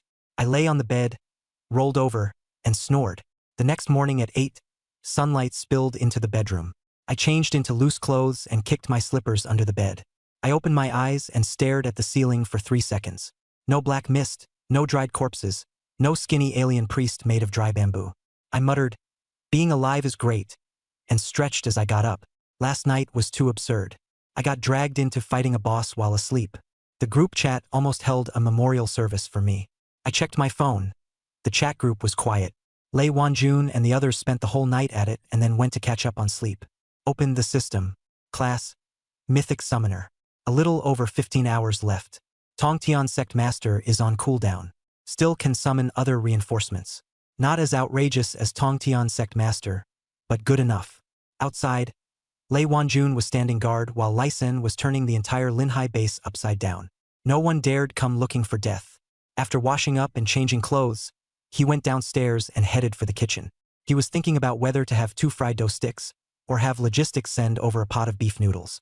8 hours earlier, at the northern Great Wall of the Dragon Nation, Nya Kwangdao received Licen's top-secret order. The content was simple. Withdraw the defenses and head to the Linhai Military District headquarters within 8 hours. The personal guardian had the highest priority. Nie Kwangdao exploded. He had spent 20 years cutting down foreign races in the north, only to be reassigned as some brat's bodyguard. He cursed Lyson the whole way.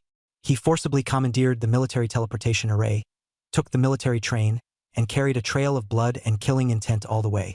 When he arrived at the military district headquarters, no one dared stop him. Straight to Lyson's office, kicked the door open. Lyson sipped tea. The door flew in, and he didn't even raise an eyelid.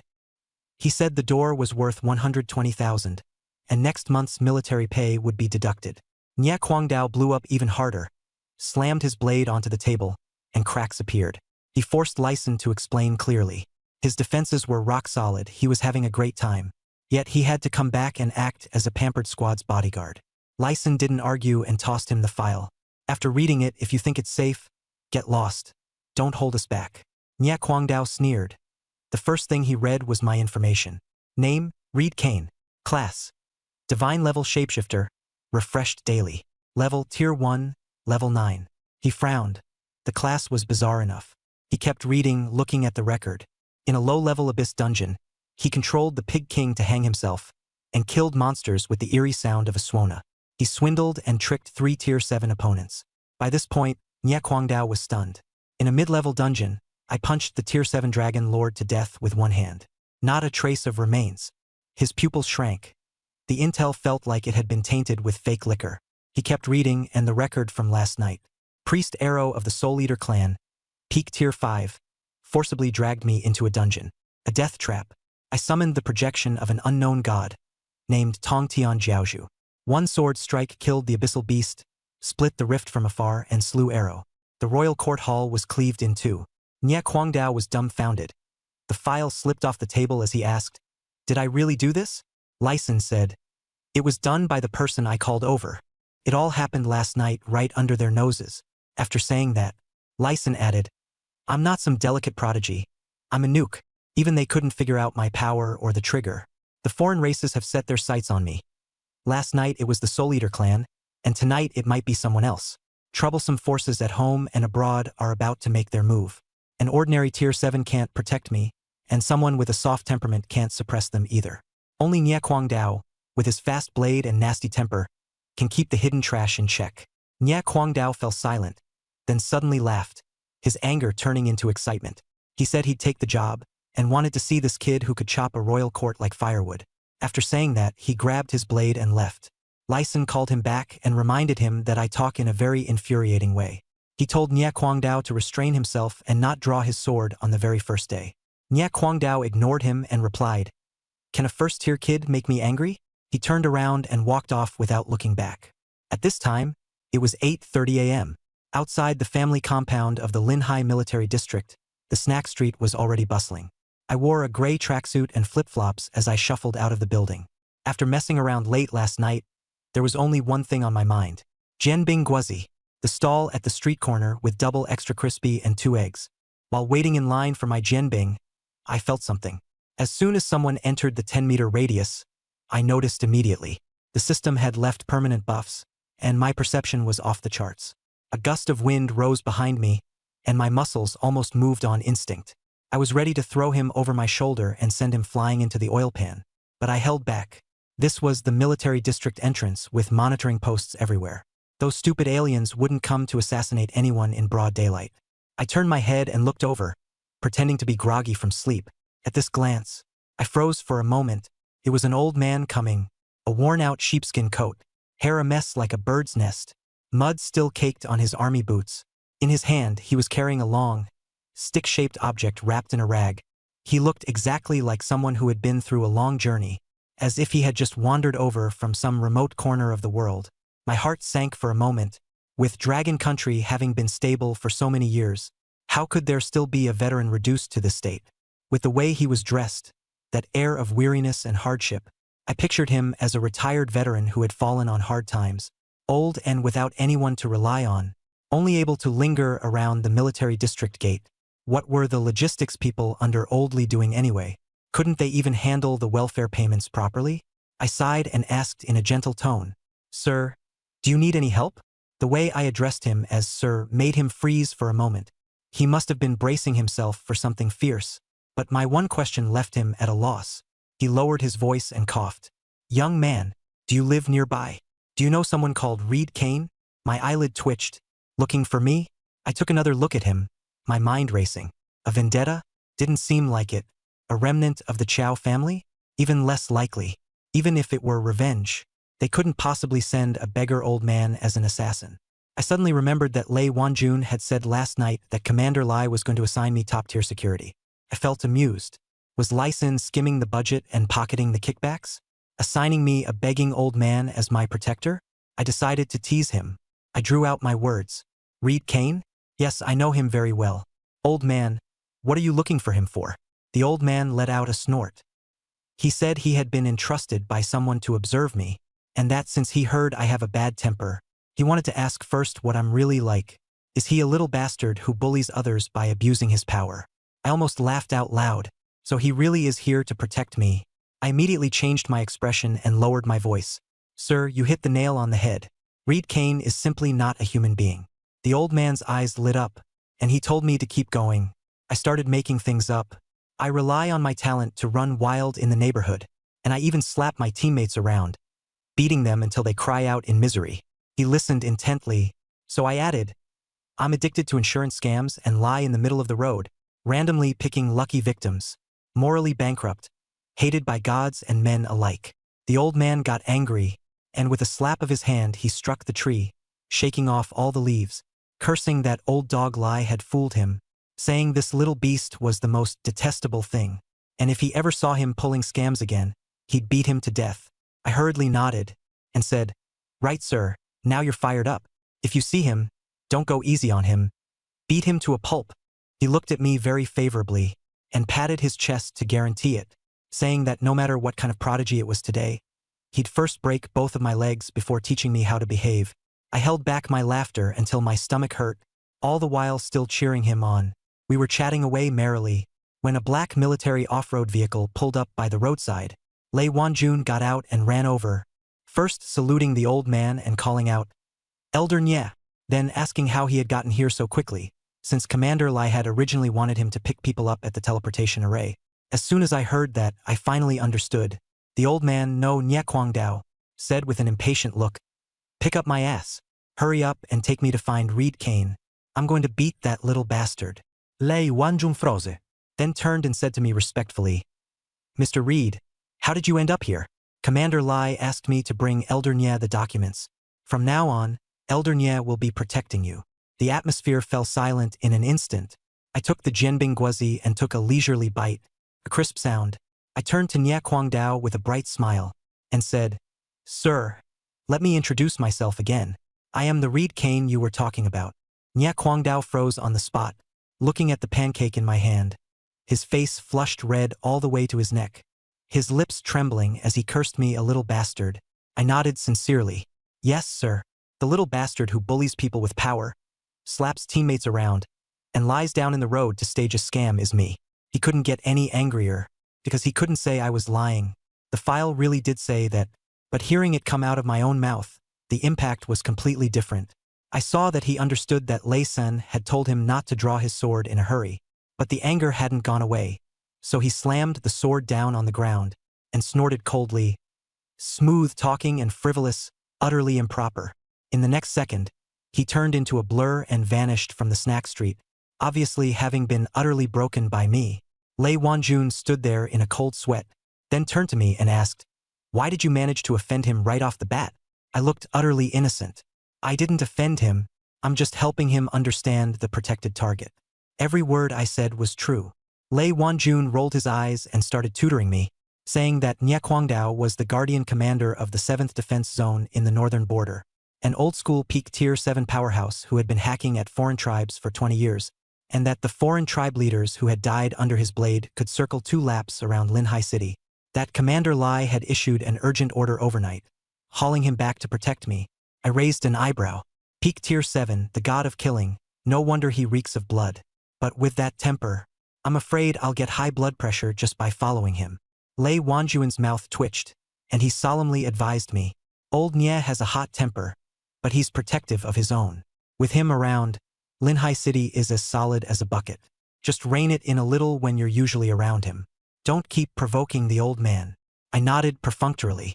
Fine, I respect the old and cherish the young, and I'll absolutely never take the initiative to anger him.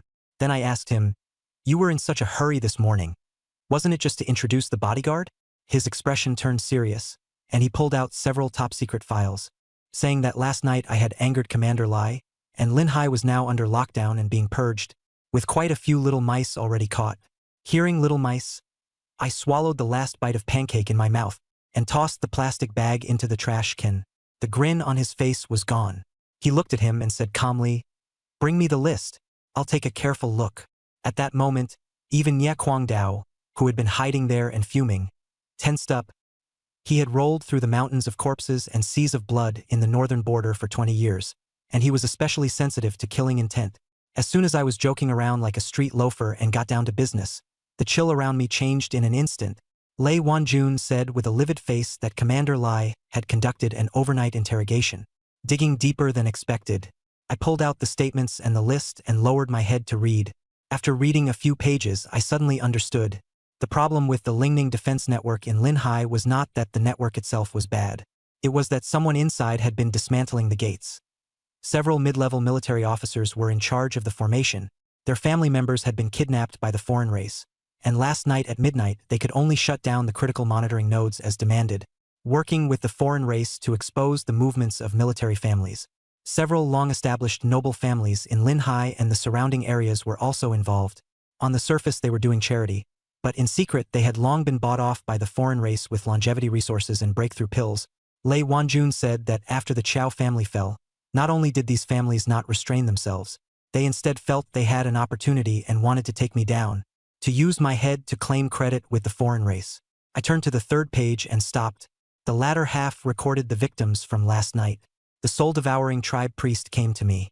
The Bone Tribe, Blood Tribe, and Shadow Demon Tribe were lying low in Sihai Province, and launched 13 assassination attempts, all targeting young B-rank awakeners who had only just awakened this year. 7 were severely injured, 6 were killed on the spot. In the photos from the scene, their life essence and souls had been drained, and they had become sacrifices for the alien race's teleportation arrays. Looking at the photos, I thought of the mummified corpse on the altar, clutching a badge while still in a school uniform. I crumpled the list in my hand into a ball. This was not an ordinary assassination attempt. They were trying to cut off the roots of the Dragon Nation. I etched the names Soul-Devouring Tribe, Bone Tribe, Blood Tribe, and Shadow Demon Tribe into my memory. Lei Wanjun said that after the last 9th-rank sword god fell 3 years ago, the Dragon Nation's situation had become increasingly difficult. The alien races treated the Dragon Nation like blood food, while the countries outside relied on the Dragon Nation as a meat shield on the one hand, and behind the scenes cut off supplies, supported traders, and provided smuggling routes and covert channels. They even reached a tacit understanding with the alien races, deliberately screwing over the Dragon Nation's Awakener squads. This situation is really a headache. After hearing all that, I only said one thing: internal troubles and external threats. Those turncoat bastards are even more disgusting than the real enemies. It was infuriating. Then I took that ball of waste paper, throw it into the trash can. Then I turned to look at Nye Kwangdao. This man has such a cold, stern look. It's really hard to feel at ease. I asked him, Didn't you just say you hated most those scum who don't treat lives like they matter? He gripped his blade and said coldly, For these collaborators, 1 slash for each of them. He sounds ruthless, but he's even more ruthless in action. I then asked Lei Wanjun, How is the military handling the few aristocratic families on the list? He said that Lyson had given the order to arrest them across the city and interrogate them on the spot. But those families have too deep a foundation, with 6th-tier and even 7th-tier ancestors in charge, and the special forces are already surrounding them. We'll wait until the heavy firepower is in place, then prepare to assault them. After hearing that, I laughed and thought, what heavy firepower are you waiting for? Are you going to waste the taxpayers' money like that? I stepped forward and stretched my body. The sword from the master of Tongtian the night before had been too fast. I'd been busy recording it, and I hadn't gotten the chance to let out my anger. It was killing me. I shot a look at Lei Wanjun and Nie Kwangdao, signaling them to take me to the doorsteps of those aristocratic families. Lei Wanjun asked what I was going to do. I hung up my F-rank illusion shifter badge properly and said I wasn't going to do anything, just preparing for a live stream to snag a reliable leg to cling to first. That was actually a pretty sharp calculation. After saying that, I tossed the scrap paper list aside again and jumped into the passenger seat of the off-road vehicle, with Nie Kwangdao carrying his saber and sitting in the back. Lei Wanjun drove straight toward the eastern district of Linhai. On the way, I asked Lei Wanjun whether the 9th-tier inheritance reward for first place in the joint exam was the one left behind by the sword immortal who fell 3 years ago. He nodded. He said that in 3 days Linhai would hold a commendation ceremony, and the prize would be awarded uniformly there. But Lyson had sent me a protector in advance, which was Nie Kwangdao. Then he reminded me, the 9th-tier inheritance is only a skill inheritance, and it doesn't affect the profession. But I'm only at level 9 of Tier 1 right now, and I can't handle the infusion of 9th-tier laws, so I have to reach Tier 2 first before I can barely unseal it. Got it? After dealing with the traitor family, I still need to go farm mid-tier dungeons and push my level up. Lei Wanjun said, after we handle this trouble, take me to the next dungeon, and quickly advance to Tier 2. But he also warned me not to be careless. These families, cornered and desperate, have all kinds of dirty tricks. I said not to worry. I've always handled things steadily. Nie Kwangdao's expression clearly showed he didn't believe me. 20 minutes later, we arrived at the Wang family estate. The Wang family is one of the 3 major families in Linhai. Last night they sold out the military defense line. The ringleader leading the alien race. The young genius is dead, and they can't escape responsibility. The manor has already been surrounded and sealed off by the special forces. More than a dozen heavy psionic armored vehicles are blocking the road, their cannon muzzles aimed at the gate. A layer of earthy yellow lightal covers it. The psionic fluctuations are strong. The captain reported, the Wang family's ancestor is a mid-stage Tier 6 formation master. This turtle shell formation is protecting the clan. 300 death warriors are putting up fierce resistance. With heavy firepower, it would take at least 15 minutes to blast a gap open. Lei Wanjun frowned. 15 minutes is too long. I don't know if there's a teleportation array leading straight out of the city. Just as he was about to order a full assault, I reached out and pressed a hand on his shoulder and said not to waste the shells. Let me do it. As soon as those words were spoken, the surroundings instantly fell silent. Lei Wanjun lowered his voice and asked, don't you only summon gods once a day? You only just invited Master Tongtian last night. It's still on cooldown. Nie Kwangdao didn't say anything, but his eyes kept fixed on me. Clearly, they knew I was planning something big again. I curled my lip and glared at the 2 of them, saying they had misunderstood. My profession had a divine tier prefix, so it wasn't limited to just 1 god a day.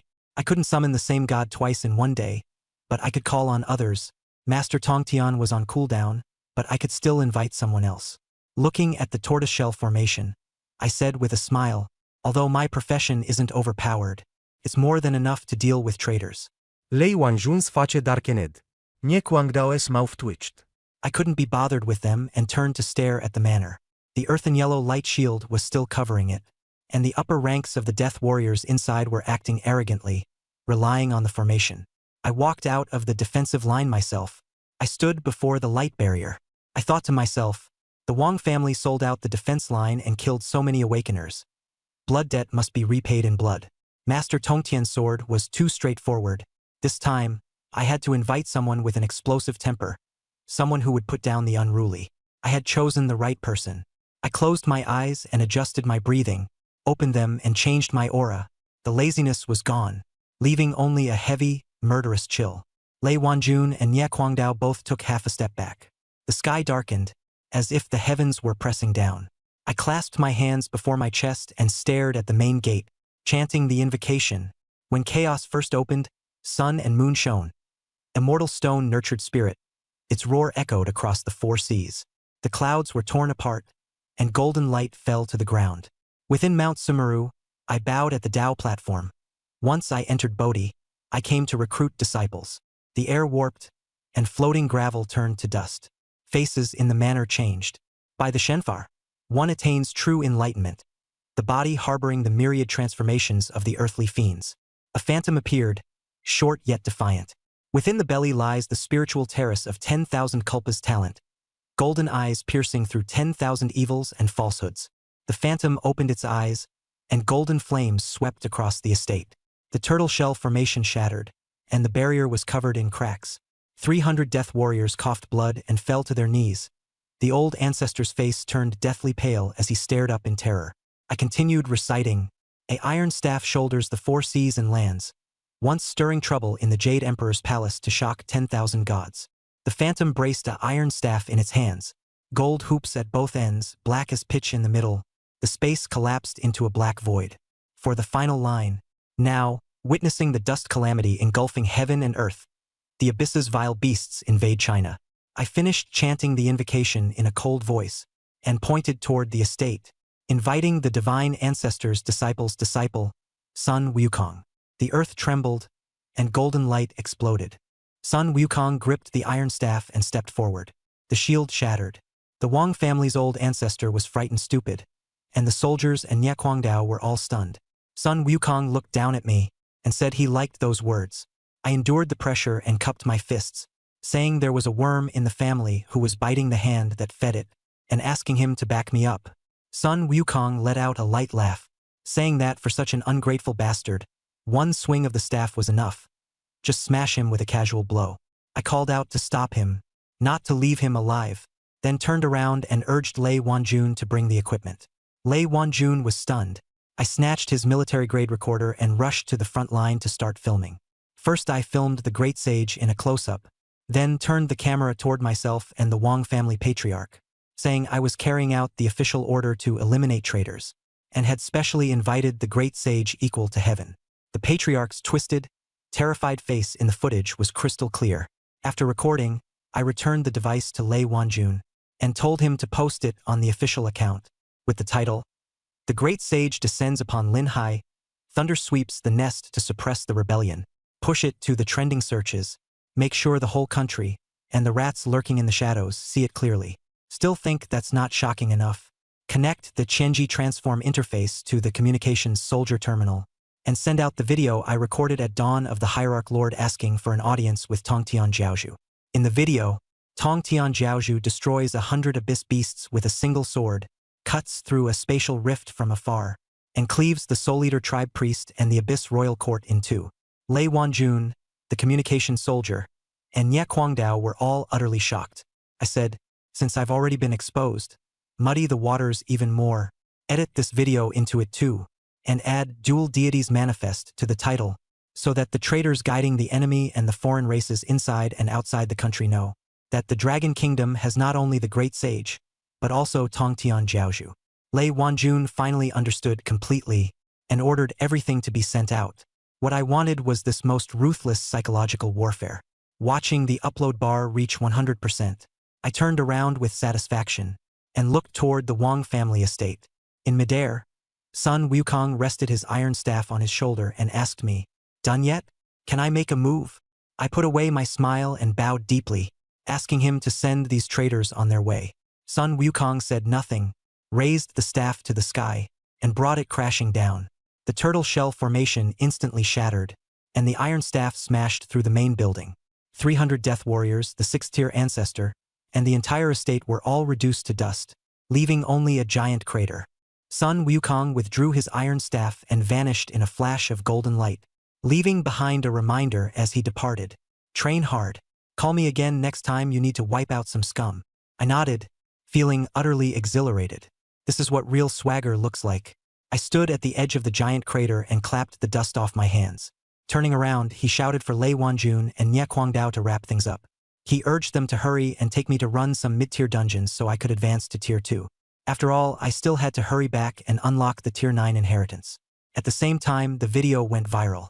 The military account posted a recording from the altar at dawn. At first, everyone was still joking that the title didn't match the content. But when they saw the dried corpses on the ground, all of them wearing Dragon Country School uniforms, they froze instantly. The missing students hadn't been lost in a dungeon accident. They had been captured by another race and taken as blood food. The entire internet's emotions turned to anger. Then, the Grand Master Tongtian descended through the tearing void. The 4 immortal slaying swords hovered in midair, and he spoke only the word slay. Over 100 abyss beasts were instantly reduced to ashes. Luo, the soul-eating tribe priest, and the abyssal royal court were also cleaved apart. Seeing this, the entire internet completely blew up. Who could have imagined that I had truly summoned the Grand Master Tongtian? The second video showed the entire process of me summoning Sun Wukong. Once the invocation words were finished, the great sage equal to heaven stepped out of the void. The comment section immediately exploded.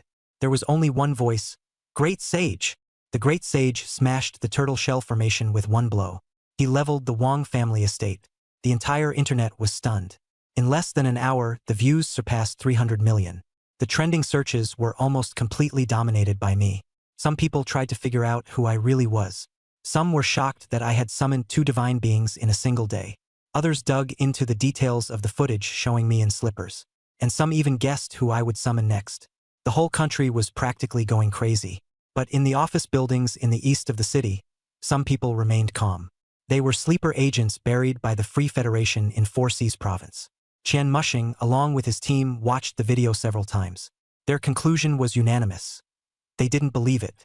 They were convinced that the Heavenly Lord of Tongtian and Sun Wukong were military illusions. I was nothing more than a fear-mongering tool carefully packaged. Ly Sin was using me as bait, trying to force them to reveal themselves. So instead of backing off, they prepared to escalate. Qian Mushing made the decision on the spot. Contact Sakura Island and have them send people to test me.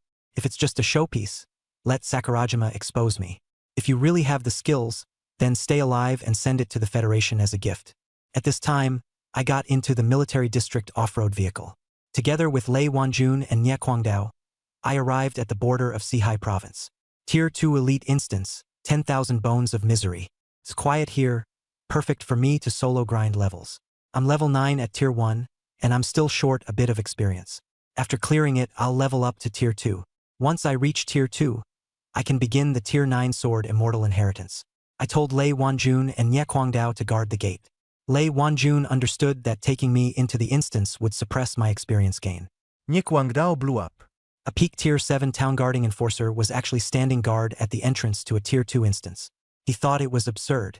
I told the truth directly. He was too high level. Going into the instance would only ruin my chance. His job was to scare off the bad guys. Nye Guangdao kept a dark face and took guarding the gate as his duty. I confirmed that I was still a God-tier summoner. With powerful gear in hand, I went straight into the instance. As soon as I entered the Wanguli, without looking for monsters, I suddenly heard a scream. It was a human voice, a scream of agony. I immediately became alert. The dungeon briefing only mentioned bone puppets and decayed treants. It said nothing about NPCs, let alone other people. The screams stopped. Footsteps and the sound of snapping branches drew closer in my direction. With my guaranteed job, I didn't panic. I followed the sound. A figure rushed out, utterly disheveled. Her combat suit was torn to shreds. I recognized her at a glance. It was Li Yao, the class beauty of Class 3, Grade 3 at Linhai 3rd High School. Her profession was support shield mage with B-level talent. She stared at me, stunned. Strangely, as a support, she should have needed a 4-person party to enter the dungeon. With no one leading the team, why would she run to this remote, desolate place? There had to be something fishy going on. I didn't move on the surface, but my feet quietly took a step back, putting a safe distance between us. She leaned against a tree, trembling, crying as she told me to run quickly. She said something was chasing her from behind. I listened carefully. The area behind her was eerily quiet. I suspected either she'd been targeted or she herself had a problem. I asked where that thing was. She suddenly stared at me with a sinister look. She said that thing was right behind me, and then she smiled. I couldn't see anything at all. Just as I was about to summon a god. A cold, eerie laugh suddenly came from the bonewood thicket. It was provoking Li Yao, saying she still didn't believe it even after encountering a living person. Now it was certain. Something was hiding in the bonewood thicket. Li Yao broke down, shouting for me to run quickly. She told me the dungeon had been taken over by the alien race. It had become their new stronghold. I immediately understood. A low-popularity dungeon had been occupied by the alien race. A base that could be entered and exited at any time was buried on the border. The outside world remained completely unaware. When asked why Li Yao appeared alone, she said she came in with the team. A monster suddenly came under control, scattering the teammates. The rest were either dead or missing. I didn't ask any further. I told her to hide behind me. She hesitated, worried that I wouldn't be able to handle it alone. I replied, "Don't look down on me just because my level is low. I'm better connected than you think." At that moment, there was movement deep in the bonewood thicket. A black shadow took shape among the withered trees. I raised my hand, and Thousand Transformations gear reshaped itself. I pressed the wristband and notified Nye Kwangdao. I told him there were foreign races in the dungeon. I could handle it. He was responsible for guarding the surrounding area, to prevent reinforcements from higher-level foreign races. Nye Kwangdao got angry and asked if I needed help. I didn't let him come in. Soon after, 18 foreign races appeared. Unlike the Soul Devourer clan from last night. Short in stature, with thin, elongated limbs and backward-bending joints. A flat face, dark red light on both sides of its eyes. A ghostly white glow floated beneath its feet, eerie and sinister. I stood where I was and scanned them once, taking the measure of the situation. There weren't many of them, and their presence was mediocre. They couldn't intimidate me. The leader spoke in a Yinlang tone in dragon tongue. He asked if I knew who I was standing in front of. I didn't answer. The leader liked to posture. I played along too, taking half a step back and pretending to be threatened. Seeing me tense, Liao moved a little closer. The leader began to put on airs. He said they were the Raven Devourer clan, from the 7th Abyss Rift, directly under the Dark Abyss Royal Court's War Prep branch. I remained unmoved and only replied with an "oh." But in my mind, I was remembering this. Last night I had just killed the soul-devouring priest of the 3rd Rift. And now the Raven Devourer clan from the 7th Rift had come too. Clearly, this was by no means a coincidence. Kept spilling more. The Crow-Eater tribe has been active in Longwa for 3 years. In Sihai province, they have hunted down 27 young prodigies. 9 of them were A rank or above. Liao's face turned pale. I went along with the act and showed a little fear, but my mind stayed clear. 3 years ago, the 9-star sword god fell. The defense line was breached, and foreign races infiltrated. Now it's even worse. They're organized and systematically eliminating young prodigies. They opened a teleportation array in the city last night and set up an ambush on the border today. Someone behind the scenes is laying out a plan to cut off Longwa's future combat power. I plan to tell Layson after I cleared the dungeon. As for the group in front of me, I'd deal with them first. Their leader looked at my badge and saw I was an F-rank shapeshifter. He scornfully called me trash. He even threatened to kill me on the spot to show Liao. I ignored him. I played dumb and waited for him to finish. After he finished bragging and revealed his contempt, I slowly lifted my head. Ipusha Liao Asida. Ask it how the 27 prodigies of the past 3 years are still alive. That's truly impressive. The leader froze. It hadn't expected me not to be scared, but instead to praise it. But in my heart, I thought, their luck really is tough enough. Unfortunately, today they ran into me. Their good fortune ends here. I glanced over. 18 Crow Devourer clan members. Only one thought flashed through my mind. This thing looks way too much like a ghost. Like a ghost? Then it needs someone specifically hired to catch ghosts. The Heavenly Master is frozen in place, and the Great Sage equal to heaven is still on cooldown. And I don't just summon one god a day. In Chinese mythology, when it comes to catching underworld things, Zhong Kuei is the first name that comes to mind.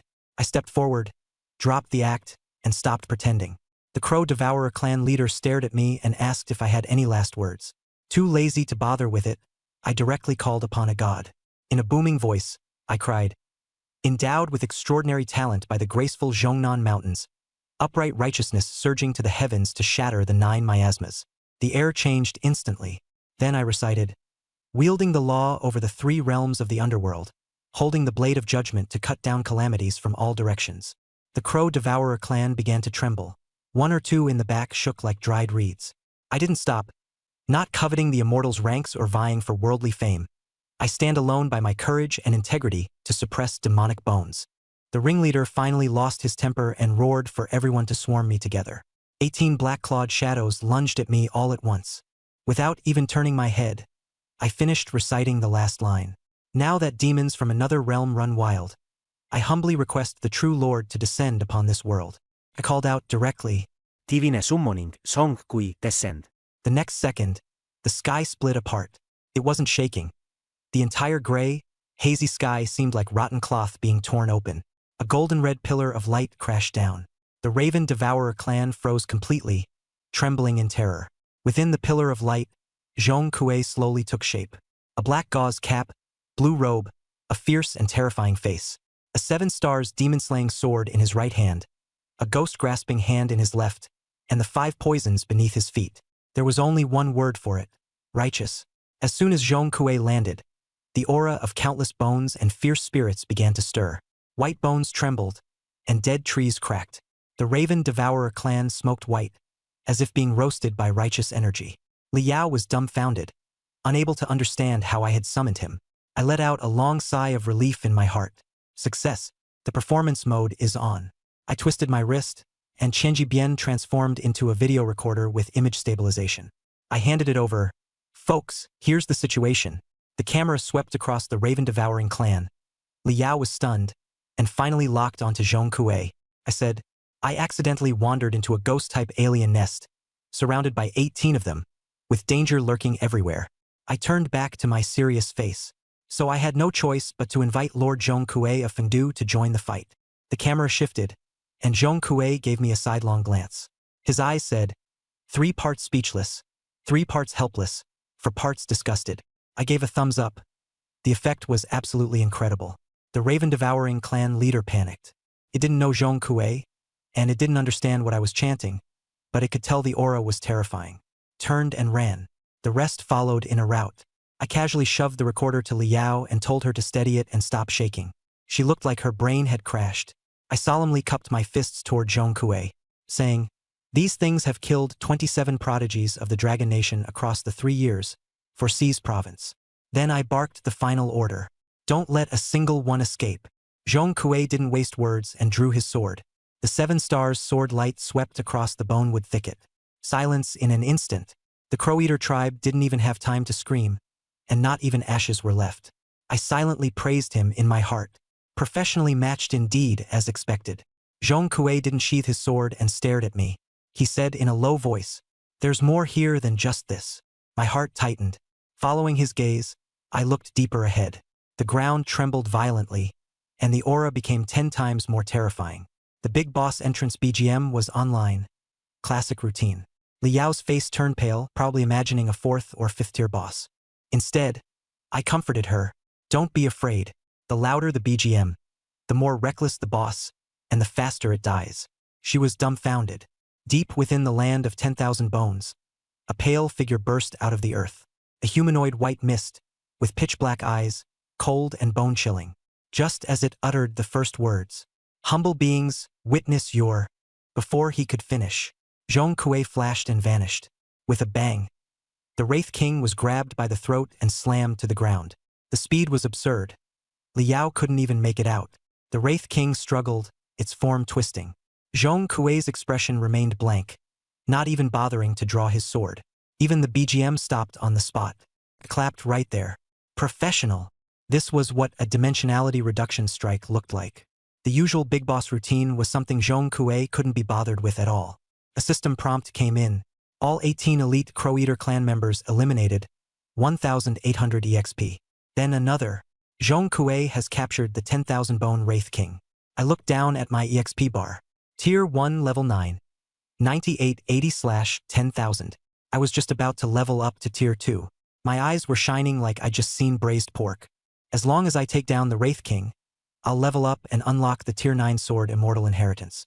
Looking at the Wraith King, his gaze became much gentler. Li Yao was completely stunned. This F-rank shapeshifter had actually summoned Zhong Kuei to instantly kill 18 powerful enemies and single-handedly take down the boss. She was probably thinking, shapeshifter? You've got to be kidding me. I watched her frantically rummage through her memory to see whether she had ever helped me, and thought to myself, this thigh, I'm clinging to it for sure. The Wraith King struggled, self-destructed into a cloud of black mist, and tried to flee. Zhong Kuei let out a cold snort and yanked him back in one grab. You want to vanish? Not a chance. The entire space trembled. Golden light flashed in his palm. The Wraith King let out a miserable scream, and was instantly purified completely. The system granted another 500 EXP. Level up. Took the second tier 1 away. My whole body erupted with power, feeling even better than before. Zhong Kuei completed the task and dispersed into light. The sea of bones fell silent again. I rolled my shoulders, my strength doubled, and I felt amazing. Turning around to the dumbfounded Li Yao, I grinned at her. Done. Wrap it up. I patted her shoulder and took back the camera. I solemnly reminded her, make this part look cool. I need to show off the 3 deities online. Liao zmout uisha. She wanted to say that even gods need face but held back. She obediently returned the camera, with a touch more respect. Satisfied, I turned Tianjibian back into a wrist guard. We walked out of the dungeon at a leisurely pace, one after the other. Just as we reached the dungeon entrance, Lei Wanjun and Nie Guangdao were still standing guard. One was pacing back and forth, the other hugging his blade with his eyes closed. Their nervousness was painfully obvious. As the teleportation light membrane stirred, Liao and I came out. The two of them locked onto me immediately. Then they realized it. I'm tier 2 now. The two of them let out a breath of relief, almost audibly. But they still hadn't fully relaxed. When they saw Liao behind me, they froze. Lei Wanjun asked first, "Are there still living people inside?" Nie Guangdao had sharp eyes and immediately fixed them on Liao. The traces of death aura on Liao had been cleared away, and she looked full of energy. He probably had never seen someone come out of a dungeon looking so energetic. The two of them didn't react in time. I walked over. Lei Wanjun asked, "What exactly happened inside?" Nie Guangdao asked me directly, "Which race of foreign beings did you run into?" I waved a hand. Nothing major, just a nest of crow-eating tribe. They bragged themselves up to the heavens, claiming they'd killed 27 prodigies in 3 years. After killing them, the Bone Resentment Wraith King appeared, a tier 5 ghost. They hadn't even finished their lines before the BGM blasted out. After I finished speaking, the two of them fell silent. The silence was full of complaints. No one knew which line to respond to. Lei Wanjun held it in for a long time before saying, "And then," I said naturally, "then it looked way too creepy. So I got scared and called Zhong Kuei down to purify it. I even leveled up while I was at it. The air was so quiet you could hear a pin drop." Liao nodded frantically. "That's exactly what happened. No exaggeration." Lei Wanjun finally said, "Professionally suited." Nie Guangdao was even more intense, smashing the giant tree beside him with one punch. Wood chips flew everywhere as his killing intent exploded. The Crow Devourer clan.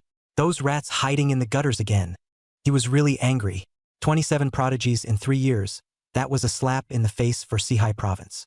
So angry his eyes were red. He wanted to turn everything upside down right away. Lei Wanjun remained calm, his expression even more grave. He said that with these two clans appearing one after another, and becoming increasingly covert and ruthless, it showed that the foreign races had set their sights on me. He mentioned a troublesome matter. The awards ceremony 3 days later. The highest level awards ceremony for the joint exam, with military and government big shots all gathering. All eyes would be on me. It was also the most suitable occasion for stirring up trouble. Nie Guangdao reacted immediately and chimed in, "I've got to keep an eye on this." The two of them looked as though they were facing a formidable enemy. They practically wanted to send me straight to the underground safe house and not let me out until I came back 3 days later to claim the prize. I yawned and waved a hand. "Don't be nervous." Inside the award ceremony, there were top experts packed 3 layers deep, inside and out.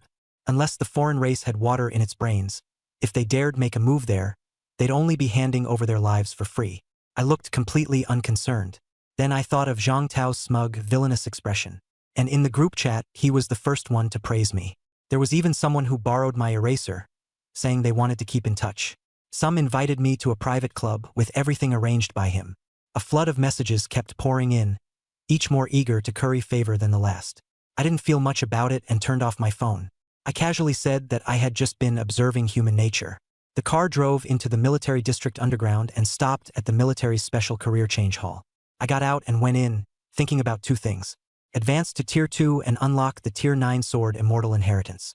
The female soldier at reception, seeing Lei Wanjun and Nie Guangdao accompanying me, instantly changed her attitude.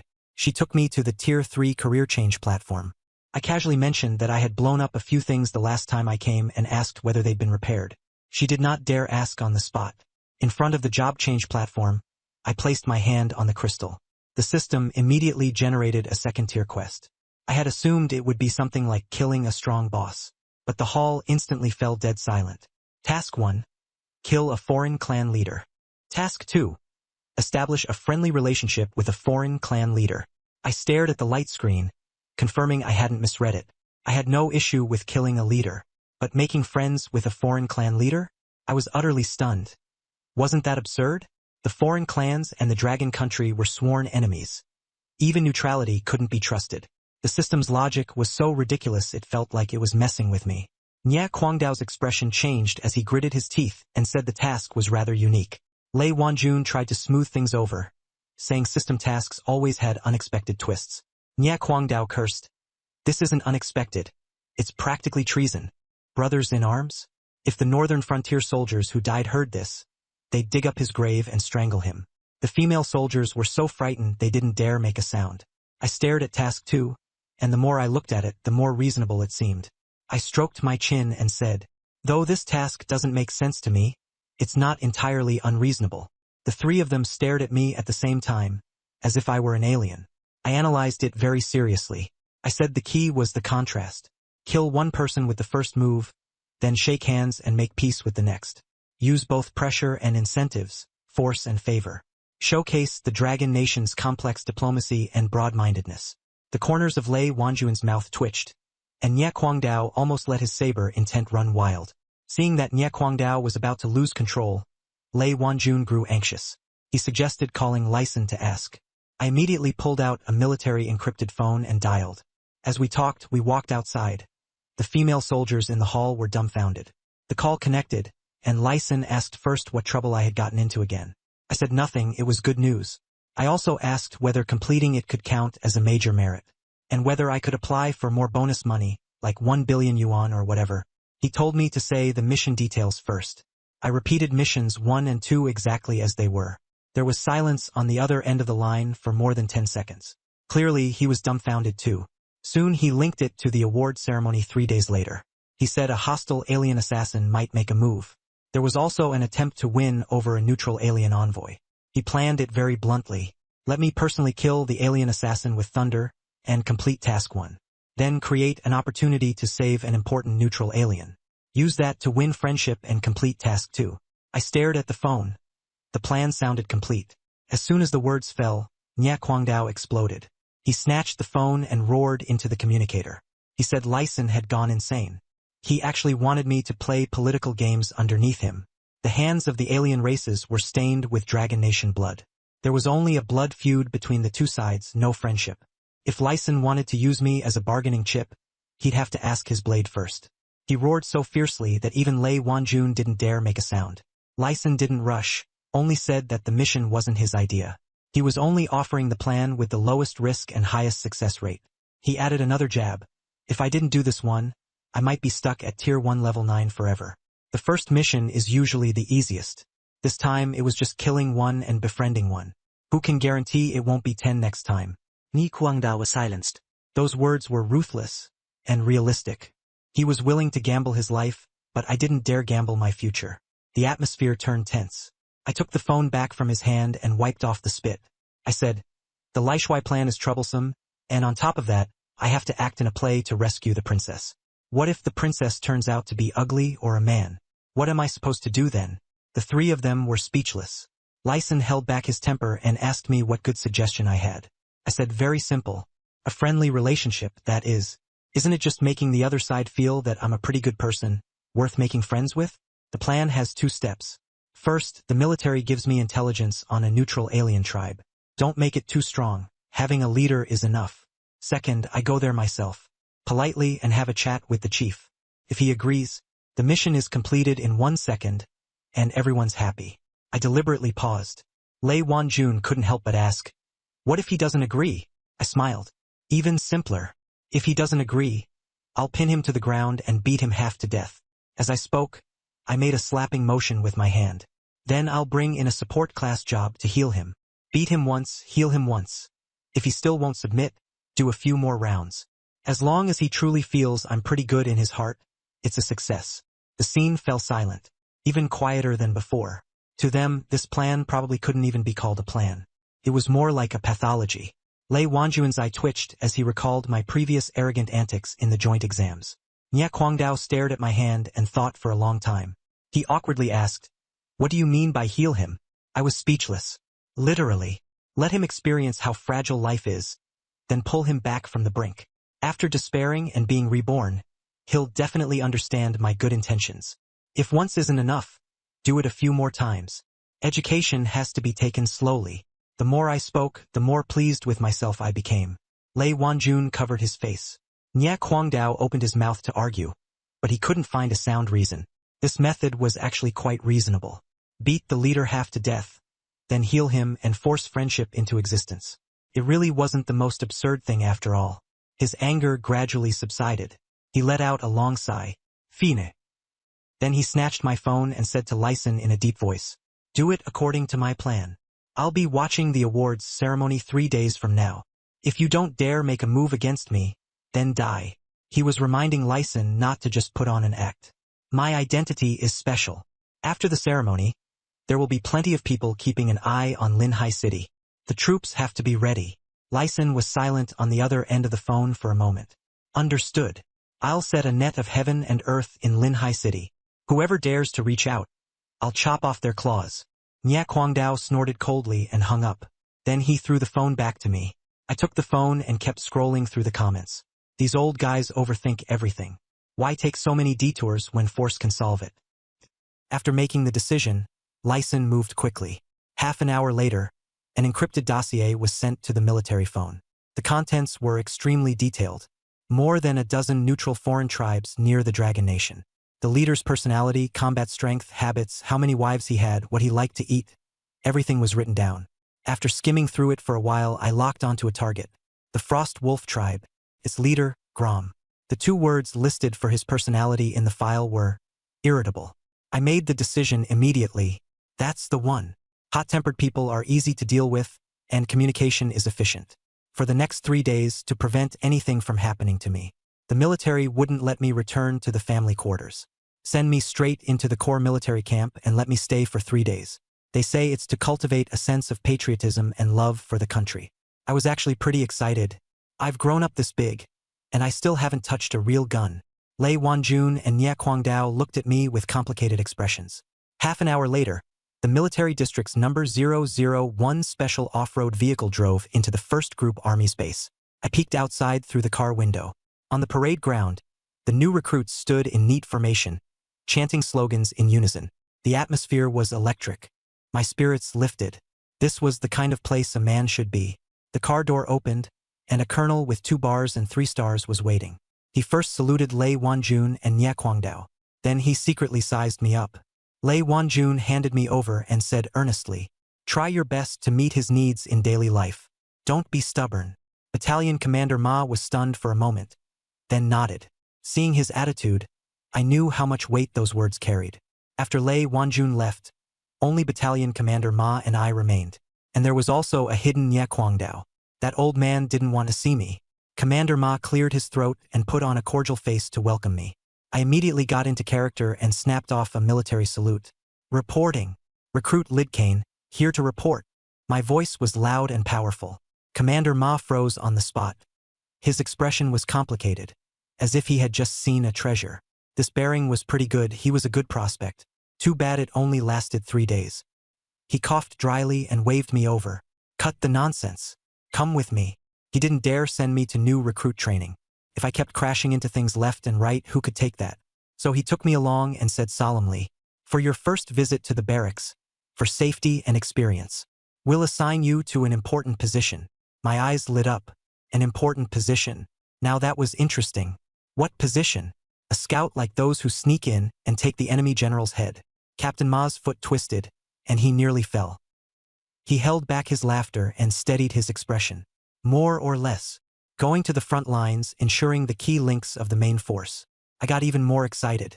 It sounded high level but also kind of weird. He took me to a remote little courtyard. On the signboard, Logistics Support and Battlefield Resource Recovery Squad. I muttered to myself, thinking, isn't this just a ragpicker's job? There were 5 people in the yard, each with a bizarre style. One healing guy, built like a bear, was sewing butterfly wings. One professor-faced young man was holding postpartum care for sows and reading it with great relish. One red-haired beauty, wearing a tight vest, was filing her nails and couldn't be bothered to even look at a bird. As I looked at them, it felt like my worldview had been kicked apart. This was the key link? Captain Ma coughed and woke them up. He introduced me, said from today on I'd be working with them. The healing guy looked up and said honestly, "We'll take good care of you." The butterfly had just flown away, and there was still a loose thread hanging from its wings. Captain Ma reminded me, "Don't let anything happen." After saying that, he hurried off. Only I and the 5 hidden talents remained in the courtyard. They stared at me and I stared back at them. On closer inspection, Jinan had life spiral energy purity off the charts, far from an ordinary support. The Professor Type 1 had a faint sword intent hidden within him, like a blade kept in its sheath. The red-haired woman had a terrifying ice-cold chill in her eyes. The remaining 2 kept a low profile, but their auras were just as strong. On the surface, they all seemed like slackers, but in their bones they were full of thorns. They didn't fit in and didn't follow the rules. It all clicked for me at once. This wasn't some ordinary logistics squad. It was practically a military camp version of a hidden talents asylum. They probably sensed a kindred spirit in me too, this F-rank shapeshifter. That feeling was, I may look useless, but don't mess with me. We exchanged looks. I was sure of it. Our eyes met. Jinan stood up and wiped his hands on his clothes, then held out his hand to me, grinning. New guy. Welcome to the Battlefield Artists Squad. Battlefield Artists? Just hearing it sounds off.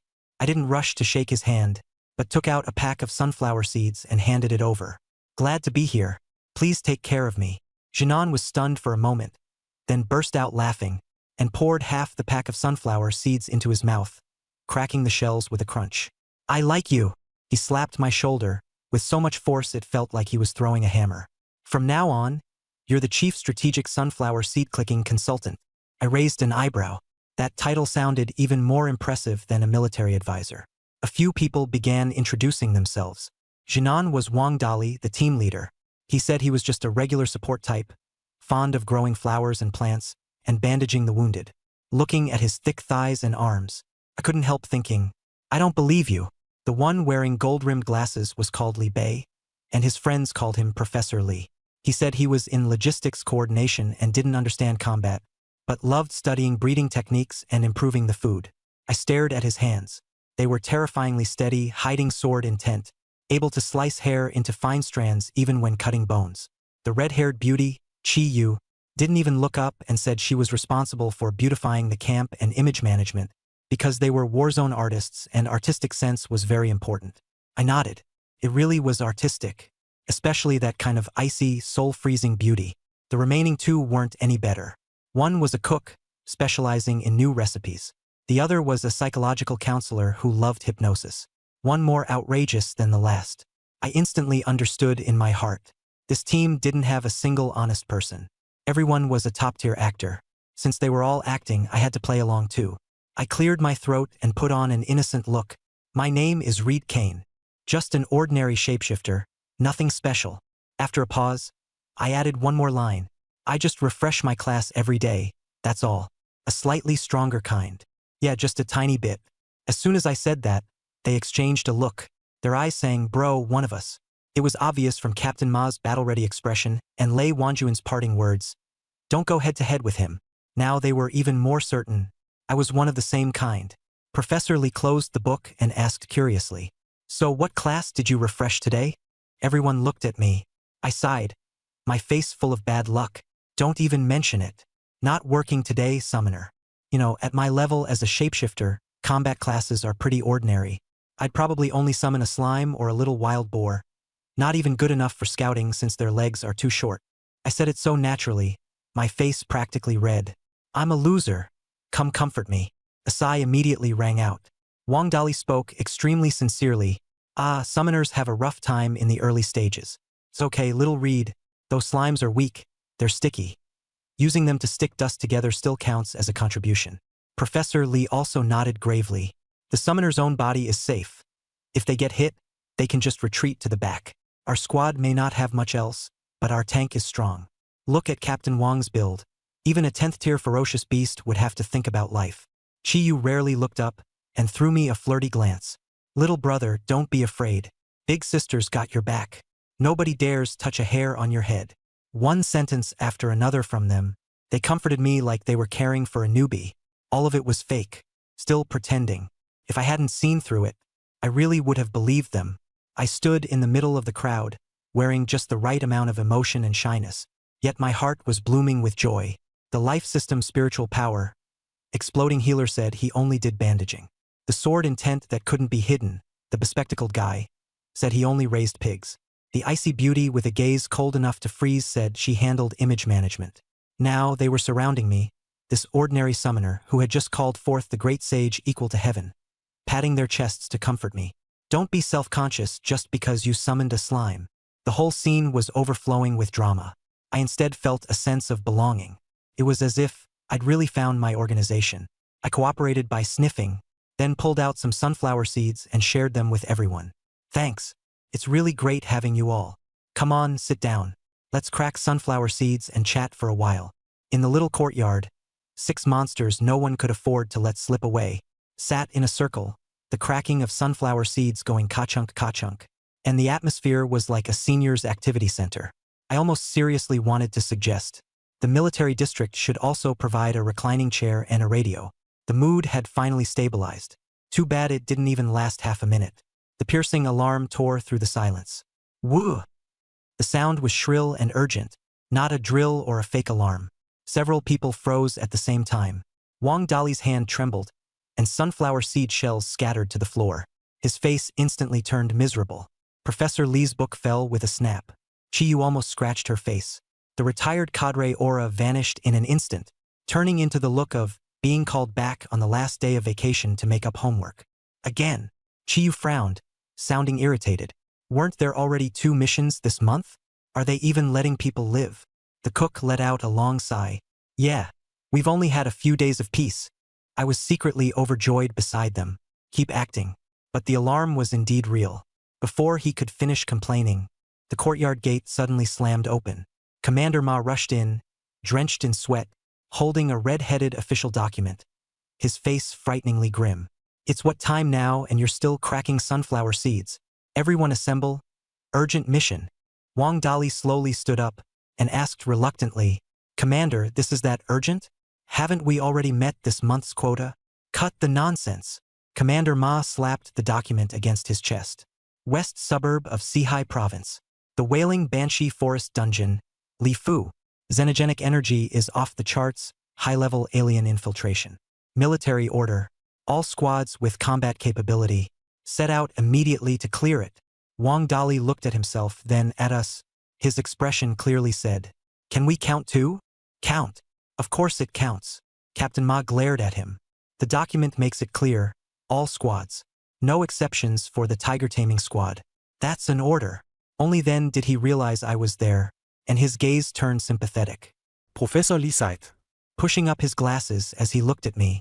Unfortunately, little Reed, you've been here less than an hour, and you're already being forced onto a mission. Wang Dali immediately chimed in, patting my shoulder. Don't be scared, little Reed. Stick close to me when we enter the dungeon, and don't run around. My combat power may not amount to much, but as a newbie, I've got your back. Chi Yu lazily added, With Big Sis here, you won't die. I almost burst out laughing. At a time like this, and you're still acting. So dedicated. I know this kind of large-scale mobilization dungeon comes with serious danger. For an ordinary logistics team to enter a dungeon, it's no different from delivering takeout straight into the mouths of another race. Captain Ma brought them here, not because he was short on people, percent because he knew they were no ordinary bunch. Thinking of that, I was even more excited. I tapped the table, the sound crisp and clear, drawing everyone's attention. I smiled, my tone calm. Since you're here, we're all on the same team. No need to say it's a pity. Come on, let's take this chance to see how everyone's class performs in the dungeon. My gaze swept over them, meaningful. Wang Dali's smile stiffened, and he looked at me with more surprise. He probably thought my senses were pretty sharp, but he still hadn't realized I had already seen through their true colors. After all, an F-rank shapeshifter couldn't possibly roll a profession that could see through other people's secrets. Under normal circumstances, that really was impossible. Wang Dali quickly hypnotized himself, burst into laughter, and took over the topic. Good. Well said. Little Reed has some awareness, so us old-timers can't back down either. He turned around and roared at the team members. Stop playing dead. Hurry up and pack up. Get ready to move out. If we fail to meet this month's quota, all of you are going to the cooking unit to peel potatoes. A chorus of sighs rose in the courtyard, in perfect unison, as if they had rehearsed it. Professor Li bent over and picked up postpartum care of Sao's/I, blew off the dust and solemnly tucked it back into his arms. He was truly a master, like a humanities recluse. Chi-Yu took a small mirror and lipstick out of the toolbox, muttering, "Even if I die, I still have to be a pretty ghost. You're hopeless. At least hang on beautifully." Wang Dali pulled a mini first aid kit, only as big as a palm, out from the corner, hung it at his waist. It looked absurd beyond words. If it weren't for emergencies, I'd be laughing myself to death too. Watching them, I grinned from ear to ear. This group of people was really interesting. I lowered my head and glanced at the 1,000 machine transform on my wrist. Today I was a summoner, and I even had the skill. Your connections are unmatched. Slimes? Wild boars? Don't even dream about it. The name Wailing Banshee already sounded like something from the underworld. Maybe I'd really run into some suitable connection. Just thinking about it was exciting. Our group of acknowledged slackers arrived at the assembly point on the playground right on time. Military efficiency, I was impressed. In just a few minutes, the training ground was fully armed, and the atmosphere was tense beyond belief. On the high platform, a middle-aged general with stars on his shoulders spoke through a psionic amplification device, crisp and to the point with no nonsense. The squad complies, and their morale is fierce. Only when the general's tone turned colder and his sharp gaze swept over the crowd like a knife did he continue. This is not a drill. This real combat. If you encounter a stronger enemy, request backup immediately. You only have one life. Don't act on impulse and ruin yourself. After he finished speaking, the portal opened, and blue light churned as if it were straight out of a dungeon. Move out.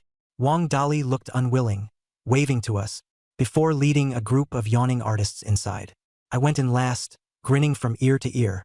The next second, the portal's tearing force became wild, and the distortion of space was like being spun dry in a washing machine. I heard Wang Dali curse angrily. Damn it! Random teleportation. Then the screen went black and I was no longer in the team. At the same time, Wang Dali crawled up from a pile of rotten leaves, spitting mud as he looked around, not seeing a single teammate. His face darkened as he wanted to curse the dungeon designer for having water in his brain. But the more important fact hit him: random teleportation. Meaning this F-rank newbie summoner was thrown off alone into some corner. This job was simply deadly. He picked up the communicator and tried to call his teammates, but all he got was a crackling burst of static, completely impossible to reach them. Wang Dali's face darkened to the extreme. He stomped hard. Boom! A terrifying surge of life energy exploded, turning the rotten soil green again. Vines shot up wildly, black trees sprouted branches and bloomed. In a second, it became a living primitive jungle. In that instant, this honest, dependable support guy seemed like a god in command of life itself. Pretty darn cool. Professor Lee landed in the field of white bone graves, his expression grim, and tossed aside that book on Sao Care. With a buzz, Koirue soared intense sword into the sky. He used his fingers to slash open the white bone tombstone, the cut surface smooth as a mirror.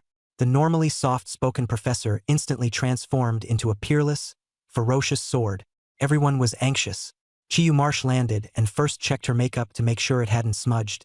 Her face icy cold as she chanted out a stream of ice blue chill. Crack. The entire marsh, poisonous mist and mud alike, was instantly frozen into ice sculptures. The stylish big sister, who usually likes to file her nails, instantly turned into an ice queen. The other two were no less impressive. The cook put down the frying ladle, and a soldier's soul appeared behind him. The counselor took off her glasses, and strange runes twisted in her eyes, as if they could bend reality at any moment. After the whole team confirmed that this weak newbie, had gone solo and gone missing, the disguise was torn to pieces. Only one thought remained in their minds. Find me. I didn't care about them, heh. At this moment, I was sitting leisurely on a faintly glowing mushroom, a blade of grass hanging from my mouth, swinging my legs like I was out on a spring outing. Not far away, a wailing banshee was floating there, ugly in a very distinctive way, and creepy as hell. Stared at me and I stared at it. We were glaring at each other, neither of us moving first. Both of us seemed to think the other was kind of weird. The banshee was dull-witted, but instinctively afraid of me, as if I were at the top of the food chain, someone who specialized in eating ghosts. I looked at it and found it pretty interesting. This thing called a wailing banshee might actually be a good match for my network. I looked at the panel. The contacts like Lord Tongtian and the Great Sage Equal to Heaven were still cooling down, really hard to choose. I couldn't hold on any longer and let out a shrill screech. The sound waves were ear-piercing, a first-tier mental assault. A normal person touching it would be clutching their head and rolling on the ground, but all I did was pick at my ears. Oh, you want to play high notes with me? Now this is getting fun. I spat out the grass, stood up, clasped my hands behind my back, and cleared my throat. Since you like screaming so much, I'll find a professional to chat with you. Just as I said, there is a road to the Yellow Springs. The female demon exploded in fury. It didn't understand what I meant, and desperately tried to stop me from finishing the chant, fearing something huge would happen. It instantly broke down, turning into black lightning, charging straight at my face with a bone-chilling aura. The speed was insanely fast, here in the blink of an eye. I was too lazy to dodge, so I threw a punch with my hand. No special effects, no spiritual energy fluctuations, just a purely physical punch. But my body was backed by the attribute bonuses of the gods' professions, and this punch was ridiculously fierce. Bang! With a loud explosion, the banshee was sent flying with triple the force, tracing a parabola, crashing through a dead tree dozens of meters tall, with chips scattering everywhere, its ghostly body flickering, nearly disintegrating. It looked up at me, its worldview completely shattered, and in its mind, it wondered, aren't you a mage? How did one punch turn into a siege hammer? What kind of move is this?